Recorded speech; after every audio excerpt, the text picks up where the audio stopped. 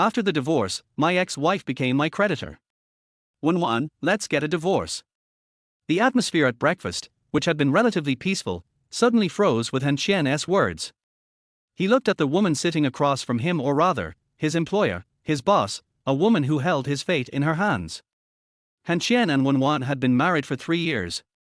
Wenwan had chosen to marry Han Qian while waiting for someone to return, and Han Qian, on the other hand, needed Wenwan's help to escape the danger of prison.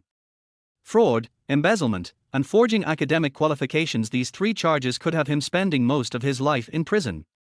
3 years ago, Han Qian's family faced a huge problem. His mother, suffering from multiple illnesses, was hospitalized. In an attempt to save a few hundred yuan on medical insurance, his mother had always been reluctant to pay, and when she suddenly entered the intensive care unit, it added to their already difficult financial situation. The money from selling the house was barely enough to cover the exorbitant medical expenses. When his father tried to sell his kidney to raise money, Han Qian stopped him, promising that in a month, he would have the money. After leaving the hospital, Han Qian forged his qualifications and applied for a position in the planning department at Qian Group, claiming to have years of project planning experience. He managed to enter the department with his verbal skills. Within half a month, he understood the company's dilemma. The department store under Qian Group had been losing money for years, but they couldn't give it up. Their competitors were just waiting for Qian to drop the business. Han Qian had discovered this early on and came to their company specifically for this project. After a month of hard work, he had drafted a plan to solve the issue with the department store. When the plan was handed to the department manager, he frowned. The proposal seemed like a good idea. Han Qian then made a request. The plan could be entirely attributed to the manager, and it could even be presented in his name, as long as Han Qian was involved in the project. The proposal went through risk assessment and eventually reached the executive meeting. Perhaps it was luck, or maybe the higher-ups had no other solution to save the department store, but the project was approved. The manager of the planning department was praised, and he gave Han Qian a thank you gift, a 10,000 yuan hush money. Han Qian didn't decline the money, sent it to his father, and prepared for his next steps. Afterward, Han Qian used various methods to embezzle funds to pay for his mother's medical treatment. When his mother was discharged from the hospital and Han Qian was planning his next move to fill the 400,000 yuan gap, the situation was exposed. The police arrived at the company and began investigating Han Qian for forging qualifications, defrauding Qian Group, and embezzling funds. Han Qian, facing multiple charges, gave up on defending himself, and Qian Group's legal department also filed a lawsuit against him. The manager of the planning department also confessed that the plan had been Han Qian's work. At the police station, after confessing everything, Han Qian was thrown into prison while waiting for his trial. This dragged on for a month. Just when Han Qian was losing hope, he learned that Qian Group's legal department had withdrawn the case, claiming it was all a misunderstanding and they would no longer pursue any charges against him. When he was released from detention, Han Qian was confused. A red Romeo for leaf clover car pulled up in front of him. Seeing Wenwan, the vice president of Qian Group, in the driver's seat, he realized that she was the one who had resolved his problem. Han Qian considered himself quite handsome, but he didn't think he could charm Wenwan, the group's flower, into showing him favor. "Get in the car." Wenwan's voice was as warm as her name. Wenwan gave the impression of being slim. At 1.72 meters, she stood out among women. Her standard oval face elevated her above internet celebrity beauties. She wasn't stunning but exuded a warm, spring breeze-like charm. Her long, beautiful legs didn't strike with shock but had a powerful visual impact. After getting into the car, Wenwan handed him a contract. "I want to make a deal with you. It may sound absurd, but you should listen to me. If you agree, not only will I have the legal department withdraw the case, but I can also help you pay off the 400,000 yuan debt. If you refuse, I'll send you back to prison." Han Qian furrowed his brows as he looked at the big words on the contract. Marriage contract. After a quick glance, Han Qian frowned and replied, "You want me to marry you? You're waiting for your childhood sweetheart to return from studying abroad, and I need to act as your flower protector for the next 3 years. Wenwan, looking somewhat awkward, spoke quietly, "You're not qualified to be my flower protector, but you're right. I am waiting for him to come back. I've discussed this with him. My parents don't like him and don't want me to be with him, so they are forcing me to marry this year.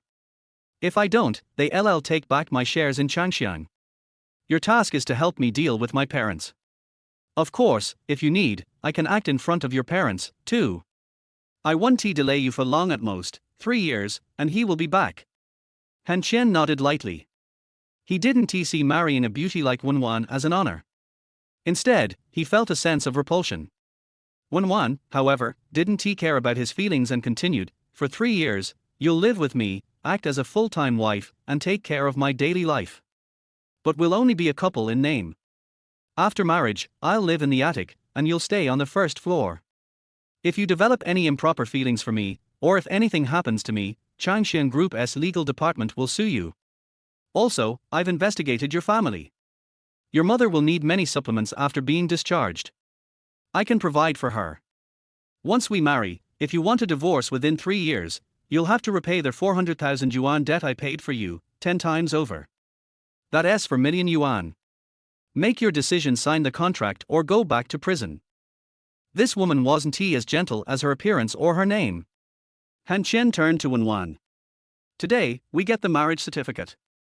I might need to go home to get the household registration book. No need to make it so complicated. Just bring your ID and the person. By the way, your planning proposal was great. The board and my dad both looked at it and think it'll change the status quo of the department store. The department store's manager should thank you."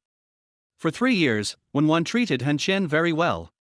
When Han Qian's parents came to the city to visit, she would warmly welcome them and allow them to stay. Every year, they celebrated the holidays at the Wen family's home and spent New Year's with the Han family. Han Qian and Wenwan had gotten used to this lifestyle. But now Han Qian had requested a divorce, with 2 months left before the 3 years were up. Wenwan put down her chopsticks and looked at Han Qian, furrowing her brows as she asked, "Have you made up your mind? If you want a divorce, you'll owe me 4 million yuan. Right now, you only have 6,000 yuan in savings. I won't reject 4 million because of 3 years of feelings. I could buy a new car with that." Han Qian smiled and nodded. "Let's get a divorce. If we wait until he returns, it might seem inappropriate. Thank you for taking care of me these 3 years. I'll figure out a way to repay you the 4 million within a year." "Scamming again? I admit you're talented, but making 4 million in a year is impossible for someone like you. Do you know how much trouble getting a divorce now will cause me?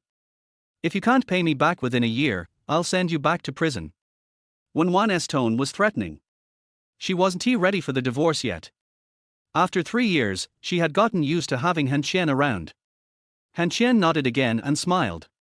"Do you have time today? Shall we go get the divorce papers this afternoon?" Wenwan, with her proud nature, didn't give Han Qian any more chances. In fact, they didn't need the afternoon. In just 10 minutes after the Civil Affairs office opened, they were already walking out with their divorce certificate. Wenwan didn't even glance at Han Qian as she drove off, leaving Han Qian standing outside, his expression bitter. Before the car had even driven 200 meters, Wenwan received a call and pulled over. After taking several deep breaths, she answered the phone. As soon as the call connected, a familiar yet strange voice came from the other end. "Xiao Wan, why did he answer the phone last night? I was so excited to tell you that I'm coming back in a month. I've already booked the flight, and you were the first one I wanted to tell. But when I finished speaking, it was him who said he knew. Have you two already?" Wenwan froze for a moment, furrowed her brows, and asked, "Lin Zongheng, keep the filth in your mind to yourself. My phone was left on the first floor last night. Is there anything else? I'm busy." Lin Zongheng, the only son of the chairman of Changxian Group, Wenwan's childhood sweetheart. Wenwan, the only daughter of the second largest shareholder of Changxian Group, who had been fond of the handsome and elegant Zongheng Gij since childhood. Listening to the woman's voice quickly being cut off from the other end of the phone, Wenwan suddenly realized how naive she had been to have liked this scoundrel when she was young. She quickly threw her phone back into the car and turned around to look at Han Qian, who was squatting on the steps of the Civil Affairs office smoking a cigarette.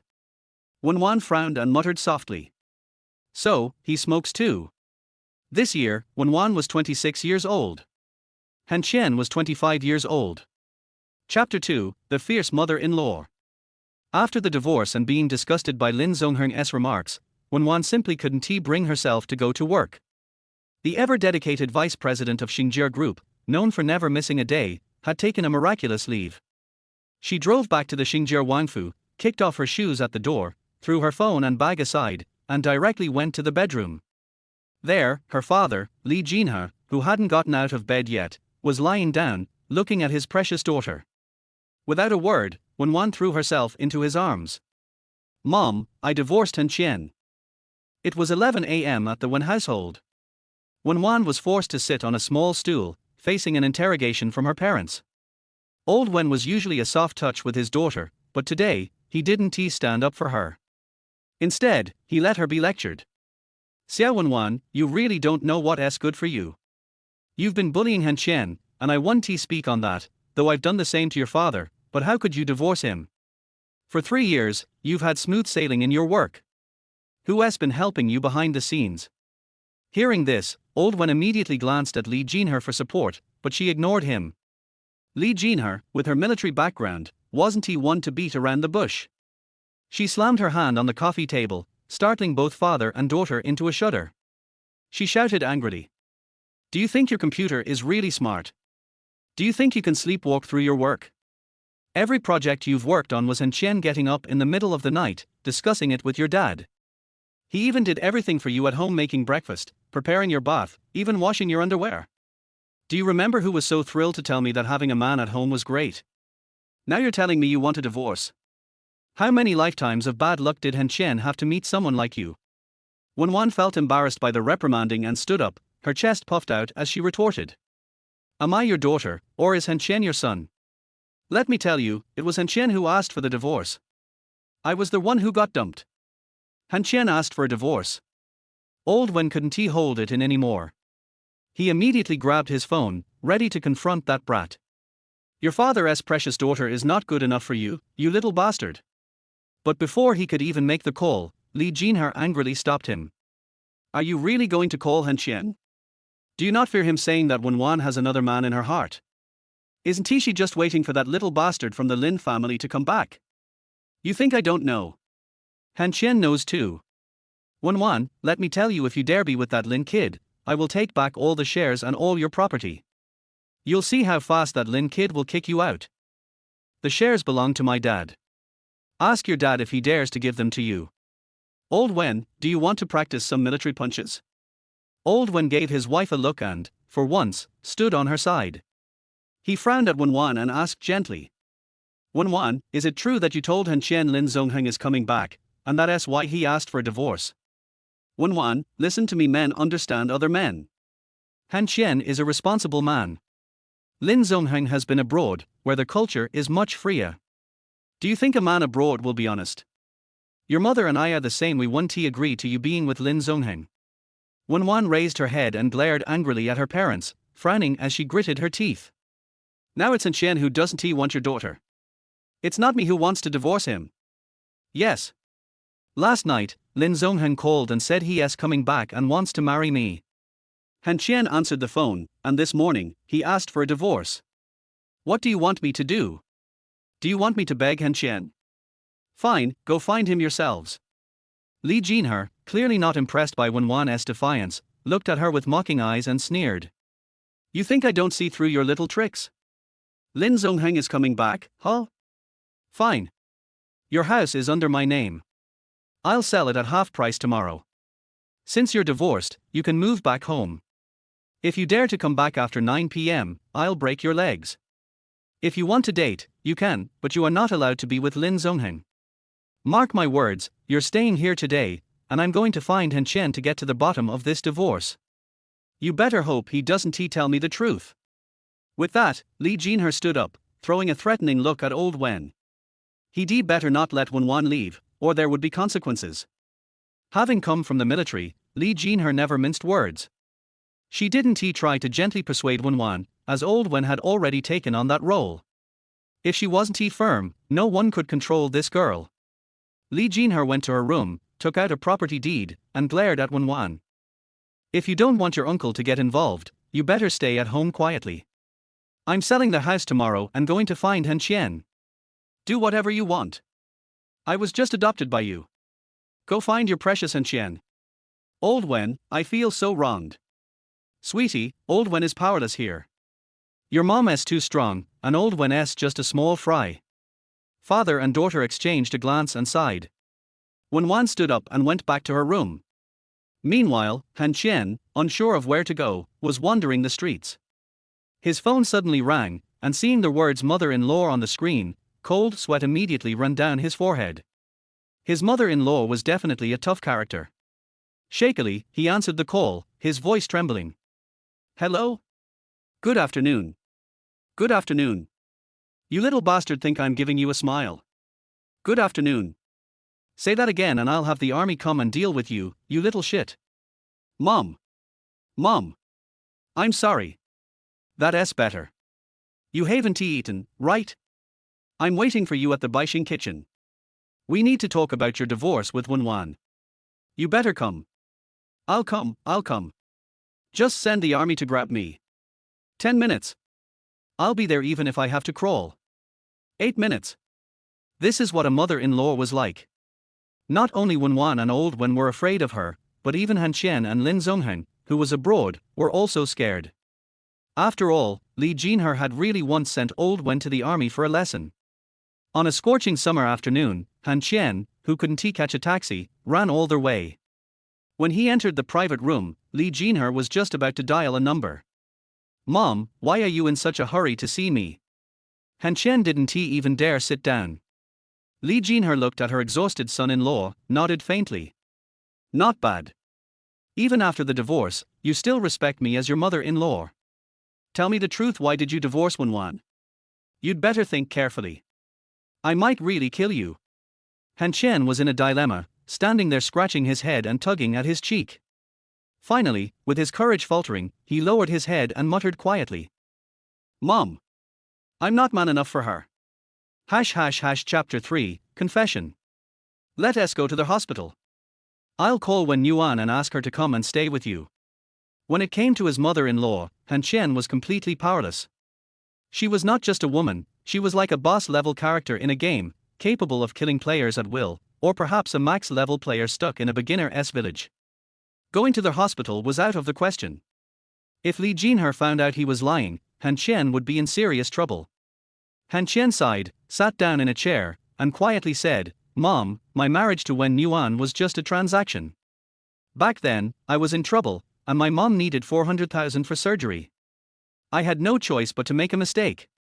I begged Wenwan to help me, and we got married. She had leverage over me. I've been helping her deal with you too, and now that the contract is over, I can't delay Wenwan's youth.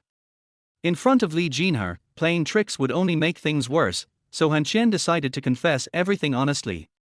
However, when he confessed, he took all the responsibility onto himself. But Li Jinhe didn't seem to care much about their contractual marriage. Instead, she furrowed her brows and asked Han Qian, do you think I'm old? No, you're not old at all, Han Qian quickly replied. Li Jinhe calmly answered, you missed a word. Mom, you're not old at all. When you go out, people always say you and Wenwan are sisters. Li Jinhe was satisfied with this answer, and then spoke again, a contract marriage. I can understand that you two were in a relationship for the past 3 years. Wenwan has many flaws, no doubt she is messy, yet she says she has OCD, she has no life skills. Apart from her education, her looks are fine, but she has no other advantages. But tell me, you don't like Wenwan at all. Han Qian wiped the sweat off his forehead, feeling the pressure. He quietly said, Mom, you know my background. If I didn't have leverage over Wenwan, there's no way someone like her would even talk to me. It's about status, you know. Even if I liked Wenwan, it wouldn't matter, she likes someone else.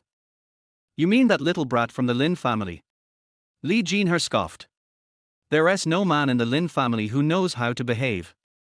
Lin Zhongheng is only interested in Wenwan because of her 17% stake in Changxiang Group. Only someone as naive as Wenwan could believe that her Zhongheng brother really likes her. And you? Before the divorce, you didn't even tell your mom. Now look, Lin Zhongheng is coming back, and Wenwan, that fool, is going to throw herself into the fire. Are you going to let the Lin family take all of Old Wen's hard work? I regret not having raised a son with a backbone. Han Qian didn't dare respond to that. He nodded, neither agreeing nor disagreeing. But luckily, Li Jinhe didn't push him further. Instead, she took out 10,000 yuan from her bag and threw it at Han Qian. Divorce if you want, I'm not an old-fashioned person. You've called me mom for 3 years, and now that you're no longer my son-in-law, you're still like half a son to me. When yuan is petty, if you have more than 10,000 yuan in your pocket, it would be a waste of my life.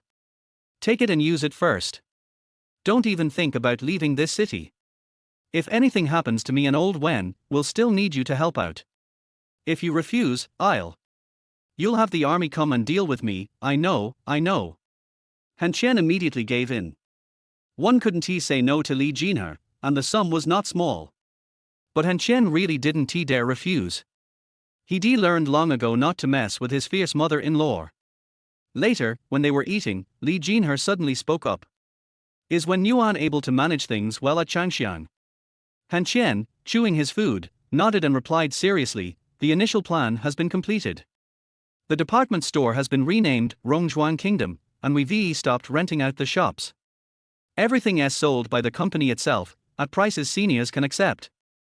The social feedback has been good, and we've created a place for middle-aged and elderly people to shop. The daily turnover is around 100,000 yuan.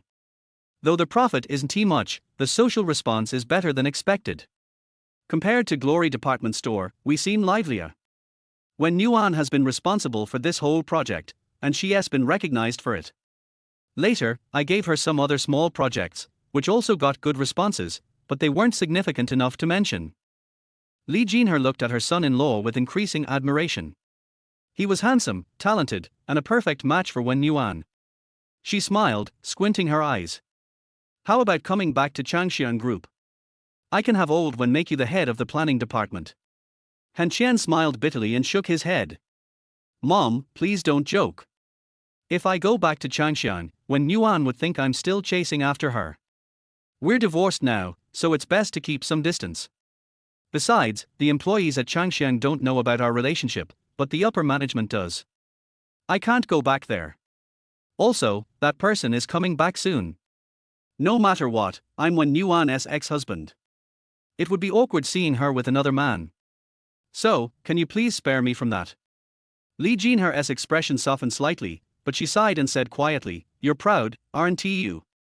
You save all that pride for us but didn't give any of it to Wen Yuan, the little ungrateful one. She is so naive, she thinks all your talents come from her. Well, since you're so stubborn, I won't make things difficult for you. Han Qian, you're only 25, right? When she mentioned his age, Han Qian paused for a moment, then smiled and nodded. Yeah, I'm 25. 25 is still young. Don't rush into marriage. If you meet a girl you like, just tell mom. If being soft doesn't work, we'll just use money to win her over. If that doesn't work, I'll send the army after her, right? I'm not dating anyone for now. I'll deal with my problems first, then buy a house in this city. After that, I'll think about dating. Mom, you should go play mahjong. This is the 4th time Aunt Zhao has called you. As Han Qian spoke, Li Jinhe's phone rang, an iPhone 4S, worth 7 or 8,000. Han Qian couldn't help but stop and stare. Li Jinhe answered the call, scolding, hurry up, are you trying to kill me? I'm having dinner with my son-in-law, and you're bothering me. Do you think I'm coming to win your money? Hey? Is Sir Qian with you? Bring him along, I miss him. He cooks so well, and your husband isn't home tonight. Oh. Don't flirt with my son-in-law, there are plenty of dogs outside. Han Qian. Your Aunt Zhao is asking if you're coming. Are you coming? Han Qian quickly shook his head. No. Aunt Zhao, I still have things to do this afternoon. I need to go buy groceries for Wen Yuan. Suddenly, Han Qian froze. It dawned on him that life really does become a habit. On the other end of the line, the mature woman angrily yelled, Call me sister. Li Jinhe, I'm coming to punish you. The fierce mother-in-law left, driving a low-key Audi A6. Han Qian, standing back on the street, wore a bitter expression and clenched his fists. A new life is starting. Time to buy cigarettes. Chapter 4: A New Life Begins. Han Qian was optimistic. After buying a pack of cigarettes, he went to an agency to look for a house. In the end, he chose a duplex house on the top floor with a relatively high price. A debt of 4 million could not be saved by living frugally. It was not enough to rely solely on saving to repay the debt. The landlady was a nice person. During the conversation, she learned that Han Qian was looking for a job and did not have a stable income. She made an exception and allowed Han Qian to pay monthly, but he still had to pay a monthly deposit of 2,500 yuan. Han Qian's heart bled when he handed over $5,000 to the landlady. During the conversation, Han Qian also learned some things about the landlady. She was single with a child who was in the 3rd year of junior high school. Her husband made some money in business. After he became rich, he started to squander it, finding women and going to casinos. In just a few years, he lost all his money. In the end, he gritted his teeth and stomped his feet and committed suicide by jumping off the building. He left behind 2 houses. The landlady and her son lived on the 2nd floor, and the 11th floor was rented to Han Qian. When you open the door, you will see a not very spacious living room facing you. On the left is a sink, and further inside is the bathroom. On the right is a shoe cabinet and screen, and inside is the kitchen. Behind the wall separating the kitchen and the living room is the staircase leading to the 2nd floor. There are 2 bedrooms on the 2nd floor, located in the north and south, with a bathroom in the middle. There is also another bedroom behind the TV wall on the 1st floor. Han Qian was very satisfied with the small duplex with 3 bedrooms and 2 bathrooms. After all, the rent was 2,500 yuan a month. Han Qian was glad that he was not in first-tier cities like Beijing, Shanghai and Guangzhou, otherwise even living there would be a problem. The house had everything it should have, including a TV, a sofa, and new dishes and chopsticks in the cupboards. The only thing missing was bedding, and Han Qian would not use it even if it had bedding. After taking a look at the house, when Han Qian was about to go downstairs to buy some daily necessities, there was a knock on the door. Han Qian opened the door curiously and found that it was the landlady who came in with some daily necessities. "I work in a supermarket, and it doesn't cost much to buy these things. If you don't mind, you can use them. They are all new." Looking at the toothbrush, towel, etc. in the landlady's hand, Han Qian took them with a smile, gave them the money without paying, and smiled at the landlady. "I feel more connected to you than to my relatives. I won't be polite. If the child has any questions in his studies, he can always come and ask me. After all, my grades in junior high and high school are pretty good. Okay. I think you are a very honest young man. When I find a girl I like, I will introduce her to you. Go ahead and do your work. I won't bother you anymore." The landlady came suddenly and left in a hurry. Han Qian still smiled as he looked at the toothbrush in his hand. He did not think that he had given too much money, but only felt the kindness of the person. Han Qian, who has been staying at home as a full-time housewife for 3 years, has not interacted with people for a long time. Han Qian was cleaning outside for the whole afternoon, and he suddenly felt that such a life was very comfortable. Without Wenwan, he would not have enough money for his mother's surgery, and he would not have the freedom he has now. Although the 3 years of life have bound him, his starting point is now higher than those who have just walked out of the school gate. After buying the bed and bedding, Han Qian gritted his teeth and reluctantly spent 700 yuan to buy a third-hand laptop, which seemed to be only capable of surfing the internet. Even if he had other hobbies, Han Qian didn't understand them, and he didn't know much about computers. During this period, he went to the bank and transferred 8,000 yuan to his mother, but did not tell her about his divorce from Wenwan. Mom treats Wenwan just like Li Jinhe treats Han Qian. Although Mom will not satisfy Wenwan in any material way, Mom gives Wenwan the motherly warmth that she has never felt before, while Li Jinhe makes Han Qian feel the strictness that he has never felt before. Twisting ears and hitting shoulders are common occurrences. Li Jinhe does this not only to Han Qian, but also to Wenwan and Lao Wen. Han Qian had only 2,000 yuan left, 1,000 of which was for living expenses and the rest for emergencies. The first thing he did when he turned on his computer was to search for Honor Group, a rising star that could compete with Qian. As long as it is an industry that Qian Group is involved in, there are industries.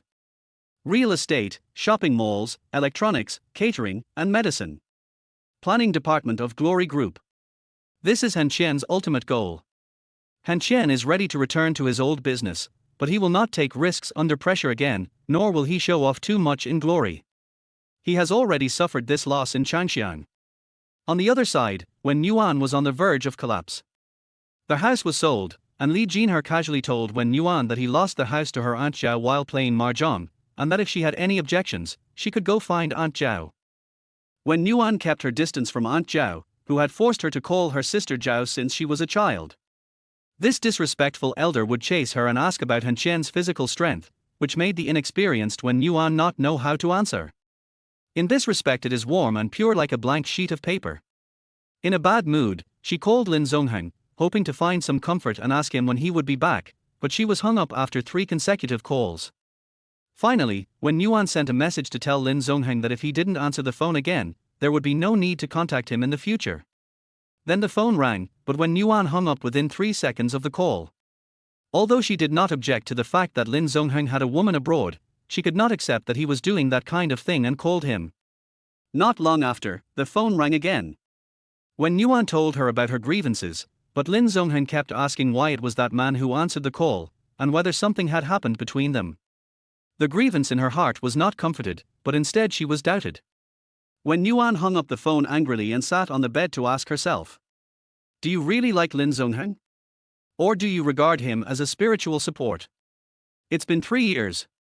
He has been abroad for 3 years.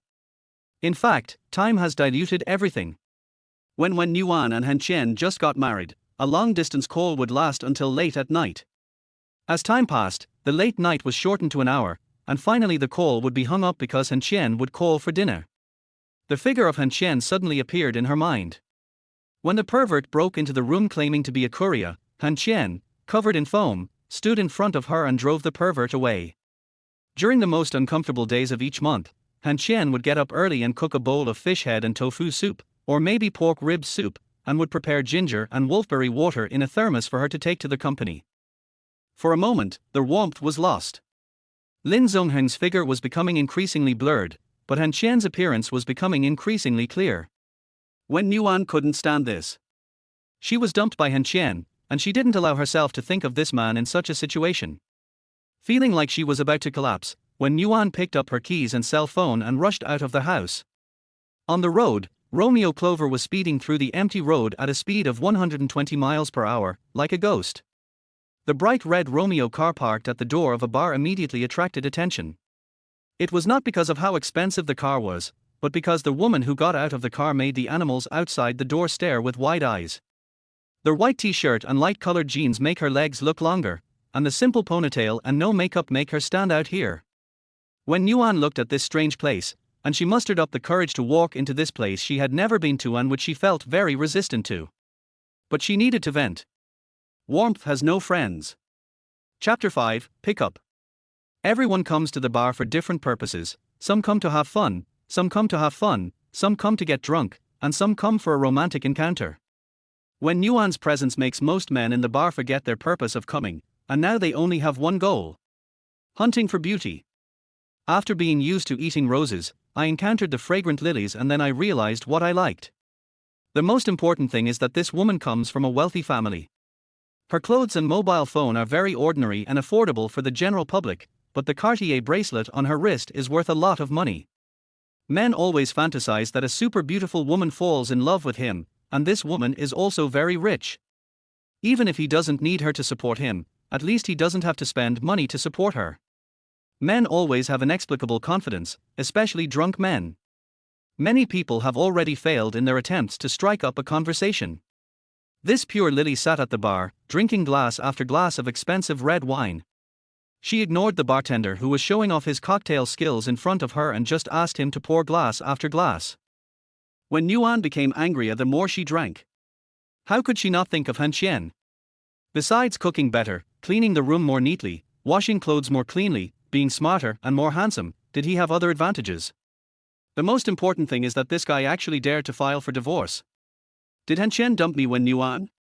When Yuan, who was already a little drunk, didn't realize that there was no such person as Lin Zongheng in his mind at all. It's not the wine that makes you drunk, it's you who makes yourself drunk. Hello beautiful lady, can you give me a chance to buy you a drink? She couldn't remember how many people came to chat with her. When Yuan just wanted to drink alone in peace. She turned her head to look at the man in his 40s, dressed in designer clothes, and asked with a frown. You have a six-figure annual salary. You have a watch worth more than $1 million? You have a relative at home who is at the vice department level? I need a glass of wine from you. The middle-aged man smiled and turned away. He could feel from her tone that the woman was not asking him a question, but telling him that what she said, she had. After chasing away a man who was trying to strike up a conversation with her, when Yuan was about to get up and leave when another man came up to her. He was about 23 or 24 years old, dressed very fashionably, with dyed white hair and a pair of frameless glasses. This man was not as gentlemanly as the middle-aged uncle. He wanted to attack her without saying a word. When Yuan frowned and dodged, picked up her phone and was about to leave. The young man in society would not let go of such a delicate flower easily. He opened his arms to stop when Yuan looked her up and down with a lewd look and smiled. Sister, please give me some face. Our friends over there are watching us. Isn't it a bad idea for you to do this? You should go over and have a drink. It's so lonely when there are so many people around. How can an old man understand the world of young people? Sister, you have beautiful legs. Do you mind if your brother touches them? Roll. After saying these warm words, he splashed the wine in the glass onto the young man's face. The middle-aged man who was about to leave turned back and sat not far away. He seemed to be waiting for the opportunity to be a hero and save the beauty. The young man, who was completely humiliated, no longer pretended. He gritted his teeth and cursed her as a bitch. He raised his hand to use violence, but his hand did not fall. His wrist was grabbed by someone, and a fat man appeared next to the young man. Very fat. He was not tall, about 1.75 meters, but weighed about 230 to 240 kilograms. The fat man looked very cute. He grabbed the young man's hand and laughed coldly. Zhang Haoyi, you want to be carried out after you act violently here? Not everyone is someone you should touch, you know that. Zhang Haoyi's friends in the distance also noticed the abnormality here and stood up and walked forward, but the little fat man didn't even look at him. He grabbed Zhang Haoyi's arm and threw him aside, then smiled gently at Wen Yuan. Sister-in-law, why did you come here by yourself? Wen Yuan, who was already drunk at this moment, looked at the little fat boy in front of her with confused eyes, tilted her head and asked curiously. Han Qian's younger brother. Brother, my last name is Mar, you can just call me Qian. The bar is owned by my uncle's sister and others. I often come here. Sister-in-law, did you drive here? It's not safe at this late hour. It would be bad if these grandsons do something shady. I just called Brother Qian, he should be here soon, are you waiting? Han Qian is coming? When Yuan didn't know why she was so panicked and was about to leave the bar trembling. The more she didn't want to see this guy, the more she felt connected to him. If when Yuan wanted to leave, Zhang Haoyi's people would definitely not agree and clamored for an explanation. Marcuson frowned, grabbed a chair, pointed at the troublemakers and cursed. Don't be so shameless. Do you really think I dare not touch you? Guazi, go upstairs and tell them to stop playing. Someone is going to cause trouble here. They were close friends, and Zhang Hao, the only person there, knew the character of Qian's friends. He gave Qian a look and was about to leave. At this time, Qian spoke again. My sister-in-law's uncle works for our city's public security bureau. Don't think about scratching the car to vent your anger. Can you afford to pay for the AA players who came to the bar to play? Everyone knew that something had gone wrong and they were a little scared, so they left dejectedly. The middle-aged man in the distance was a little disappointed that there was no chance of being a hero to save the beauty, but he did not leave in a hurry because he wanted to see who the man with this lily was. When Yuan staggered to leave, but Qian followed her at a distance, not supporting her and not allowing anyone to get close, including women. He is the only one among all Han Qian's friends who knows Wen Yuan's true identity, and everything on his sister-in-law is valuable. When Wen Yuan was about to stumble out of the bar, she bumped into someone who was walking into the bar. The man hugged her like a princess. Marcuson turned around and left with a smile. The people watching the fun in the bar also realized that the man had come. You can drink. And you drove here? Did Qian not notice you and drove back? And you came to a place like this? If Qian hadn't been here today, have you ever thought about what would happen to you? Huh? What's the point of covering your face? Being held in Han Qian's arms like a princess, when Yuan covered her face with her hands, not wanting Han Qian to see her appearance. Han Qian was too lazy to say anything to her and turned to leave the bar. At this time, the middle-aged man stood in front of Han Qian and whispered, "You can't take her away. I am responsible for the girl's safety."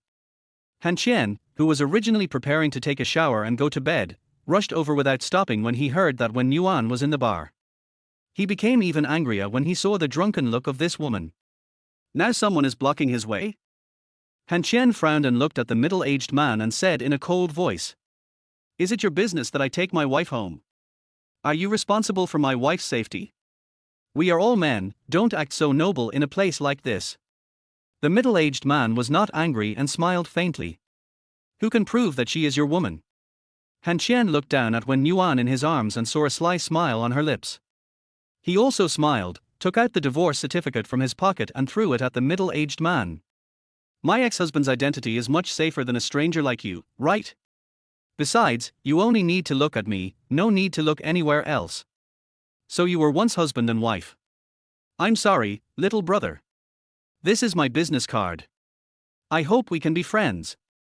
"No thanks. I don't want anyone to bother my ex-wife after the divorce. If you're interested, pick up the divorce certificate for me."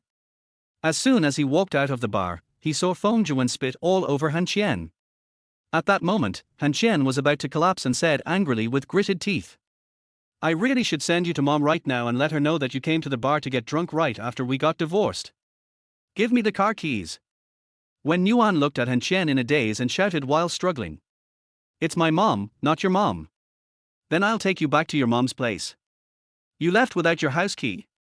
Wen Yuan, are you not ready to go home?" Han Qian was a little angry, really angry.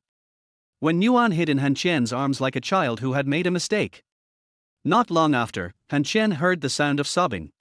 "Han Qian, I have no home anymore. My mother sold my house." Chapter 6: Living Together Again. Han Qian, who had slept on the sofa all night, felt pain all over his body when he woke up. He was even more distressed that the bedding he had not touched was occupied by someone else. Han Qian was woken up by his cell phone. The cell phone kept ringing before dawn. I picked up the phone in a daze and answered the call. Immediately, I heard Li Jinhe's Buddhist lion roar and a warm greeting from the other end. The general meaning was that he would skin you alive when you come back, and if you dare to sneak off to Washington, he would sever the mother-daughter relationship. After listening to Li Jinhe's roar, Han Qian whispered, "Mom, I'm Han Qian. Warmth is here with me." Beep. The call was hung up, and Han Qian looked at the phone in confusion. At this time, a text message came. "Lao Wen and I are going on a trip. Xiao Yuan can stay at your place. I'm also at ease. If you dare to call me, I'll be there for you." Han Qian looked at his phone in confusion. His mother-in-law wasn't worried about Wen Yuan at all. It seemed like there was nothing to worry about. They had been living together for 3 years. When Han Qian was confused, Wen Yuan came down from the second floor, wearing the pajamas that Han Qian had not had time to wear, and sleeping on the bedding that Han Qian had not had time to sleep on. Wen Yuan seemed very calm. She looked around the room, found a refrigerator, took out a bottle of mineral water, returned to sit next to Han Qian, and said with her head tilted, "Checking my phone. I didn't see you checking my phone before the divorce, and you didn't ask when I was on the phone with Lin Zongheng. Why did you start checking my phone after the divorce? Do you want me to help you?" Han Qian turned his head to look at Wen Yuan, who had not even washed her face, and took a deep breath with his eyes closed. "Wen Yuan, if you dare to drink again, I will definitely." "Han Qian, I'm hungry." Wen Yuan deliberately avoided the topic of drinking. She took the phone and opened the blacklist in front of Han Qian. Lin Zongheng's number was on it. Then she threw the phone on the sofa, got up and went to the bathroom to wash up. Looking at the warm back, Han Qian felt very strange. They were going to live together again less than a day after their divorce. Hearing the gurgling sounds in the bathroom, Han Qian stood up and walked towards the kitchen. Fortunately, he had prepared some ingredients last night, otherwise he would have to make do with instant noodles. While sitting down and making a traditional Chinese breakfast, he conveyed his mother-in-law's words. Mom and Lao Wen went traveling and said they took the keys to their house with them. Mom wants you to stay at my place, if you mind. I don't mind. It's not like we haven't lived together before. Han Qian, hurry up. I have to go to work today. Hearing these shameless words, Han Qian almost took the pot to the bathroom to find warmth. What's this about? The marriage ended in divorce. The contract was also breached. For million in debt and then living together again? Han Qian's heart told him that he must resist, so he took a deep breath. Hurry up and wash up. I also need to wash up and go out. I have a new job interview today. After the words were spoken, Wenwan poked half of her head out of the bathroom and asked in confusion. Han Qian, did you wash my clothes for me when you came back last night? Why don't you quit your job and be my babysitter? Han Qian replied unhappily. And then watch my ex-wife and her old lover lingering around. Even if we are married by agreement, I still have to have some dignity as a man, right? Ex-love? You mean Lin Zhonghan? Our ex-love? Han Qian, are you jealous? Wenwan had a smirk on her face, and Han Qian simply ignored her. But his ignorance made Wenwan even more curious. She put her hands behind her back and came to Han Qian, leaning her body to face Han Qian and asked with a smile. Are you jealous? This morning you checked my phone and you didn't even frown when you saw Lin Zhonghan's number on the blacklist. You are jealous, right? Han Qian, do you like me? Han Qian didn't say anything. Wenwan continued to ask, and when Han Qian helplessly left the kitchen with breakfast, Wenwan suddenly shouted to Han Qian. Han Qian! If you just say you're jealous, I won't choose Lin Zhonghan. Yes. I am jealous. But you have to eat breakfast now, understand? And the unfortunate thing for me is that I have to start taking care of your life again. It's your honor, Han Qian, you don't know, a lot of people met me at the bar last night, for dinner. Neither of them noticed one very important thing. The way they get along changed after their divorce. Han Qian was no longer respectful to Wenwan. Wenwan no longer treated Han Qian like a nanny. She was afraid that Han Qian would ask her about the bar, but when she heard Han Qian say that he was jealous, she felt very happy and all the gloom in her heart disappeared. She no longer had any aversion to living here, but Han Qian was wailing in his heart. My 4 million is more miserable than Zhao Sai's father's death. But the money still needs to be paid back. This is what the old man taught him since he was a child. As a man, he is not asked to be very successful or strong, but you must remember one thing: what you say must be done. This is what a man must do to himself. The old man didn't teach Han Qian anything in his life, but only taught him 2 things: responsibility and cleanliness. Eggs, pickles, and rice porridge. When it comes to cooking, whether it was when they got married or now, Wenwan has never had a say. She likes milk and bread for breakfast, and likes bitter coffee to refresh herself. It took Han Qian 3 years to get Wenwan used to steamed buns and millet porridge for breakfast, and she also replaced coffee with milk. While having dinner, Han Qian received a reply from Honor Group, telling him that he could come to the company today when he had time to talk. This was the result Han Qian wanted. He was afraid of being asked a lot of questions over the phone or email. As long as they met in person, things would be easier. After dinner, Wenwan shouted that she was going to be late. Han Qian saw through her little thought of not wanting to wash the dishes, so he didn't bother with this woman. He cleaned up the dishes, changed his clothes, and prepared to face the challenge. Carrying a debt of 4 million did not make Han Qian feel that his life became gloomy. Instead, it gave him the motivation to work hard. It was also this huge debt that made it impossible for him to continue his leisurely life for those 3 years. He was reluctant to take a taxi, so he squeezed onto the bus and wobbled all the way to the headquarters of Glory Group. Looking at the high-rise building with more than 10 floors, Han Qian was a little confused. Why was there no one in the square outside the company during working hours? What was this sign? Watch out for vehicles on your left and right. Did you park it in the wrong place? I took a deep breath, straightened my chest and prepared to face new challenges when a big red raptor passed by me. His original confidence and preparation were instantly wiped out. When he came to his senses, the raptor had already stopped in the distance. A woman got out of the car. She was wearing a black hip skirt and a pair of 7 or 8 centimeters high heels. The woman had a very hot body and was dressed boldly, but in Han Qian's eyes, this woman was the murderer who almost killed him. Before she could step forward to argue, the hot woman trotted away and disappeared into the door of Glory Group. Han Qian pinched his chin and pondered quietly. This woman doesn't look like a good person. Chapter 7, Yaksha Goddess. In the interview office of the HR department of Honor Group, Han Qian sat on a chair. Opposite him were 3 interviewers, 2 men and 1 woman. This feeling reminded Han Qian of the scene when he was interrogated at the police station. The female interviewer sitting in the middle spoke first. "Let me introduce myself first. My last name is Song, and I am the manager of the Human Resources Department. I will ask you questions and get to know you. These 2 will decide based on your answers and experience whether you can finally reach a cooperation agreement with the company. In Glory Group, all employees and the company are in a cooperative relationship, and there is no employment. In addition, Glory Group is a little more humane than other groups.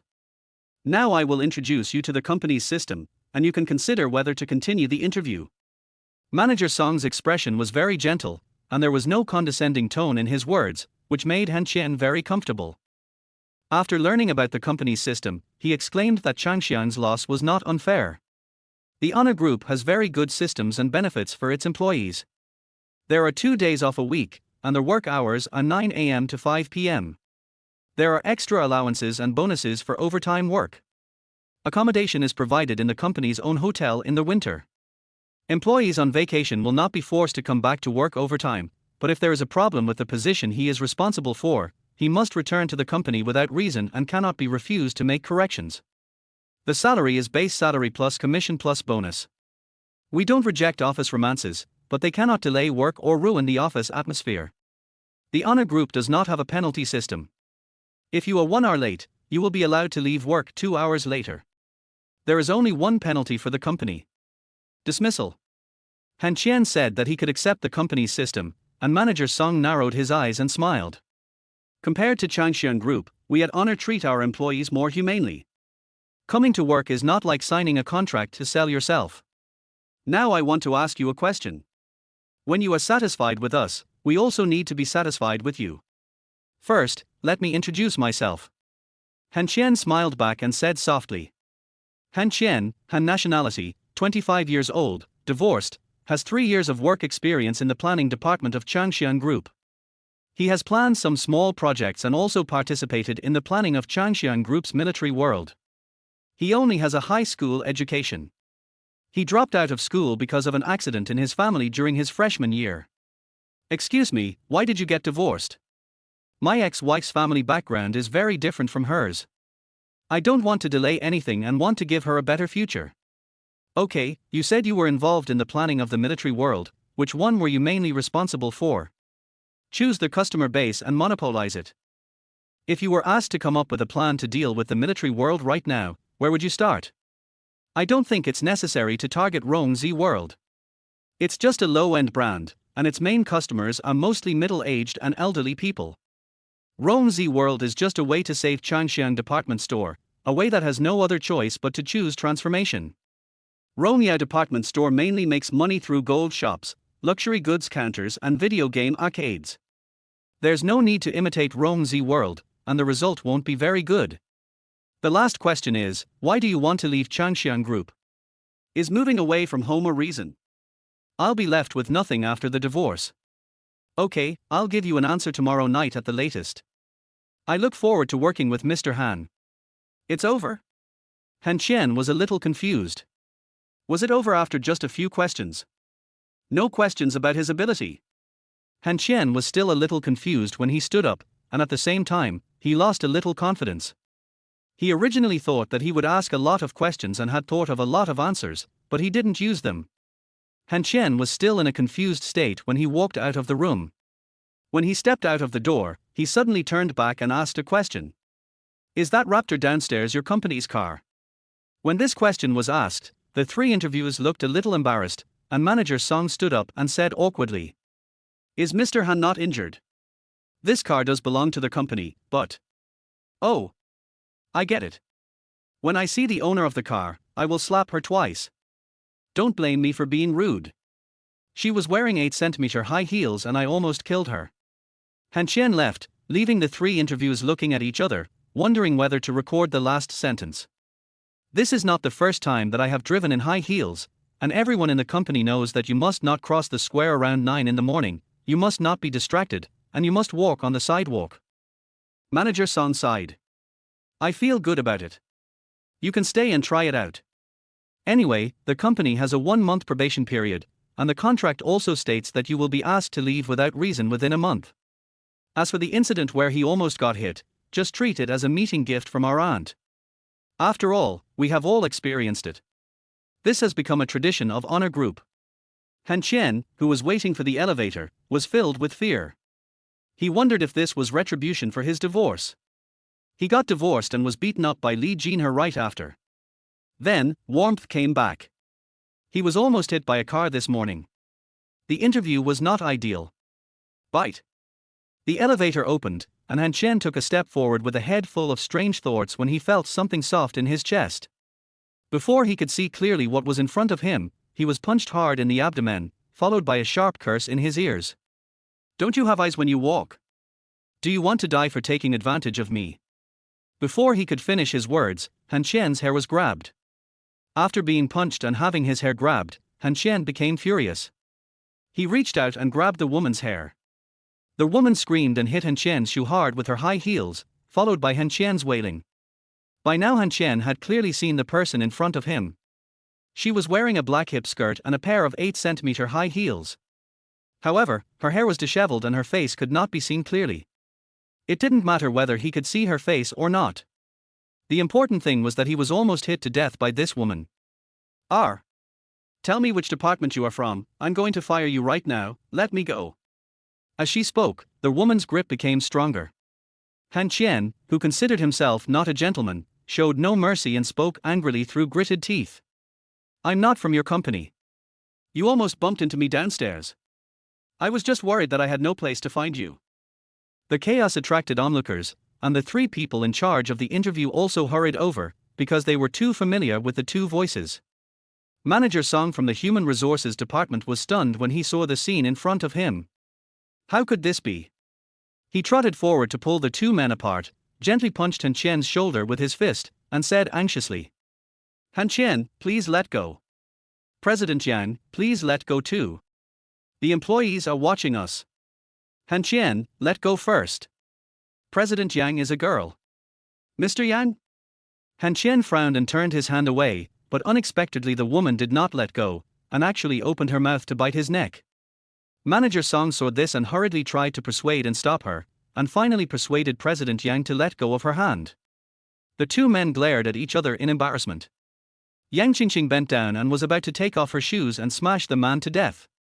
Manager Song hugged President Yang tightly and tried to persuade him, then signaled Han Qian to leave first, and she would call to apologize on behalf of President Yang later. Han Qian snorted coldly, walked into the elevator, took off the tie around his neck, and snorted coldly. Unlucky. After 1 person left, it became quiet. Yang Qingqing tidied her hair and spoke softly. Manager Song, do you know this person? Manager Song helped to adjust her skirt and replied softly. Boss Yang, he came here for an interview today, and he was almost by you downstairs just now. I know. I get upset when I see handsome guys. I can only look at them but not eat them.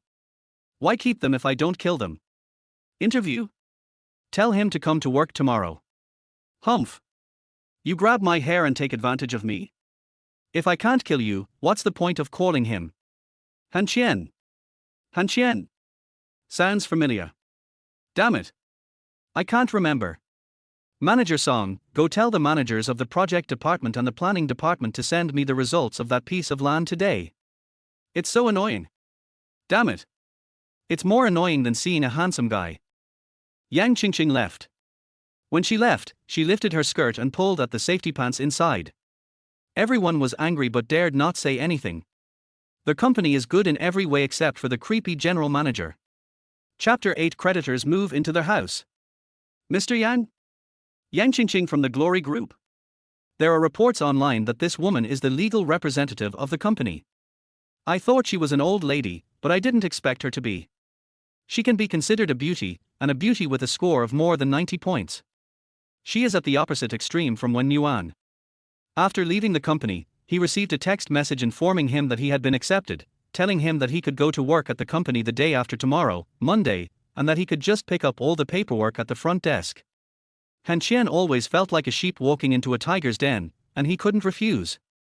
Going to Glory Group was the first and most important step in his plan. Only here can he find the opportunity to display his talents. He took out his cell phone and called his mother to ask about the crops, whether his old man had gone to gamble, and whether the money he had sent had been received. On the other end of the line, Qian's mother kept nodding her head, her face full of satisfaction. My mother and mother-in-law are two extremes. My mother has a gentle personality and never speaks loudly, while my mother-in-law will never speak unless she speaks in a low voice. Qian, you don't earn much, so keep some money for yourself. Although Qian and Wenwan's family is wealthy, we can't expect them to support us. I don't have much to spend at home, so I save all the money for you. Han Qian sat on the curb, munching on a piece of bread to satisfy his hunger, and said with a smile, "Mom, don't worry about me. I'm having dinner with my clients today. There are more than 10 dishes. Your health is not good. You can't lack nutrition anymore. Being hospitalized due to malnutrition is embarrassing for a son. Tell the old man to buy some ribs later." I know. Go get busy." Qian's mother felt bad about the phone bill and was reluctant to hang up the phone. Until now, she didn't know how much her hospitalization cost. The old man said it only cost 30,000 yuan. This made Qian's mother angry and she almost went back to the hospital. After Han Qian hung up the phone, he took a deep breath and said a few things he must do in his mind. Return the money to Wenwan within 1 year. Next year I will earn money to buy pension and medical insurance for my parents, and renovate our house. I earned enough money to buy the old man a car, it's too cold in winter. When all the things are done, I will buy myself a car for about 10,000 yuan, a second-hand Xiaoli will do. Han Qian finally thought of himself, but he didn't think about falling in love. The 3 years of living with Wenwan shattered his beautiful fantasies about all women. Why are the rooms of women living alone so messy? Thinking of Wenwan, Han Qian called Li Jinhe and asked when the old couple would come back, and the call went through. Hey, Han Qian, your mom is playing, swimming. We are in Sanya. Listening to the sound of the mahjong machine on the phone, Han Qian felt his blood pressure rising. What a bullshit trip. The old couple just didn't want Wenwan to go back and disturb their world of two. But they really didn't dare to send Wenwan back. They had to save face for old Wen and his mother-in-law, and also for Wenwan. After all, it was he who proposed the divorce. Thinking of Wenwan, Han Qian felt that his life had become even darker. Who would have thought that the vice president of Qian Company, who was rumored to have misophobia, was no different from a pig at home? This young lady made Han Qian understand what it meant to stay away from women. It's all tears if I talk too much. I have to buy a quilt and prepare new toiletries. Got to buy groceries. In a luxurious villa, Li Jinhe had already stepped down from the mahjong table. His purpose of leaving was to deal with old Wen, who had let the cat out of the bag. Old Wen, who was dressed in casual clothes, frowned and looked at his wife, who had bullied him for many years, with a resentful face, and sighed. Wife, do you think this is really a good thing for us to do? Will Han Qian think that our precious daughter is? Li Jinhe peeled the orange and handed it to Lao Wen, frowning. There are a lot of twists and turns between these two kids. I've probably found out everything. Did little White Eyes Wolf call us? Did she say she wanted to go home? She's used to having Han Qian take care of her. Don't worry about her. We've been watching Han Qian for 3 years. Don't you know what kind of person he is? I'll tell you in secret, Han Qian is a smoker. He didn't smoke a cigarette for 3 years just for little White Eyes Wolf. Do you think little White Eyes Wolf will be in trouble? Old Wen stopped eating the orange. He tilted his head back and looked at Li Jinhe with a frown. It's okay for Han Qian to smoke, but it's a capital crime for me to smoke.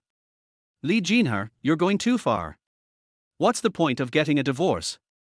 I'm happy today, so I'll allow you to smoke 2 cigarettes. Old Wen stood up as if receiving an imperial decree, and trotted off to the balcony with his old friends to smoke some cigarettes. In fact, Li Jinhe called Wenwan and told her that as long as she admitted her mistake, she could get the house key and go home. However, this ungrateful bastard hung up the phone without saying a word. It was obvious that he had someone behind him. What are you worrying about? Li Jinhe returned to the mahjong table, and Han Qian pushed the cart around in the supermarket, thinking about what to do in the evening. Celery fried rice noodles. Wenwan didn't he seem to eat celery?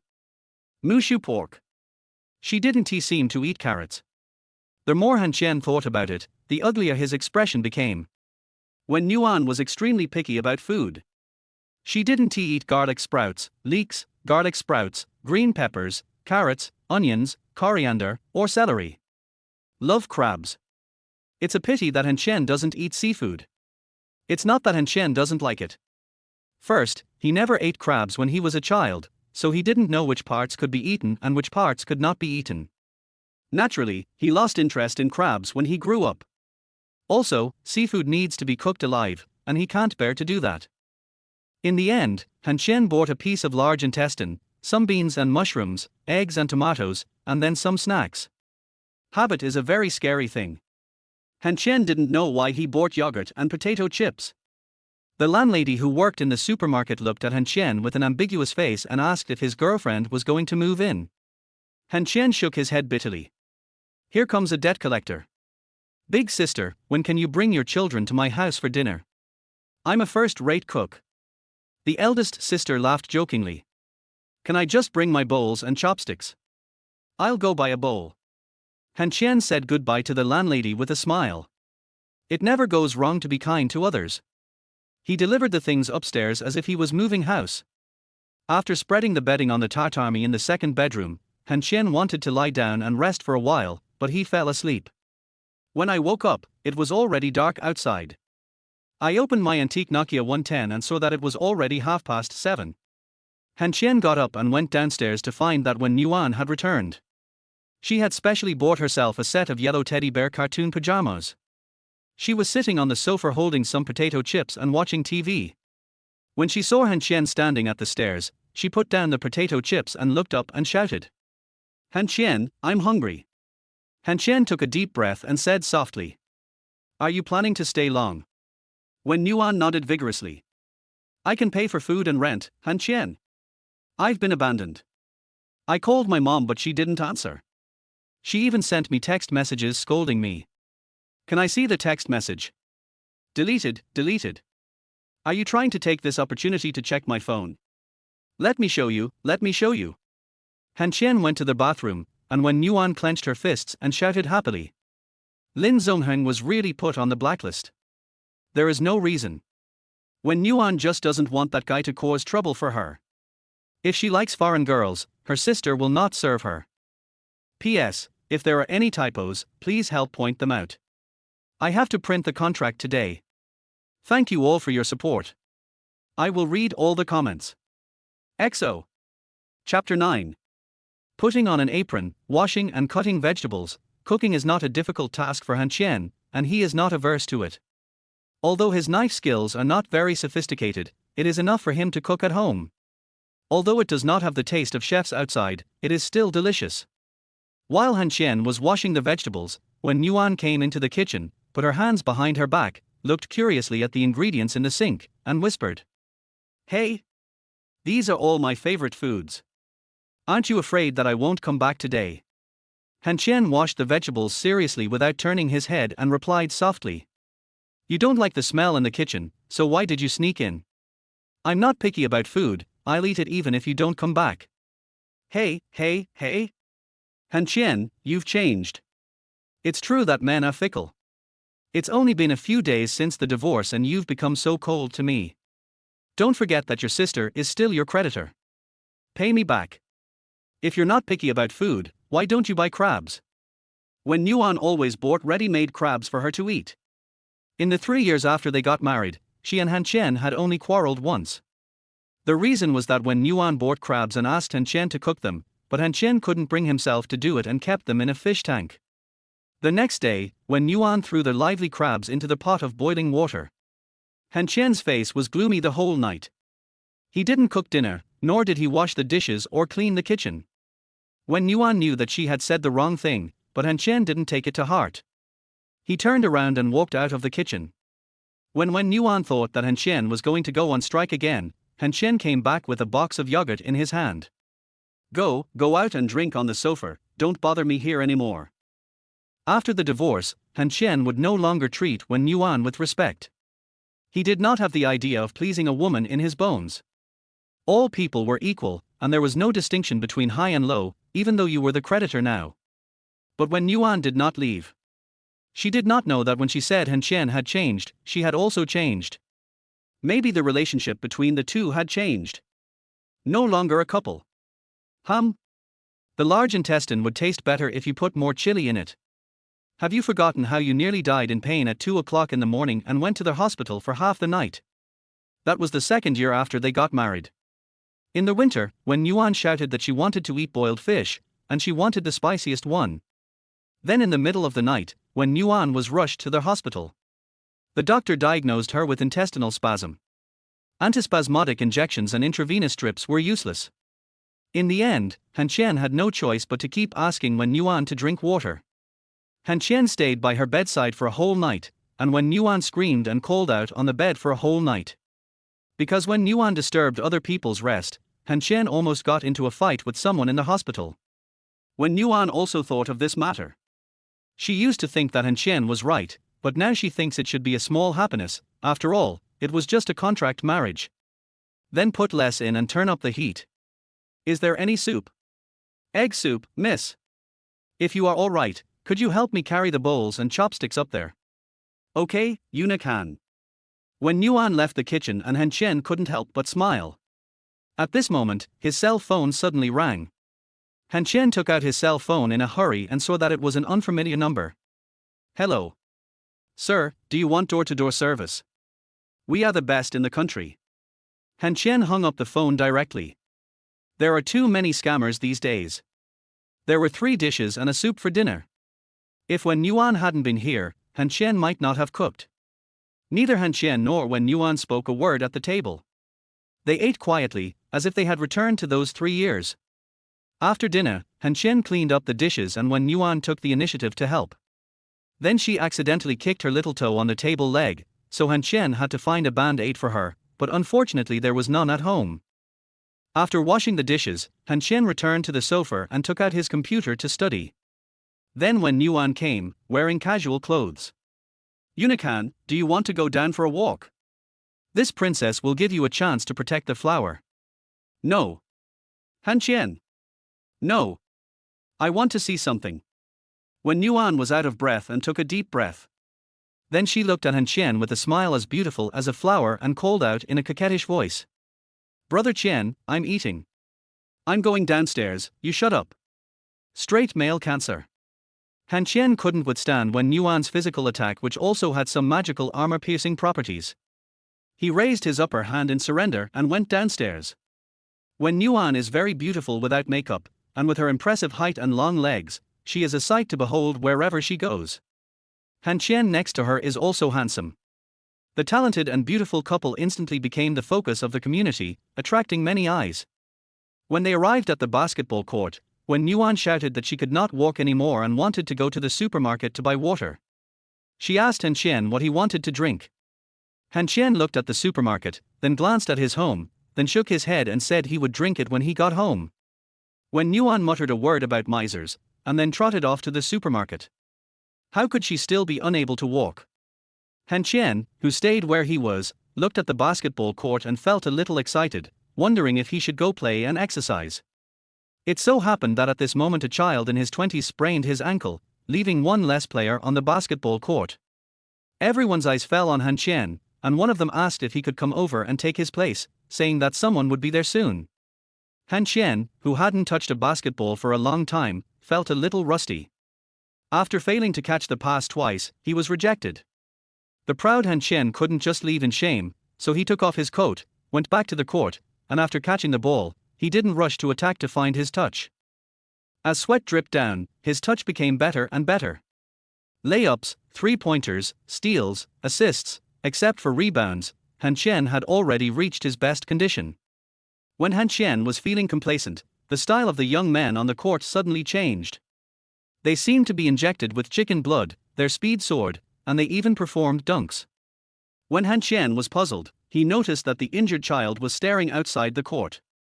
Han Qian turned around and saw that it was Wen Yuan who had returned, sitting on a chair and talking on the phone. My husband doesn't need house calls. He doesn't eat snacks. Wen Yuan had a confused and serious look on her face, and a charming voice came through the phone in a coquettish voice. Oh my. Sister, you are wrong. What man doesn't cheat? Domestic flowers are not as fragrant as wild flowers. Then he won't eat it either. Wild flowers are so dirty. The other party fell silent, as if his self-esteem was hurt by these words. You could hear him taking deep breaths to adjust his state. Don't be afraid, sister. I will attract him. Auntie, are you very confident? My husband only likes people with long legs. I happen to be 1.72 meters tall. How about you? Are you over 1.70 meters tall? Too much. The phone call was hung up and the game was over. In the last moment, Han Qian was completely defeated. Then, under the gaze of everyone in the stadium, he walked up to the rare beauty, took a bottle of water and drank it. Is the beautiful girl taken? Han Qian ignored the children's thoughts and looked at the phone in Wenwan's hand in confusion. My phone? Looking for me? Wenwan smiled and shook her head. It was a harassing phone call. I couldn't bear to see you being beaten so badly while playing basketball. I answered the phone to kill time. How was it? Do you feel that you are old and have overdrawn your physical strength? Han Qian shrugged. Having a top-notch beauty here is much more effective than stimulants. Let's go, or those kids will think of me as a love rival. As soon as he finished speaking, the sound of volleyball came from behind him. The guy who had dunked many times came behind Han Qian and said he wanted to have a one-on-one match. Han Qian did not refuse, and was beaten to a pulp. The guy was overjoyed, thinking that he would be favored by the goddess. However, he found that the goddess was laughing at Han Qian with her hands covering her mouth, and her eyes were as cold as frost when she looked at him. Han Qian and Wenwan left. The people in the court lost interest in playing. They sat on the ground like eggplants hit by frost. The young man who dunked the ball sighed. If you don't want to play basketball anymore, why not use this time to find a girlfriend? Everyone nodded in agreement. In a high-end apartment in the city, a woman stood in front of the mirror angrily, gritting her teeth. You are proud of your 1.72 meters. My sister is 1.80 meters and considered short. Damn, the ruler is not accurate, how come it is 1.66 meters? Chapter 10, Is the Yaksha Queen not a Yaksha? Han Qian lay down early, exhausted physically and mentally, and fell asleep the moment he closed his eyes. Wenwan, who was sleeping in the master bedroom, fiddled with Han Qian's antiques, looked at the two numbers on them, and thought of the other party's reaction when she answered the call. Wenwan felt something was wrong. Could it be that Han Qian had an affair? Could it be that he had hooked up with her before the divorce? Although I can't say I like Han Qian, how can he have a dog just 2 days after the divorce? Wenwan became more and more upset. She dialed a number and the call was connected instantly. Wenwan, who had a bad expression just now, suddenly became a different person and smiled with narrowed eyes. Manager Lee, I'm sorry to bother you so late. Are you still awake? How could he say he was asleep when the company's vice president called? The other party kept saying that he was not asleep yet. Wei Yuan continued with a smile. I heard that your application for annual leave was rejected a few days ago. Is it because of something at home? Oh. So, tomorrow is Saturday, so you can take 2 days including Sunday. Is that enough? If not, go to the company tomorrow and explain the things you have on hand. Then I will approve the note for you. After chatting for a while, Wenwan got down to business. Manager Lee, I heard from the company that your wife works in communications. I have a number here that I can help check. It's not urgent, just let me know when you have time. Just check who is registered to the phone card. After the call was hung up, Wenwan's face returned to its previous state. About half an hour later, Manager Lee called back. In order to take a vacation, she asked her husband to go to the company in the middle of the night to find the owner of the number. Unfortunately, the authority of the phone number was very high and the owner was not found. Manager Lee told Vice President Wen the truth with trepidation. Her vacation was still allowed, but it was only 4 days including the weekend. Wenwan sat on the bed, looking at the phone number and muttering to herself. Is this poker-like number a premium user? Life was very dull over the 2 days of the weekend. Wenwan returned to her temper and personality as she had when she got married. She locked herself in the room and was busy with her work. The government wanted several companies to bid for a piece of land, an old residential area. No matter how the people from the investment department and the risk department calculated, they all saw a loss. Wen Yuan was afraid that the land would be forced upon Changxiang by the government. Han Qian was too lazy to pay attention to Wen Yuan. He was looking up the necessary information on the first floor. He was exercising in the afternoon, but no one wanted to play basketball with him. The guys who were playing basketball always felt that this guy was showing off. The past 2 days have been like a year for Han Qian, and he will not miss any minute of it. The pressure of the 4 million yuan debt a year has made him feel a little dyspnea, but it also makes him feel excited and challenged. The proud Han Qian has confidence in himself, but confidence cannot be eaten, and he has to take one step at a time. On Monday morning, Wen Yuan ate hurriedly and went to work. When she left, she asked Han Qian if he needed her to drive him a section. Han Qian shook his head and said it was not on his way. It seemed that her mother-in-law had really forgotten about this beautiful girl. She did not call her once, and Wen Yuan did not answer the phone in the past 2 days. Han Qian was confused. It was fine that his mother-in-law didn't call, but the guy from abroad didn't call either. Did Wen Yuan really block him? What was this woman up to? Little did he know that on the other side of the ocean, a grown man was lying on his bed in a daze, feeling hopeless. He didn't understand what Wen Yuan was doing, and why she was blocked just like that. He called Aunt Li, and the answer he got was that Wen Yuan and her husband were on their honeymoon. Lin Zongheng was almost angry to death. He planned to deal with Han Qian first when he returned to China, but he let this peasant get there first. Han Qian learned his lesson when he arrived at the company again. He no longer crossed the square in front of the main entrance of Glory Group. He might really be hit to death by that tiger woman. In the 3 years with Wen Yuan, Han Qian knew the difference between rich people and poor people. At the same time, he also developed a little resistance to beautiful women. A girl who was slippery and beautiful outside was very likely to be the same as Wen Yuan at home. Because Wen Yuan said that 90% of single women in the world are almost like this. This sentence shattered all the beautiful thoughts in Han Qian's mind. He walked into the gate of honor safely. At this time, all the employees of the company had come to work. Han Qian looked more handsome after changing into a suit again. He came to the front desk, took out his ID card and received the admission contract. After signing it, the girl at the front desk took out a piece of candy and put it on the contract, smiling with squinting eyes. Welcome to the Honor Group. This piece of candy is the company's welcome gift. It means forgetting the bitterness of yesterday. Working at Honor is sweet. The little girl had a round and cute face. Han Qian smiled and was about to reply when he heard a cold rebuke from behind him. Are you all free? Have you finished your work? If you have nothing to do, why not run around the company 20 times? Don't sit down and look corrupt with bulging bellies, which will damage the company's image. Han Qian turned around and leaned against the front desk, looking at Yang Qingqing who was scolding the staff. She was wearing a light yellow hip-hugging skirt, a pair of 8-centimeter high heels, and burgundy long hair. This woman didn't look like a general manager of a company at all. She looked more like a mistress kept by someone. Gradually, the smile on Han Qian's lips disappeared, and Yang Qingqing had come to him. I have to admit that this woman is very beautiful, very charming, very foxy, and very alluring. It's a pity that such a foxy beauty has a mouth. Don't know what to do. If you don't know, go and sweep the toilet. Don't stand here and get in the way. I won't give you a penny more if you stay at the front desk. This woman is definitely having her period. Han Qian, adhering to the idea that a good man cannot fight a woman, turned around and left. However, he had just taken a step when Yang Qingqing grabbed his arm, snatched the contract from her hand and took a look at it. Then, she scolded the girl at the front desk. The girl didn't know what she had done wrong. She lowered her head with red eyes and didn't dare to refute. Planning department. Who said Han Qian should go to the planning department? I've told you so many times. General Affairs Department, General Affairs Department. Han Qian, report to the General Affairs Department. The contract will be delivered to you soon. Don't get in their way here now. I'm very upset today.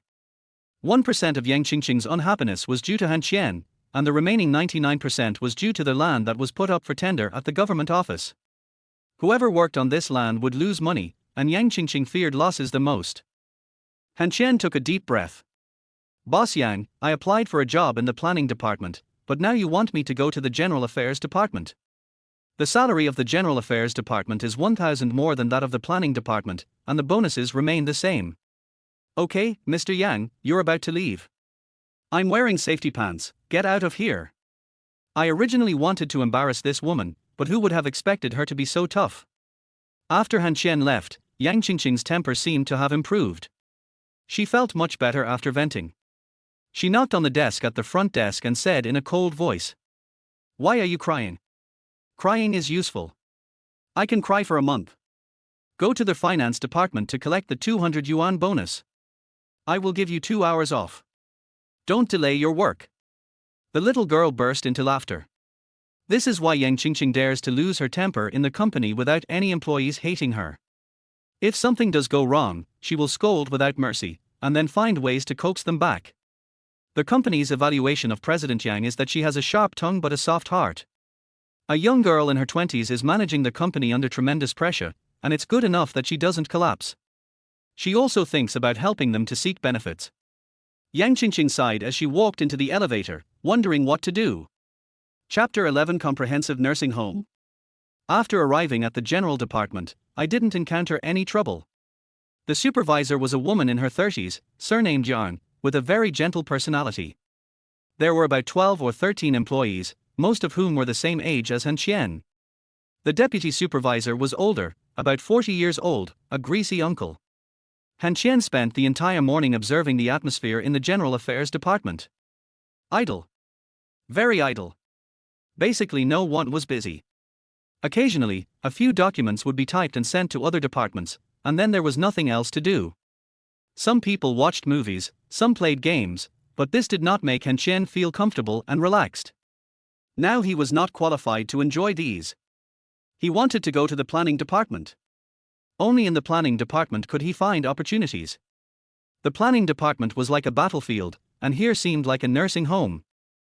It was already noon, but they didn't seem to have any intention of having lunch. Han Qian stood up and quietly asked his colleagues how they were going to get lunch.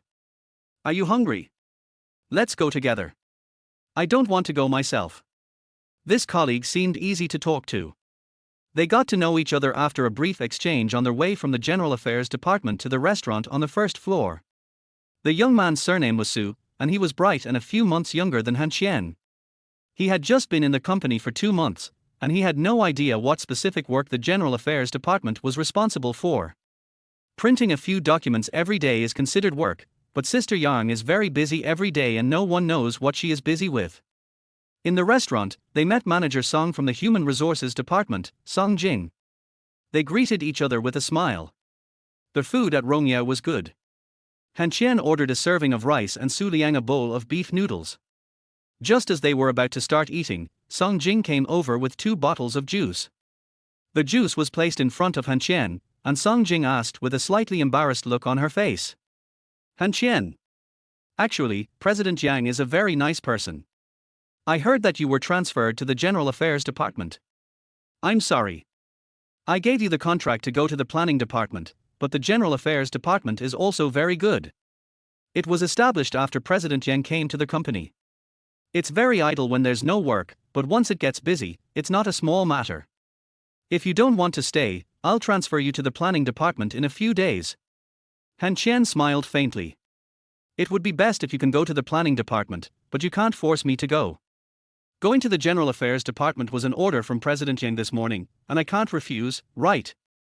I just want to work hard and learn while I'm still young. If possible, I'll trouble Manager Song."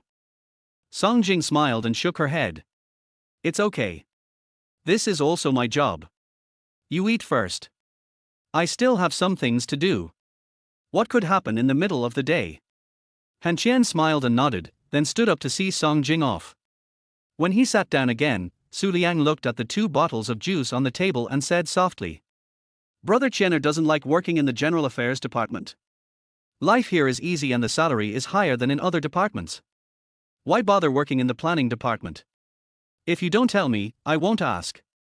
I'm not interested in this anyway. I just want to know what misunderstanding there is between Brother Qianer and President Yang, he. Han Qian smiled helplessly. "When I first came to the company, I was unfamiliar with the company and was almost bumped into by Boss Yang. I didn't know Boss Yang at the time, and we had a big fight. As soon as he finished speaking, Su Liang's face changed. He leaned forward and said in a low voice, "Someone got into a fight with Boss Yang at the elevator door a few days ago. I heard that Boss Yang's hair was pulled. Brother Qianer, could that be you? If you're talking about what happened on Friday, then it must be me. Stop gossiping and eat. Brother Qianer is a true hero." Su Liang added this and lowered his head to eat noodles. He looked like he was not worried about being implicated at all. It was unclear whether he was heartless or just easygoing, but Han Qian could no longer laugh. He suddenly thought about whether Song Jing from the Human Resources Department came here to help President Yang to get information. If so, he would be in trouble because Yang Qingqing would never let him go to the planning department. So melancholy. In fact, Han Qian's guess was correct. Song Jing left the restaurant and trotted to the general manager's office on the 14th floor. She stood outside the door, took a deep breath, and pushed the door open. "Yang are." Before he could utter the second word, a folder was thrown over and brushed past Song Jing's waist. Song Jing was so scared that she stood still and dared not move. Yang Qingqing said angrily with anger in her eyes and gritted her teeth. "The planning department has a bunch of idiots. This is the plan they gave. Do they think everyone else is stupid? As long as this project falls on our heads, Changxiang will rip us off during the bidding. They'll build a commercial building, and will they buy this pedestrian street? Go to the pedestrian street to watch the planes take off." Song Jing picked up the documents on the ground and put them back to the desk, then took 5 or 6 steps back and stood far away. Yang Qingqing sighed and made a phone call. It would have been better if she hadn't made the call. After learning the result, she became even more devastated. Vice President Wen of Changxiang used his family connections to resolve the issue. If Changxiang couldn't be the scapegoat, it would be Rongya's turn. There were only 2 large real estate companies in the city, and the government would definitely not go to those small companies, and the small companies would not touch this hot potato. Yang Qingqing exhausted all her strength, rested her chin on the desk, and looked at Song Jing pitifully. "Sister Song, what should I do? All I need now is an imperial decree for Rongya to take over this hot potato. This business will definitely be a loss-making one. Forget it.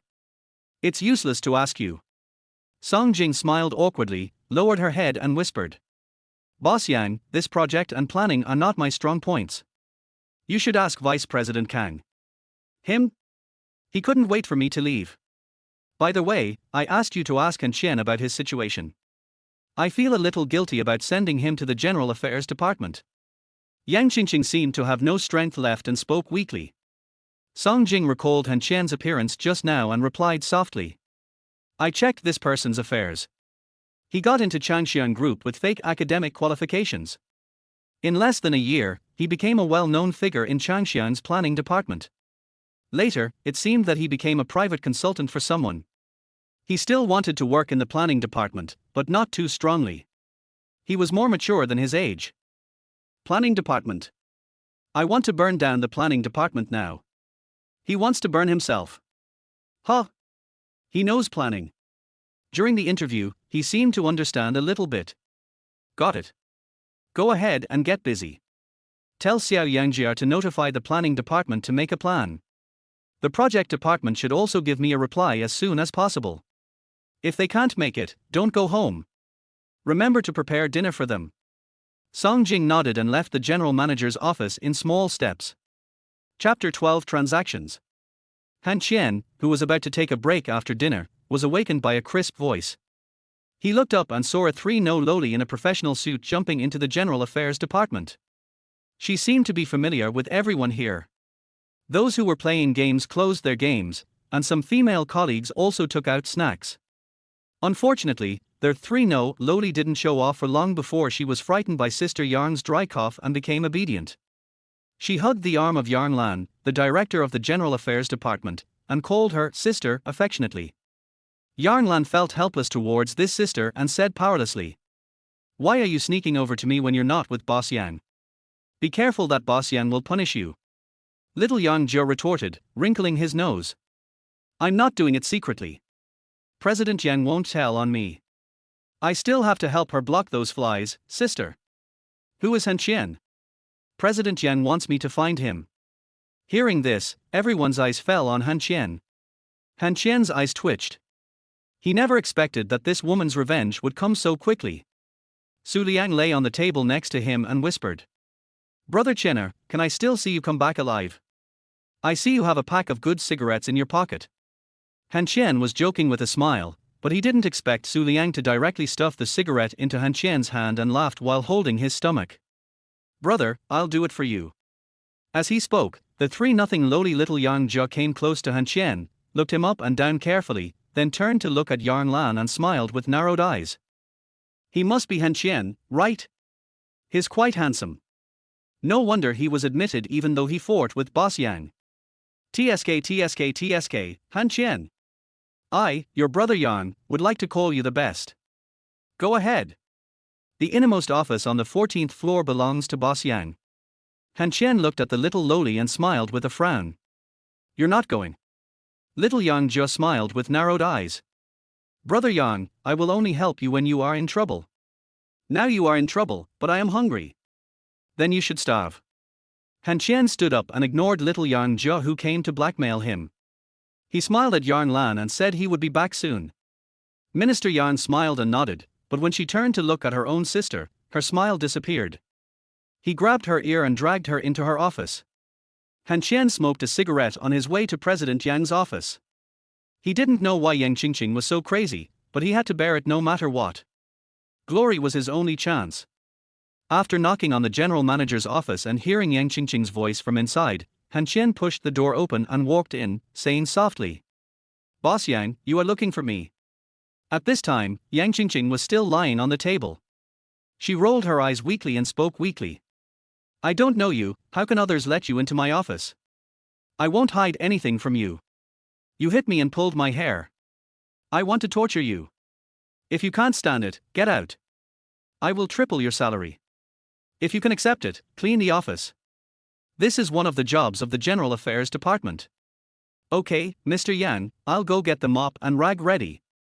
Han Qian accepted it calmly, which made Yang Qingqing feel that she could no longer see this guy clearly. She watched Han Qian mopping the floor and picking up the fruit peels on the coffee table. After watching for a while, Yang Qingqing got tired of it and lowered her head to look at the documents regarding the land from various departments. The more he looked, the angrier he got. He realized that he had raised a group of pigs. How could a shopping mall be better than an old department store? Are they blind or deaf? They don't know that there is a Glory department store in the city center. Some people said that they would build a market, but the small commodity city is across the street. It is simply unbearable to look at. Some people even said that they were just stupid to build a RT Mart. R tilde tilde tilde tilde tilde tilde tilde tilde tilde. A shrill scream frightened Han Qian so much that he shivered. Then he saw the woman throw all the documents on the table to the ground, as well as the pair of high heels on her feet. Han Qian took a deep breath and lowered his head to continue cleaning up. There was no reaction on the surface, but I had already started to doubt myself in my heart. Am I destined to be a househusband for the rest of my life? I worked as a househusband for 3 years after marriage, and thought I was free after divorce, but the warmth returned. I thought I could do some serious work at work, but I ended up cleaning and serving women. Han Qian firmly believed that he must have offended many women in his previous life, for sure. After arranging the documents and putting them back on the table, Yang Qingqing pushed them to the ground. Han Qian took a deep breath and picked them up again, but was pushed down by Yang Qingqing again. Han Qian didn't care anymore and put all the documents into the trash can, including Yang Qingqing's pair of shoes, and then started mopping the floor. Yang Qingqing was furious when she saw this. Han Qian, are you sick? You threw away my shoes, and you carry me home. If he can't carry me, is it the General Affairs Department's responsibility to carry the general manager home? You're awesome, and I'm an idiot for raising a bunch of crap. I am not a waste, being stupid is your business. You came here to quarrel with me. Han Qian, do you think I won't fire you? Boss Yang thought I was here to apply for a job as a housekeeper. Even a clay man has some temper, and Han Qian is absolutely immune to beautiful women. All this is thanks to Miss Wenwan. Yang Qingqing was so angry that she took a deep breath. The phone in her hand was just 1 digit away from dialing the Human Resources Department. The plump breast badge kept rising and falling, but unfortunately Han Qian had his back to her and could not see this magnificent scene. If he saw it, Han Qian would be sad for Wenwan. Why is the gap so big? It took me half an hour to clean the office, and I asked when I was about to take out the garbage. Boss Yang, are these plans going to be thrown away? Should I go back to the General Affairs Department? I'll go wherever I fall in love with. I'm just annoyed by you. Yang Qingqing replied unhappily, and just as Han Qian walked out of the office, Yang Qingqing started cursing. Han Qian, you bastard, bring my shoes back to me. Han Qian was slightly stunned, looking at the shoes in the trash can, his face slightly embarrassed. He forgot about his shoes, and returned to the office with the trash can, scratching his head awkwardly while holding a pair of shoes. Hey, Mr. Yang. I'll put it here for you. Yang Qingqing stood up and walked barefoot on the floor tiles. Han Qian frowned when he saw this, but did not say anything. He did not want to cause trouble.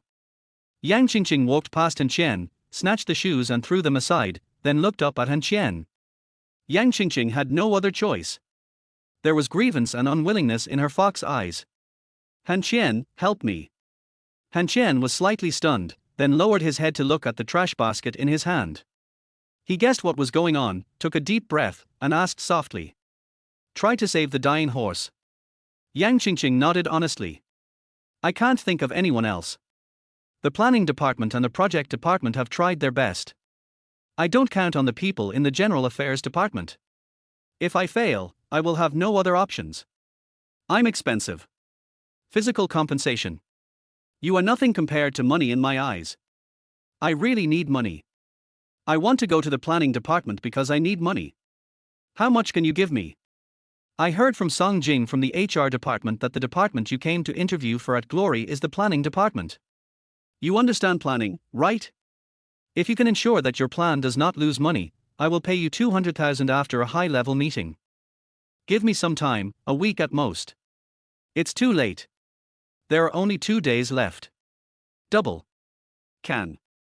No one loses. Yang Qingqing is not a fool. If the plan fails, Han Qian will not get any money. This also shows his strength. Even if he does nothing now and goes back to the General Affairs Department, he can just play games for 2 days. Women are born actors, especially when it comes to playing a weak character. It is not a loss for Han Qian either, as he is just using his ability to make money. This is his plan to come to glory. Only in this place will he have the opportunity to discover problems and then solve them. Han Qian left, leaving behind the paper basket and Yang Qingqing. All he wants now is money. Chapter 13, 3 No Lodi. After more than half an hour, the people in the General Affairs Department had already begun to speculate about who this guy who suddenly appeared was. Some asked Xiao Yangjia, while others were also slandering in their hearts, thinking that Yang Qingqing must have been attracted to this greasy-haired and powdered boy. This is the difference in people's hearts. Of course, they only dare to think about it in their hearts. Often, what you can't eat is sour, not to mention that Yang Qingqing often dresses very seductively. There is no such thing as human nature being good. A dirty heart is innate. Yang Lan was also curious and asked Xiao Yangjia about this Han Qian. Why was he called to the office by President Yang on his first day at work, and why was he hired first and then went through the formalities?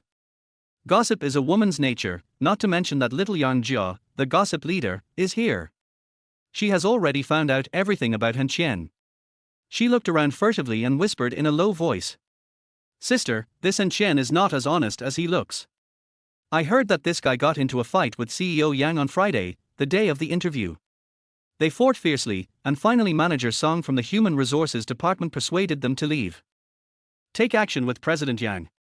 The corners of Yang Lan's eyes twitched slightly. This matter was no secret in the company. On Friday, some people speculated who dared to fight with the company's Yaksha Queen. The scene that appeared in the sea made Yang Lan rub his head. It seemed that a not-so-quiet person came to the quiet and peaceful General Affairs Department. While the two sisters were gossiping, there was a knock on the half-open door of the office. Sister Yang, President Yang asked her secretary to report back quickly. There is something going on. Han Qian came back, and little Yang Jia didn't dare to be lazy in the general department anymore. She stood up and jogged all the way. She didn't forget to take the snacks from the general department when she left. The little girl was not tall, but she was very greedy. Then Han Qian remembered the scene of when Yuan eating snacks on the sofa. What he finds most difficult to accept is someone eating snacks on the bed or on the sofa, making a mess on the floor. Sitting in a daze on the chair, he seemed to have forgotten to ask Yang Qingqing for the information. Did he have to go back again? Thinking of Yang Qingqing's mouth, Han Qian shuddered. It would be better to wait until Xiao Yangjia was done with her work and ask her for it later. If that didn't work, he would go to the gentle sister Yang. While Han Qian was in a daze, Su Liang dragged his chair to Han Qian's side and asked in a low voice. Brother Qian, are you safe along the way? Is Boss Yang looking for you to avenge Friday's death? Han Qian reached out and pressed Su Liang's head, scolding with a smile. How come you are more gossipy than a woman? You actually guessed right. Boss Yang came to seek revenge on me. She cleaned up the office and assigned me a bunch of work. If I had known she was the boss, I wouldn't have done anything, right? Come on, Brother Qian, don't be so ungrateful. Although President Yang's temper is a little bit bad, she is a real goddess. Many people would rather be scolded than look at President Yang. If you don't want me to go next time, don't do it. Su Liang had a filthy look on his face, while Han Qian looked at Su Liang with shining eyes and said seriously. You said it, without regret.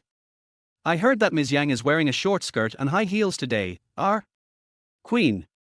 You still have this hobby. I'd rather be whipped. Su Liang's obscene look made Han Qian very helpless.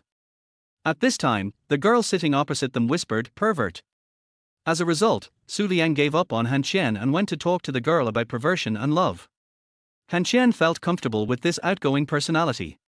It was good as long as making friends was not tiring. He did not have the energy to scheme with others. At this time, hurried footsteps were heard at the door.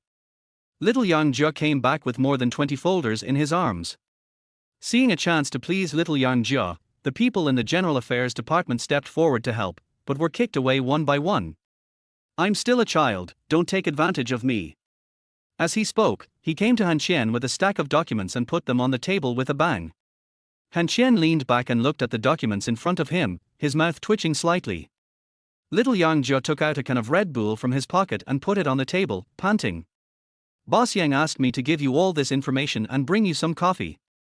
I'm poor, so I went to the marketing department and got you a bottle of Red Bull. Don't tell Boss Yang. Seeing Sanwu Loli threatening with her fists clenched, Han Qian smiled and threw the Red Bull to her. Secretary Yang, you have worked hard. This is a reward for you. Yang Jia put away the Red Bull unceremoniously, then she remembered Han Qian's words, little secretary. She immediately got furious, puffed out her chest and said in a tender voice. How is my sister small?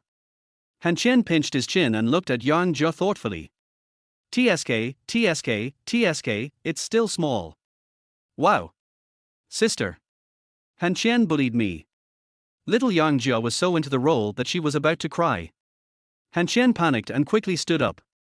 It was not right to apologize, nor was it right not to apologize. At this time, Yarn Lan came out of the office, knocked on her sister's head, and then smiled at Han Qian. She is my biological sister. She often comes to the General Affairs Department to slack off and likes to make trouble. Han Qian, don't take her seriously. So they are sisters. How come the gentle Yarn has such a naughty sister? Han Qian scratched his head and turned around to find that his colleagues were all laughing. Han Qian felt even more embarrassed and scratched his head and whispered. It's still my fault. I shouldn't have teased Yarn Jia. Yarn Lan shook her head and smiled gently. We'll all be colleagues from now on. We'll see each other sooner or later. No need to be so polite. Boss Yang just called me and said he'll have the results on Thursday. If you have any questions, you can ask me. Okay, Sister Yang. Han Qian suddenly got the job, which made other employees in the General Affairs Department unhappy. Moreover, it was a job assigned by President Yang himself. If we are all idle, then we will be idle together. If you suddenly get a job, it seems that we have more free time. This is not good in the eyes of any department manager. No one wants to work, and they don't want to see Han Qian work. As a newcomer, you must abide by the rules here. Do you want to set new standards and please your boss on your first day? Han Qian didn't know what these people were thinking. He was different from them. The wages they earned were enough to live on. Perhaps some of them didn't even need to go out to work. But Han Qian was very short of money. When Yuan looked easy to talk to now, but what if Lin Zhonghen went back and gossiped about her? People are made of flesh and blood, and they will be shaken. I took a deep breath and found the most basic information to see what problem caused the entire plan to fail. After watching for an afternoon, Su Liang called out to Han Qian to get off work. Only then did he realize that it was already 5 o'clock and time to pack up and go home. When Han Qian was sorting out the documents to take home, Su Liang suddenly put his arm around Han Qian's shoulders and laughed softly. "Brother Qian, don't try so hard. Not everyone wants to see people working hard." Han Qian was slightly stunned, then immediately understood what Su Liang said. He took a deep breath and laughed at himself. "Liang, if you knew the pressure I'm under, you might understand me. I don't mean to play anyone." Su Liang still had that cynical smile on his face and laughed. "Everyone has their own life, but we should also be prepared. Are things difficult? I see you've been frowning all afternoon. If necessary, I need. Brother Qian, I'm just being polite." It could be that they were attracted to each other, or it could be that Han Qian hadn't made friends for a long time, but the way they were arm in arm with each other looked uncomfortable to others, especially some men. In their eyes, Su Liang is just a dog wagging its tail. Chapter 14. Are you born in the year of the dog? Han Qian, please come back soon. I'm so hungry. When Han Qian was about to work overtime, a warm phone call came in. He forgot that there was another mouth to feed at home. The habit he had developed over the past 3 years made Han Qian choose to give up his job and go home. Some things can still be done at home, so he whispered to Su Liang that they would do it together tomorrow. I squeezed onto the bus and started my journey home. On the way, I thought that there might be some leftover dishes from yesterday. I could heat them up and have a portion in the evening. But then this idea was questioned. Would Wenwan agree?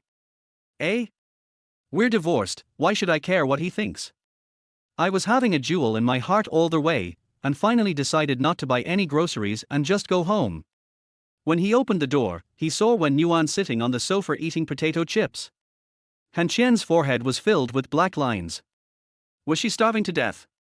Wenwan also saw Han Qian, and quickly put away the potato chips, knelt on the sofa and shouted that she was hungry, and threatened Han Qian to call her ex-mother-in-law. Han Qian abused her. Han Qian took a deep breath. It's a busy first day at work, and I'm not used to it yet. You'd better not call my mother. A few days ago, she was asking if I wanted to go back for the new year. If she knew that we were divorced, you should be fine, but I might die. Oh, the new year is still a few months away. Stop nagging me. I'm starving. I bought some food and it's in the kitchen. Come quickly. If you don't come, I'll tell Mom that you were the one who filed for divorce. Wenwan did not change her tone and call her auntie, and Han Qian did not take it to heart.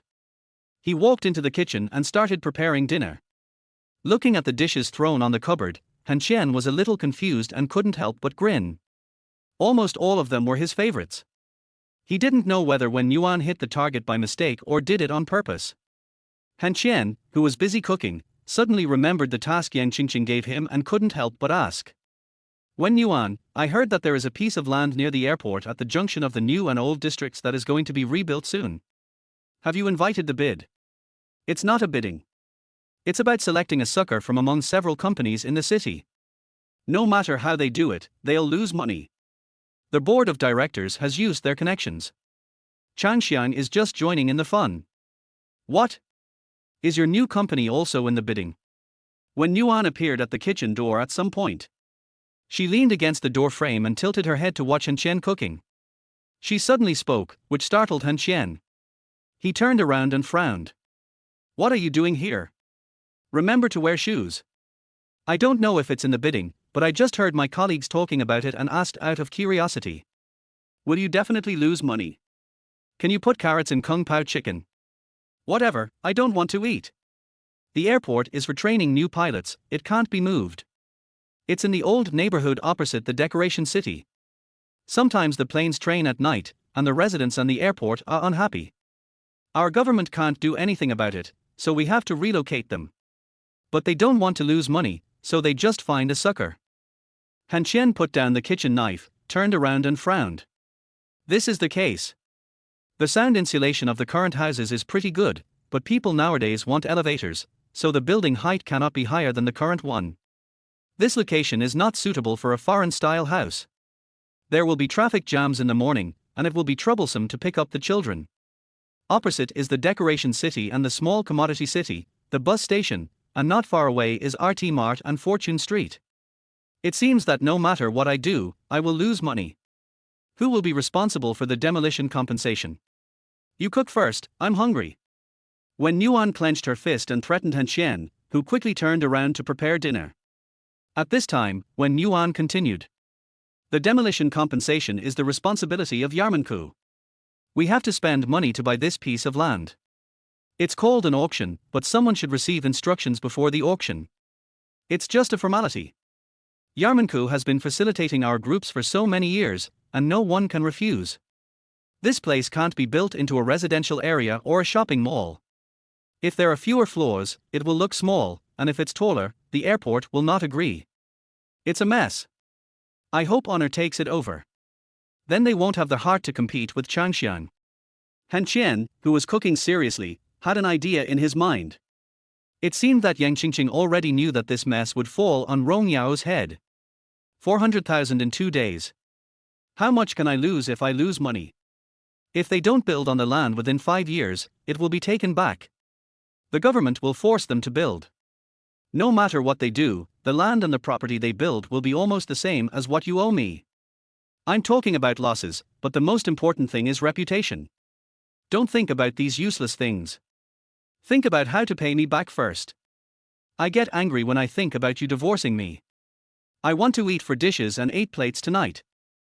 Would you like to eat eggshells? Han Qian. You've changed. You have a dog outside and you won't give in to me anymore. Han Qian ignored Wenwan. Her feet were stepped on more than 10 times during the meal, but Han Qian didn't take it seriously. After the meal, he washed the dishes. Wenwan went upstairs angrily. Han Qian didn't understand why she suddenly got angry. He didn't provoke her. Unable to figure it out or think about it, after finishing his housework, Han Qian went back to the second floor and continued looking at the information in his hands. He was not in a hurry to make a plan now. He had to start from this city and could not limit his vision to this piece of land. While they were busy, the door was pushed open, and Wenwan, who was wearing pajamas, suddenly pounced on Han Qian, hitting and biting him, until she had Han Qian under her. After announcing her victory, she left with a smug look on her face, and by the way, she took Han Qian's mobile phone and told Han Qian bluntly. Divorce also requires a cooling off period. I have blocked Lin Zongheng, so you better behave yourself. If you dare to hook up with other women behind my back, you have to pay me back now. Han Qian looked at Wenwan helplessly and sighed with all his strength. Only a fool would choose a man with vermilion on his back. Besides, I don't even have a WeChat account, so who can I hook up with? You even cancelled my only QQ account. Wenwan, come here. We need to talk. You beat me up without any explanation. Come here. Seeing Han Qian was about to get up, Wenwan quickly dialed a number on Han Qian's cell phone. When Han Qian stood up, Wenwan started shouting. Mom! Han Qian wants to hit me. The matter got out of hand. Han Qian never expected that Wenwan would actually call his mother. He put down all the work in his hands and explained to his mother on the phone that he was just joking with Wenwan and had no intention of fighting. The phone was snatched away by the old man, who scolded Han Qian without saying anything. The old man didn't achieve much in his life, but there was one good thing: he never asked his mother to cook, and he never got angry with his mother. When he heard that Han Qian was going to beat his wife, the old man couldn't stand it anymore. Finally, Han Qian begged Wenwan to testify and the matter was resolved. His mother ordered that the two of them go home to celebrate the new year this year. The old couple didn't bother to come to them anymore. There was no point in celebrating the new year if the children didn't go home. After the call was hung up, Han Qian lay on the tatami and looked at the ceiling helplessly. You should. Now we are asked to go back home for the new year. If you don't go, Mom will ask you about everything. If she finds out that we are divorced, your first base will be gone. Wenwan sat cross-legged beside Han Qian, curling her lips and saying disdainfully. Look at your little achievements. What does it have to do with you that I go back to see Mom during the new year? Mom treats me much better than Li Jinhe does. Go away. Go take a shower. You don't sleep with me at night, so I warm you up, you dog. Shut up. While Wen Yuan and Han Qian were fooling around, Lin Zongheng had already boarded the plane back home. He couldn't wait any longer. Chapter 15 Asking for Help. Han Qian got up early in the morning with dark circles under his eyes. He originally planned to stay up until about 12 o'clock before going to bed, but Wen Yuan kept making noises until 11 o'clock. He didn't know where she got the energy from. Han Qian, who had slept for less than 2 hours in total, really didn't have the energy to cook. He knocked on Wen Yuan's door, but there was no response for a long time. Han Qian pushed the door open and found that Wen Yuan had gone to work. He looked at the mobile phone on Wen Yuan's bedside table in confusion, then turned around, grabbed his clothes and ran away. It's almost 9 o'clock. It's not just 2 hours of sleep, it's 4 hours of sleep. He took a luxurious taxi to go to work, but he was still late anyway. The clock in time for Glory Group was 8:50. When he got off the car, he found that Yang Qingqing's Raptor had stopped at the main entrance of the company. He knew what was going on, so he ran away. When he saw President Yang standing at the door with her hands protecting her arms and wearing a one-step skirt, Han Qian despaired. Sorry, Mr. Yang, I overslept. Yang Qingqing glanced at the folder in Han Qian's hand and her expression softened a little. You stayed up all night reading materials. Or were you stuck in traffic? You can actually give me a reason to make me feel that you worked hard. Maybe you can even get a bonus. Han Qian scratched his head and said awkwardly. There's no reason, I just overslept. President Yang has already promised me a bonus. I have to be honest. My father has always taught me that. It's a pity that your honesty didn't impress me. I was an hour and a half late and worked overtime for an hour and a half at night. Today is Tuesday. I hope you can let me walk out of the office with a smile on Thursday morning. Okay, Mr. Yang, now, can I go upstairs?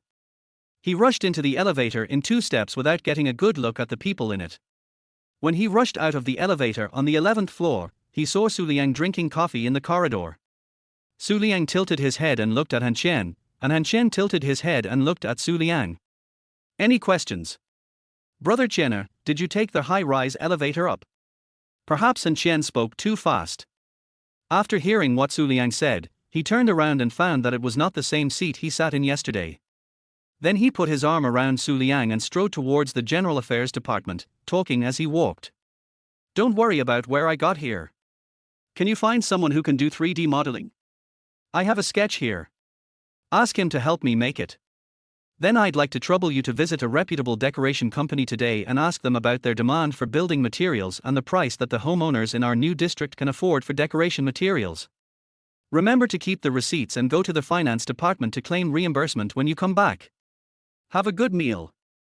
As he spoke, Han Qian handed the folder to Su Liang and said, Here is a rough outline of the preliminary plan. You'd better give me the news you received tonight.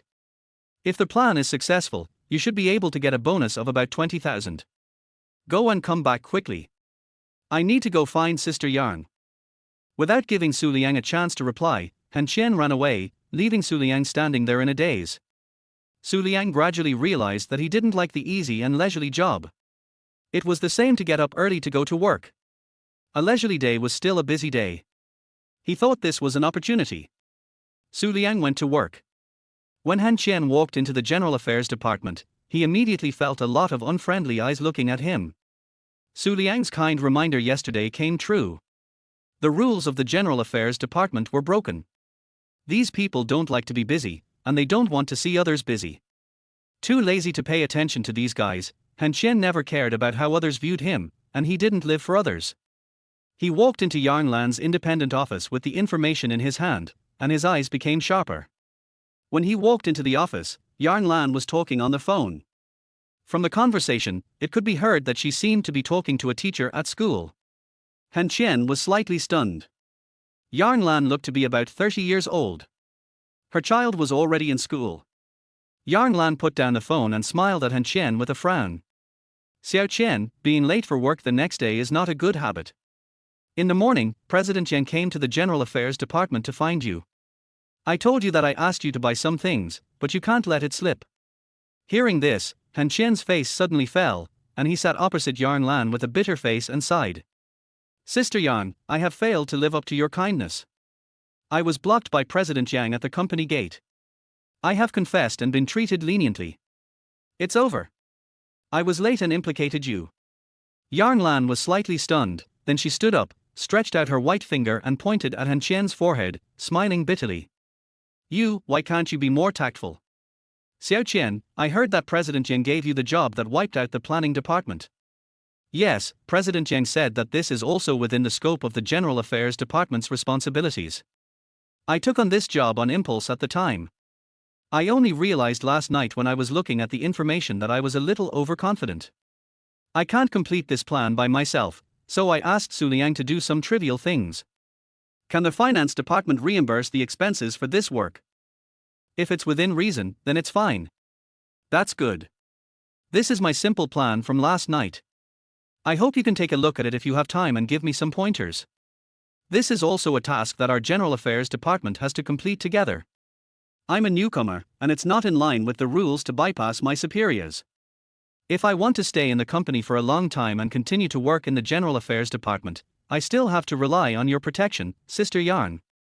Han Qian behaved very humbly. He did what he thought he should do, even if it was a task assigned to him by Yang Qingqing, but he was working in the General Affairs Department now. He could not embarrass his direct leader, let alone do anything that would threaten his leader's position. Yarn Lan was not in a hurry to touch the documents on the table. She leaned forward slightly, and her full breasts had already fallen on the table, but Han Qian kept his head down and tiptoed, not looking at her inappropriately. Moreover, he could not be too aggressive in front of a woman like Yarn Lan. She had seen everything she should have seen at her age. She could not be a Vars role if she could be the head of several departments, unless you wanted to conquer her. But Han Qian did not have such an idea. Now he only wanted to make money. You want to drag me into this? Han Qian wants to find someone to help you share the responsibility. Su Liang's qualifications are not enough, so you chose me? Or you feel that other employees in the General Affairs Department are dissatisfied with you? Han Qian raised his head and smiled. Sister Yang, if the plan is successful, the bonus will be very generous, beyond your imagination. Yarn Lan nodded lightly and smiled. I know the bonus is generous, and I also know what the problem is that caused the planning department to be wiped out. They just do their work for a salary, and they have nothing to do with the company's losses or profits. If President Yang wants to get a sincere planning proposal, he will have to spend a lot of money. Now I want to know how confident you are that you can succeed. 100%. Han Qian smiled brightly, without any nervousness or embarrassment of being discovered. Yarn Lan was a little stunned by his confidence. She didn't appreciate him too much, but just thought that this young man was too conceited. Of course, she still didn't reject Han Qian's kindness. If you don't understand anything, you can always ask me. If you need any help, you can also ask me for help. You have already acted first and asked for your permission later. I can't be so petty as to embarrass you to show off my power as a small supervisor. You are an hour and a half late, so you have to stay to work overtime tonight. Since Su Liang has been won over by you, let him stay too. I will keep an eye on you. Go and get busy. Han Qian stood up and bowed to Yarn Lan to thank her. When he opened the office door, Yarn Lan suddenly shouted loudly. Han Qian, just do what you should do and don't bother with others. Sister, I understand. After Han Qian left, Yarn Lan took the folder and cursed in a low voice. Slippery. Chapter 16 Lan Lan. Han Qian did not take the initiative to get to know other people in the general department, because he already had enough helpers, and Han Qian believed that he had been identified as a selfish, rule-breaking person, and saying hello would only be seen as an active gesture of goodwill, but someone came to say hello to him.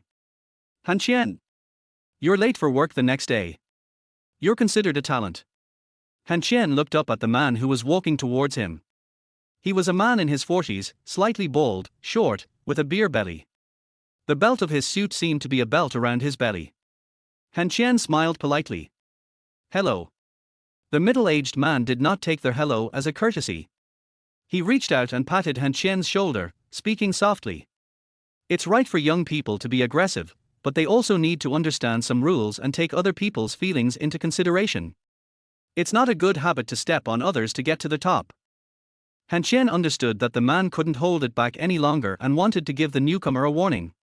He smiled and didn't reply, turning back to continue writing the plan. The middle-aged man was a little dissatisfied with being ignored, and stretched out his hand to take the document on Han Qian's desk. As soon as he touched the document, Han Qian held him down with his hand. Han Qian turned around and asked with a frown. "Should you ask before you touch someone else's things?" The middle-aged man frowned. "I am the Deputy Director of the General Affairs Department. I have the right to check the busy work of the General Affairs Department staff to prevent them from being lazy.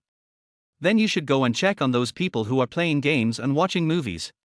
If you are still delaying my work, I will ask Sister Yang to tell President Yang that you are disturbing me and causing the work that should have been completed to go unfinished." Han Qian knew too well the purpose of this guy who claimed to be the deputy director. The other people in the General Affairs Department did not want to see Han Qian continue to break their rules. If the General Affairs Department became busy because of him, they could not accept it, so they found Liu Jiulong to make trouble for Han Qian. Liu Jiulong thought he could easily deal with a new young man, but he never expected that this kid didn't know what the rules were at all. At this time, Yang Lan opened the office door and looked at Han Qian and Liu Jiulong with a frown. "Deputy Director Liu, please don't disturb Han Qian. The work he is doing is assigned by President Yang." "Okay. Everyone, please put your work aside. Other departments have always had a lot of complaints about our General Affairs Department. In the last high-level meeting, Vice President Gao has already mentioned the integration of the General Affairs Department. If you really don't have work to do, learn how to make tables and practice your handwriting. Deputy Director Liu, do you have anything else to talk to Han Qian about?" "That's all, Lan Lan has time after get off work today." "No, I'm going to pick up Bebe. She has a cold." Without giving Liu Jiulong a chance to speak, Han Qian turned back to the office and closed the door. Liu Jiulong was not embarrassed, and everyone else acted as if nothing had happened. Han Qian put down the work in his hands and spoke with a somewhat mocking tone. "Deputy Liu, isn't it immoral to date a married woman? You know nothing, kid. How hard is it for Lan Lan to raise a child alone? I just feel sorry for him. Sister Yang is single. Do you have any ideas?" Then a dry cough was heard in Yang Lan's office, and the two of them instantly became quiet. Liu Jiulong seemed to have forgotten about targeting Han Qian, and he casually pulled over a chair, holding his chin with one hand and looking at Yang Lan's office in a daze. Still an affectionate guy? Even though Sister Yang intentionally told these people that Han Qian was busy for President Yang, the girls stopped shopping online and watching TV series, and the boys turned a deaf ear to Yang Lan's words and continued to do what they were supposed to do. It was all because Yang Lan was too gentle. Liu Jiulong kept looking at Yang Lan's office with eyes full of love. After noon, when everyone had finished their meal, Han Qian went downstairs to eat. Just when he ordered a set meal and was about to start eating, Su Liang came back. He saw Han Qian at a glance, rushed forward, unscrewed the drink on the table, and drank it down. Han Qian put down his chopsticks and asked curiously, "You went to the desert? You didn't eat out?" Su Liang put the bottle down and gasped in response. "No, I was originally planning to take the people from the decoration company out for dinner, but when we got to the restaurant, several bosses insisted on having a drink. You're in a hurry, and it would be bad if you delayed things in the afternoon. I'll be back after I settle the bill." After he finished speaking, he pointed at the plate in front of Han Qian. Han Qian smiled and pushed it towards Su Liang. He then stood up and ordered another portion. He also bought 2 bottles of water. After sitting down again, he told Su Liang that a minute or two was not a big deal. They could eat first and talk about it later when they went out to smoke. Han Qian was eating voraciously, and didn't notice that the chicken steak on the plate had been finished by Su Liang. Outside the main entrance of Yurong Company, 2 young men were puffing smoke. Han Qian with short hair and Su Liang with long hair were enjoying the pleasure brought by cigarettes. "Brother Qian, I asked some decoration companies this morning. Nowadays, as long as people go to decoration companies to decorate their houses, the conditions of their homes will not be too bad. Especially for people who buy houses in the new district, some of the materials used for decoration are bought from surrounding cities. Some people who like Chinese style go to Xianghe in Beijing. People from decoration companies said that decoration is not only for living comfort now, but also for the comparison of good and bad home decoration. Once friends ask about it, buying some branded materials will not only give face, but at least they will not be despised. In addition, people nowadays have begun to give decoration as gifts." Han Qian nodded, took out a cigarette and handed it to Su Liang, but the latter did not take it. Instead, he threw the half-box of Yunyang cigarettes in his hand to Han Qian and said, "I feel pressured and I am too constrained. They say that a man's car watches his second face, but I think cigarettes are his second face. Do you have a mission this afternoon?" Han Qian nodded again. "Yes, this time you go to the decoration city to take a look at their products and prices, and then go to the furniture city on the outer ring of the old district to inquire. Just call me before you get off work. Sister Yang wants you to stay in the company to work overtime with me. I can't work overtime anymore. I have an appointment with a college student to go to the movies tonight. I can't accompany you through thick and thin. I won't go back to the company." "Okay, I told Sister Yang that you'll be busy until late." He had just arrived at the company and had just taken on this difficult problem. No one, including Yang Qingqing, knew how capable Han Qian was. Yang Lan, who was favored by President Yang, would also give him some face. Han Qian was writing the plan all afternoon. When he got off work, Wen Yuan sent him a text message. Han Qian took a look and was about to put down his phone, but then he thought about it and called back. "I might be home a little late tonight, about an hour or two later, so don't order takeout. Wait for me to come back and make it for you. Han Qian, I feel a little uncomfortable. You came back early." "Okay, I understand." After hanging up the phone, Han Qian didn't think much about it and continued to concentrate on his work. After a while, when he felt a little pain in his waist, he found that his cell phone was missing. He got up and looked for it all over the floor. Finally, he found the phone in the gap under the table. There were 3 missed calls on it, 2 from Wentworth and 1 from his mother. Han Qian was confused. There was an old man with his mother, and it was the old man who called when there was something important. He called Wen Yuan first, but no one answered after calling twice. Han Qian panicked. He remembered that 2 years ago, a pervert broke into Wen Yuan's house, using the identity of a restaurant deliverman, and Han Qian's arm was cut by a knife. Han Qian called his mother while running. He thought it was Wen Yuan who called his mother, but it turned out that his mother just asked him when he would go back home for the new year. Finished. Something happened to Wen Yuan. The sky outside is just like Han Qian's mood. Chapter 17, Wen Yuan is sick. As if it weren't bad enough, when I went back, there was a sign on the elevator saying it was out of service for maintenance. Han Qian rushed all the way to the top floor and opened the door with trembling hands. The lights in the room were off and there were no signs of a fight. The more this happened, the more panicked Han Qian became. Without thinking, he rushed to the second floor and opened the 2 bedrooms but did not see Wen Yuan. Han Qian went downstairs without stopping. When he took out his cell phone to call the police, he found Wen Yuan curled up in the corner of the sofa. The 1.72-meter tall figure was shrunk into a ball. Han Qian breathed a sigh of relief and said helplessly, "Why don't you turn on the lights at home? You don't even answer the phone." Not getting a reply, Han Qian thought Wen Yuan was sulking with him, so he turned around, took off his coat and went to the kitchen. In the past 2 days, Wen Yuan would come to the kitchen to join in the fun when Han Qian was cooking. Han Qian waited for a long time but didn't see Wen Yuan coming. He frowned and went back to the living room and turned on the light, only to find that Wen Yuan had fallen asleep with her eyes closed. Han Qian smiled helplessly and walked forward to send this not-so-bright but very kind girl upstairs. When his arm touched the warm body, Han Qian panicked again. Warmth is sick and the body is hot. Han Qian was anxious. Wen Yuan seldom fell ill. The only time she went to the hospital was when she ate too much spicy food. He carried Wen Yuan out of the house, but when he was leaving, he remembered that the fire in the kitchen had not been turned off. When he went back to turn off the fire, he remembered that the elevator was out of service. Holding the 100-pound Wen Yuan in his arms, he jogged all the way, not daring to go too fast, as he was afraid that he would get pneumonia due to a fever. When he walked out of the unit door, he found that it was raining outside. Han Qian took off his coat and wrapped it around Wen Yuan's upper body.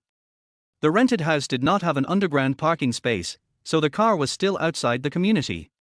On their way to the hospital, Wen Yuan only had her hair slightly wet, but Han Qian became a drowned chicken. Han Qian didn't know who to call. Wen Yuan had no friends, so he couldn't tell Li Jinhe or Lao Wen. In the end, Wen Yuan was the only one by his side. Thinking of the call from Wen Yuan when he was working overtime, Han Qian wanted to slap himself. She had said she was not feeling well, but he didn't take it to heart. It was not until Wenwan was hooked up to Han for that Han Qian felt relieved. The doctor gave a few instructions and left, and told Han Qian that he could go home and change his clothes before coming back, as the nurse would be watching him there all the time. Han Qian shook his head and declined the doctor's kindness. Looking at Wenwan, who was already fast asleep, he quietly walked out of the ward and finally decided to call Li Jinhe. "Hello, Han Qian, why are you calling so late? Is that little white-eyed wolf making trouble again?" "No, it's warm and good. It's my fault. I didn't notice she had a fever. She's in the hospital with N4 now. Use me to go there." No, it's just that I didn't take good care of Wenwan. I should have called you. I'm glad you're okay. If you have any problem, remember to call me." Li Jinhe was relieved to hear that it was just a common fever. After hanging up the phone, Han Qian went to the hospital restaurant. He was soaked to the skin and became the target of passers-by's attention and gossip. Fortunately, Han Qian didn't care about it and bought a bowl of porridge and some side dishes. When the ward was opened, Wenwan had already woken up. She looked around confusedly with her big eyes. Han Qian could feel that Wenwan was relieved when she saw him, but the girl covered herself with the quilt proudly, as if she was angry with Han Qian. Han Qian smiled and put the porridge on the small table. Not long after, Wenwan came out from the quilt, wrinkled her nose and looked at the fragrant rice porridge. Her temper couldn't overcome her appetite, and she drank the porridge in small sips. Han Qian tilted his head and looked out the window. He didn't think about anything, but just felt that he shouldn't look back now. Hearing the sound of Wenwan rustling back into the quilt, Han Qian turned around to clean up the dishes, and the nurse brought medicine and warm water. Han Qian did not persuade Wenwan to take medicine. He did not say a word after she woke up. He was confused. What was their relationship now? They were closer than when they were married, but more distant than lovers. It was as if they were just living together. He was very worried when he saw Wenwan was sick. Now that Wenwan is fine, he feels relieved. The rain was still falling outside the window, and Han Qian's heart gradually calmed down. The current debt has not been paid off yet, so why think so much? He leaned on the windowsill with both hands and looked out the window. A 3D model of the plan appeared in his mind. Now he could determine the feasibility of the plan. There was no problem from multiple angles. As long as he wrote down everything he thought in his mind, he would have completed the task. Tomorrow would be enough, Han Qian thought. Han Qian. His thoughts were interrupted. Han Qian turned around and looked at Wenwan with some confusion, then tilted his head and asked, "What's wrong? Are you feeling uncomfortable? I'm going to sleep, please turn off the light." Good. Han Qian didn't feel like making a fuss at this moment, and Wenwan wasn't in the mood to listen. After a long time, Han Qian didn't know what he was thinking about during this long time. His mind was blank. Suddenly, a cell phone rang and interrupted him again. It was Wenwan's phone. Han Qian almost forgot that Wenwan had been holding the phone when she was at home. He frowned and walked forward to find that it was an unfamiliar number without a name recorded. Han Qian hung up the phone directly. Within 2 seconds, the phone rang again. Han Qian didn't know how to mute this high-end thing Wenwan. Looking at Wenwan, who was sleeping soundly, he pressed the answer button. It's inconvenient for Wenwan to answer the phone right now. The other party was silent. Han Qian looked at the number again and was about to hang up when the other party spoke. "Who are you and why are you holding Xiao Nuan's phone at this time, Han Qian?" "Well, Wenwan is asleep, is there anything?" When the other party called out Xiao Nuan, Han Qian knew who it was. The phone number was blocked and a new number was changed. Just when Han Qian admitted it, the other party exploded. "Han Qian, you damn well better stay away from Xiao Nuan." Han Qian smiled and laughed coldly. "It's none of your business. Lin Zongheng, you're like a dog's skin plaster. If you have anything to say, wait until Xiao Nuan wakes up tomorrow and we'll talk." Bang! Han Qian hung up the phone and was about to leave when the phone rang again. Han Qian frowned and hung up. Lin Zongheng kept calling like a madman until Han Qian couldn't bear it anymore and the phone was connected again. This time, without waiting for Han Qian to speak, Lin Zongheng started yelling. "Han Qian, don't let me catch you. I will make you regret what you did. Lin Zongheng, I beg you, I f-king beg you to come and catch me." Han Qian hung up the phone directly and took deep breaths to vent his anger. He didn't know why he got angry when he heard the name Lin Zhonghen, and he got even angrier when Lin Zhonghen called him by his warm name affectionately. There is a button on the left side. Press and hold it to turn off the phone. When Yuan's voice reached Han Qian's ears, it turned out that she had not slept yet. In fact, she had not slept since Han Qian carried her downstairs. Although she was confused, she knew everything Han Qian did. Han Qian did not turn off the phone, but handed it to Wen Yuan. Wen Yuan took the phone and turned it off directly, then threw it aside and turned to look at Han Qian. Han Qian, I want to go shopping. It's raining, the shops are closed. Will you accompany me shopping tomorrow? I haven't gone shopping in several years. The last time I went shopping was when Lin Zhonghen was not abroad. He has returned to China and he asked me to go to his house to have dinner with his parents tomorrow, but I don't want to go. Good. Han Qian didn't have any hesitation or resistance, only said, okay. Wen Yuan also liked to hear Han Qian's one-word answer the most. A good one, no hesitation, no procrastination. But Han Qian forgot that tomorrow was his last time. Chapter 18 Han Qian is lost. Maybe women are born to go shopping. Before being discharged from the hospital in the morning, Wen Yuan asked Han Qian how much money he had.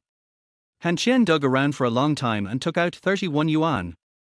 The two stood at the door of the ward and looked at each other for a long time. Wen Yuan turned around and walked towards the ward, shouting that she wanted to call her mother to tell her that she was sick and Han Qian didn't take care of her. Stop. There's no more money on the card. There's still 1,435,600 yuan left in the card. Now Wen Yuan has found a way to deal with Han Qian. Whenever there is something, just call her mother-in-law. Wen Yuan held the door handle with one hand, turned her head and looked at Han Qian with contempt and gritted her teeth. Do you dare to be poorer? Yes, there is a person who only eats and does not work living in my house. I have to buy snacks, vegetables, and 3 towels. He is picky about food every day. He also paid for hospitalization last night. Can you stop nagging? Their head was tucked warmly under the armpit and the mouth was covered tightly. Last night she came to their hospital soaked to the skin, and today the girl was taken away with her head held high. Han Qian successfully made all the nurses recognize her. After the two left, the nurses gathered together and whispered. Oh. Comparing yourself to others makes you angry. My girlfriend just has a high fever, but you rushed her to the hospital regardless of the weather. Don't be jealous. I was on duty last night. It was raining so hard, but the girlfriend's hair was only slightly wet, while the man was soaked to the skin. He was still busy buying porridge. There was only one bed and one chair in the private ward, and he stayed with her all night without sleep. He's so handsome. He's really good looking. Do you think that woman is simple? She is pretty, isn't she? The Cartier bracelet on her wrist is enough for us to save for 3 years without eating or drinking. It costs 180,000 yuan. The nurses gathered together and sighed. She is beautiful and rich, tall and elegant, and her boyfriend treats her like a treasure. They are both human beings, so why is there such a big difference between them? The sun was already high in the sky when they left the hospital. Han Qian looked at the warmth in her pajamas and said softly. Where are you going? Glory department store, let's see what's so good about Glory. Wear a mask. Others may not recognize you, but the people of Glory know you, the famous President Wen. It's the deputies. Han Qian drove seriously. Wen Yuan took a look and opened her hand to take out a bank card, which contained the private money she had secretly saved over the past few years. It was already past 9 o'clock, and Yang Qingqing was sitting in Han Qian's seat in the General Affairs Department with a gloomy face. Su Liang didn't dare to get so close to President Yang. He said that it was good here with President Yang and he was willing to be a slave in the office. In fact, President Yang was not his type, and he didn't dare to like him. No one dared to play games or watch movies anymore. They all lowered their heads and pretended to work. Yang Lan and Liu Jiulong stood behind Yang Qingqing, while little Yang Jia had already run out to contact Han Qian.